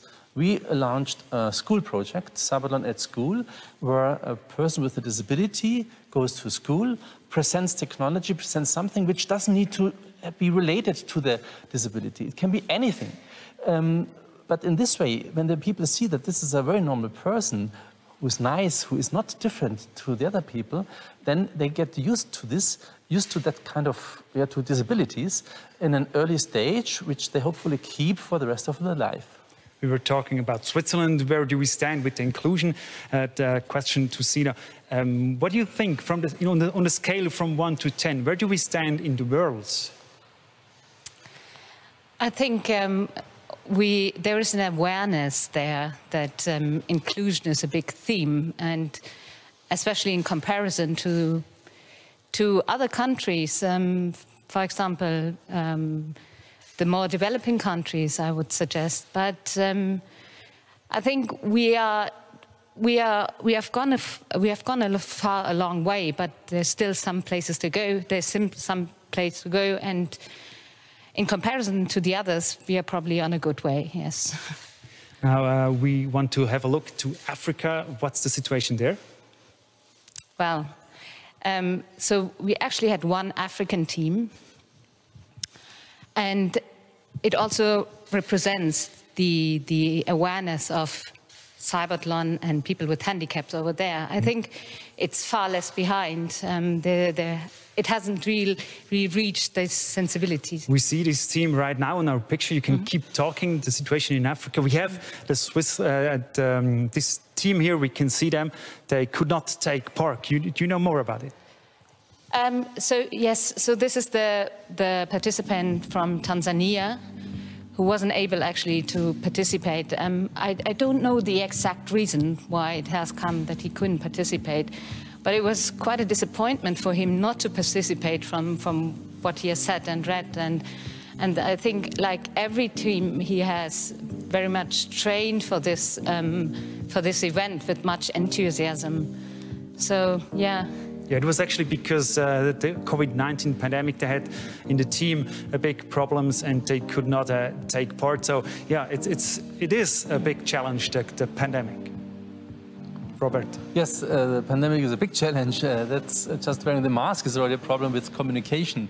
And keeping distance is a problem. Yeah, we have safety rules to take care of the pilots that they don't fall. And we need some physical virginity to organize it, but we are happy that we were able to organize it anyways by keeping these distance rules, for example.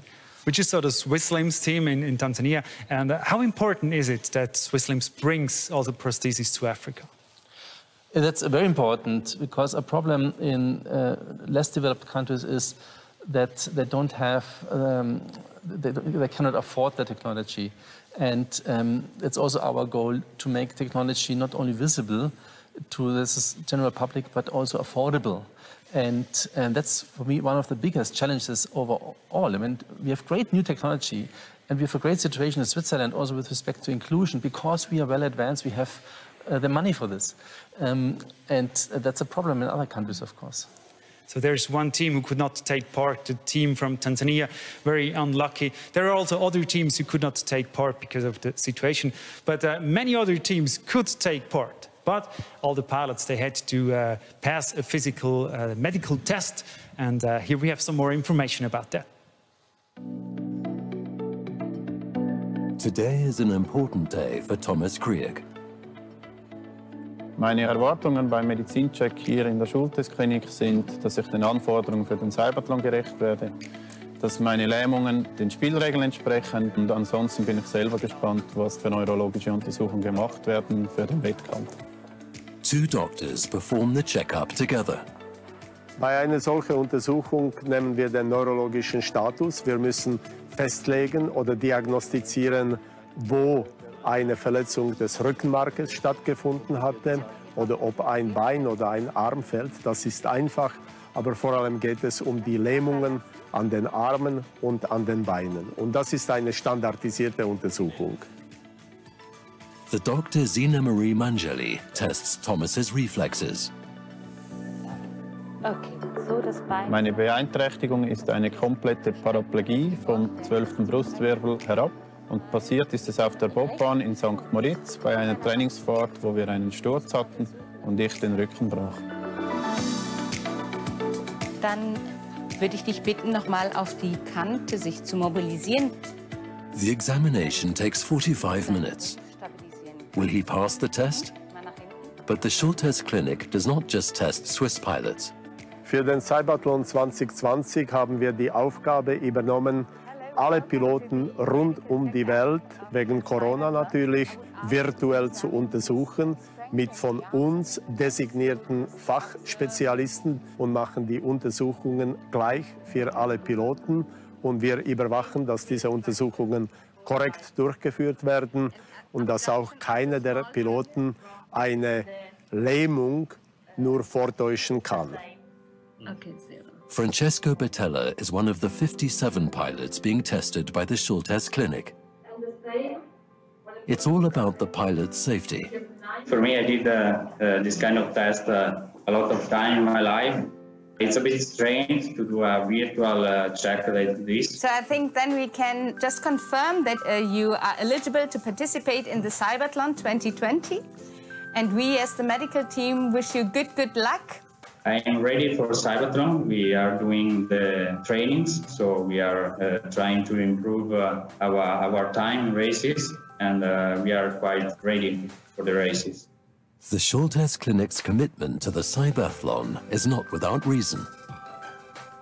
Uns verbindet wirklich die innovative Medizin. Uns verbindet auch, dass der Patient im Mittelpunkt steht, dass es rund um den Patienten geht und dass wir im CYBATHLON und auch in der Schultes Klinik die Beweglichkeit wirklich auch fördern für den Patienten. Also Back to Thomas Krieg. Untersuchung abgeschlossen. Wir können bestätigen, dass du bei diesen Competition mitmachen kannst in der Kategorie. Bravo, weitermachen. Werde ich machen. Danke vielmals. Ich bin bereit für den CYBATHLON 2020. Jetzt geht es darum, noch den letzten Schliff, gutes Gefühl zu holen, damit wir dann die Bühne rocken.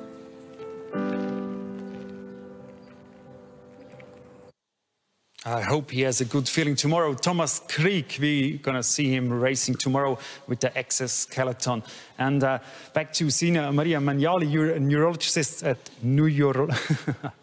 You say what you are. A neurologist. Thank you very much. At the Schultes Clinic, we just saw it in the video, you made over 60 tests with people all over the world. How tough was that? Well, it was a challenge all over the world to organize it, but it was so rewarding for us as well. So tough in the terms, not only because there were so many teams, but also because of the challenge that it has to be done online. What was the biggest challenge?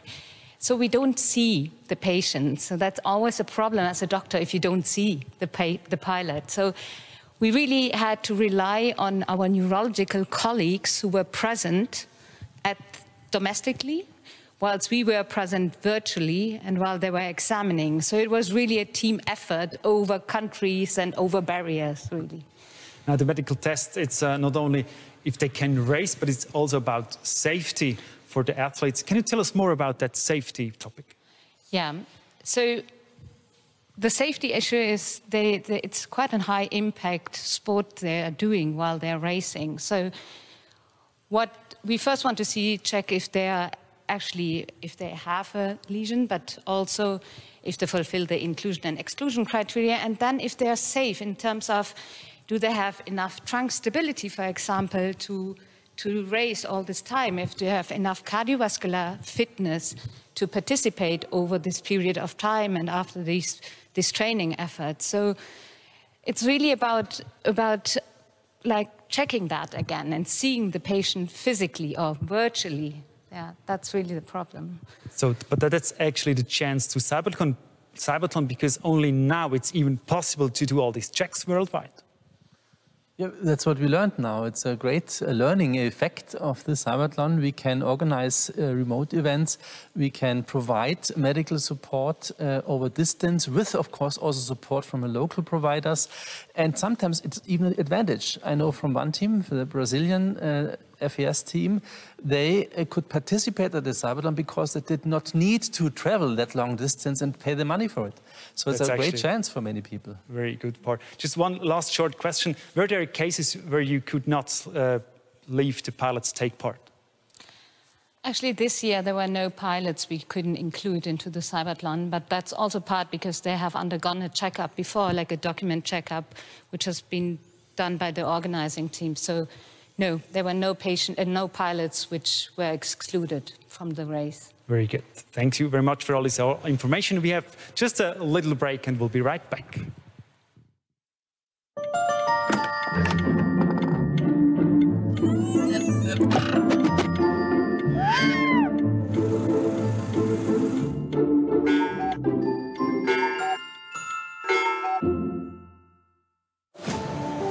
Success isn't just about what you accomplish in your life.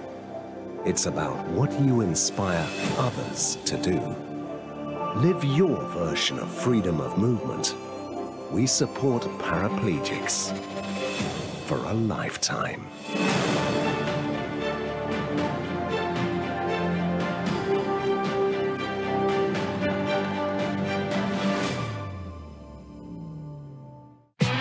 New for you. New for Switzerland. For everyone who wants to watch more. The new streaming platform featuring Swiss films, series and documentaries, all in your language. Stream anytime, anywhere. Stream Switzerland. Play Swiss. Discover everything Switzerland has to offer.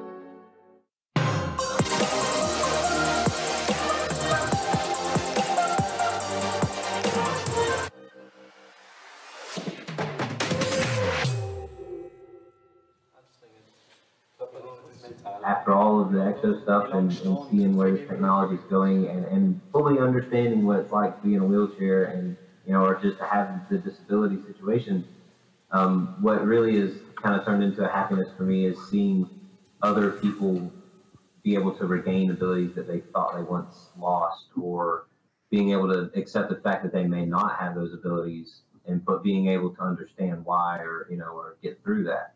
So, because I spend a lot of my time, most of the time, you know, speaking with people, and especially, you know, people in my position.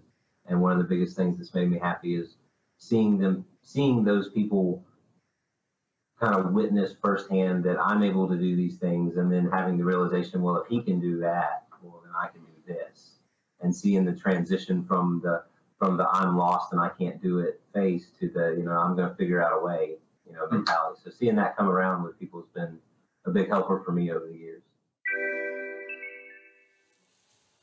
We are almost at the end of the first day of CYBATHLON 2020 Global Edition, and there's one more day to come. Tomorrow we have 3 more races, and Sina Maria, the highlight. What time will you for sure join our live stream to watch? I think I will be actually present for the whole afternoon tomorrow. Even better. Yes, but I think the exoskeleton is what really it made such a difference for these pilots. So I really want to watch that race, and so that's what I'm looking forward to very much. I think everybody's looking forward to the exoskeleton race. Robert, exoskeleton race, is that your highlight as well? It's maybe the most advanced technologies being involved in that kind of discipline. On the other hand, the prosthetic race is also interesting. It might look a bit more simple. It doesn't need to be even powered, the device. And it's a fast race as well. So I think each of the disciplines and races has some kind of interest tomorrow.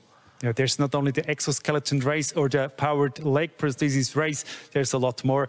And here, what you can look forward to for tomorrow.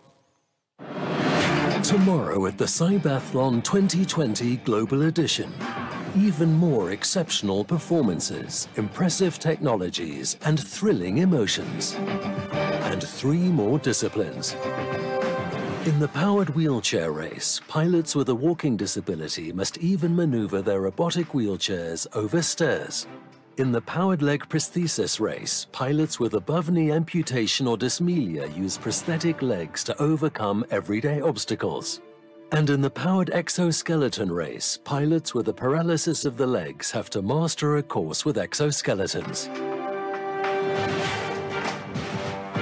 A day full of highlights and with lots of background information. To see on Saturday at the CYBATHLON 2020 Global Edition. Yes, is that what you can look forward to tomorrow. And I say thank you to Robert Riener. Thanks for joining us today. We're going to see you again tomorrow, and we'll keep talking about your baby, the CYBATHLON. Thank you very much, Sina Maria, for joining us. Thanks for the very interesting information about the medical tests that all the pilots actually have to do. Thanks for being here. Now, we are almost done, but do not run away, because now we have the best pictures of the day for you. And remember to join in tomorrow at 1 p.m. At 1 p.m. we will start the live stream. Depending from where we are watching, I say good morning, good afternoon, or good night. This is CYBATHLON 2020 Global Edition. Thank you very much for watching. See you tomorrow. Good night.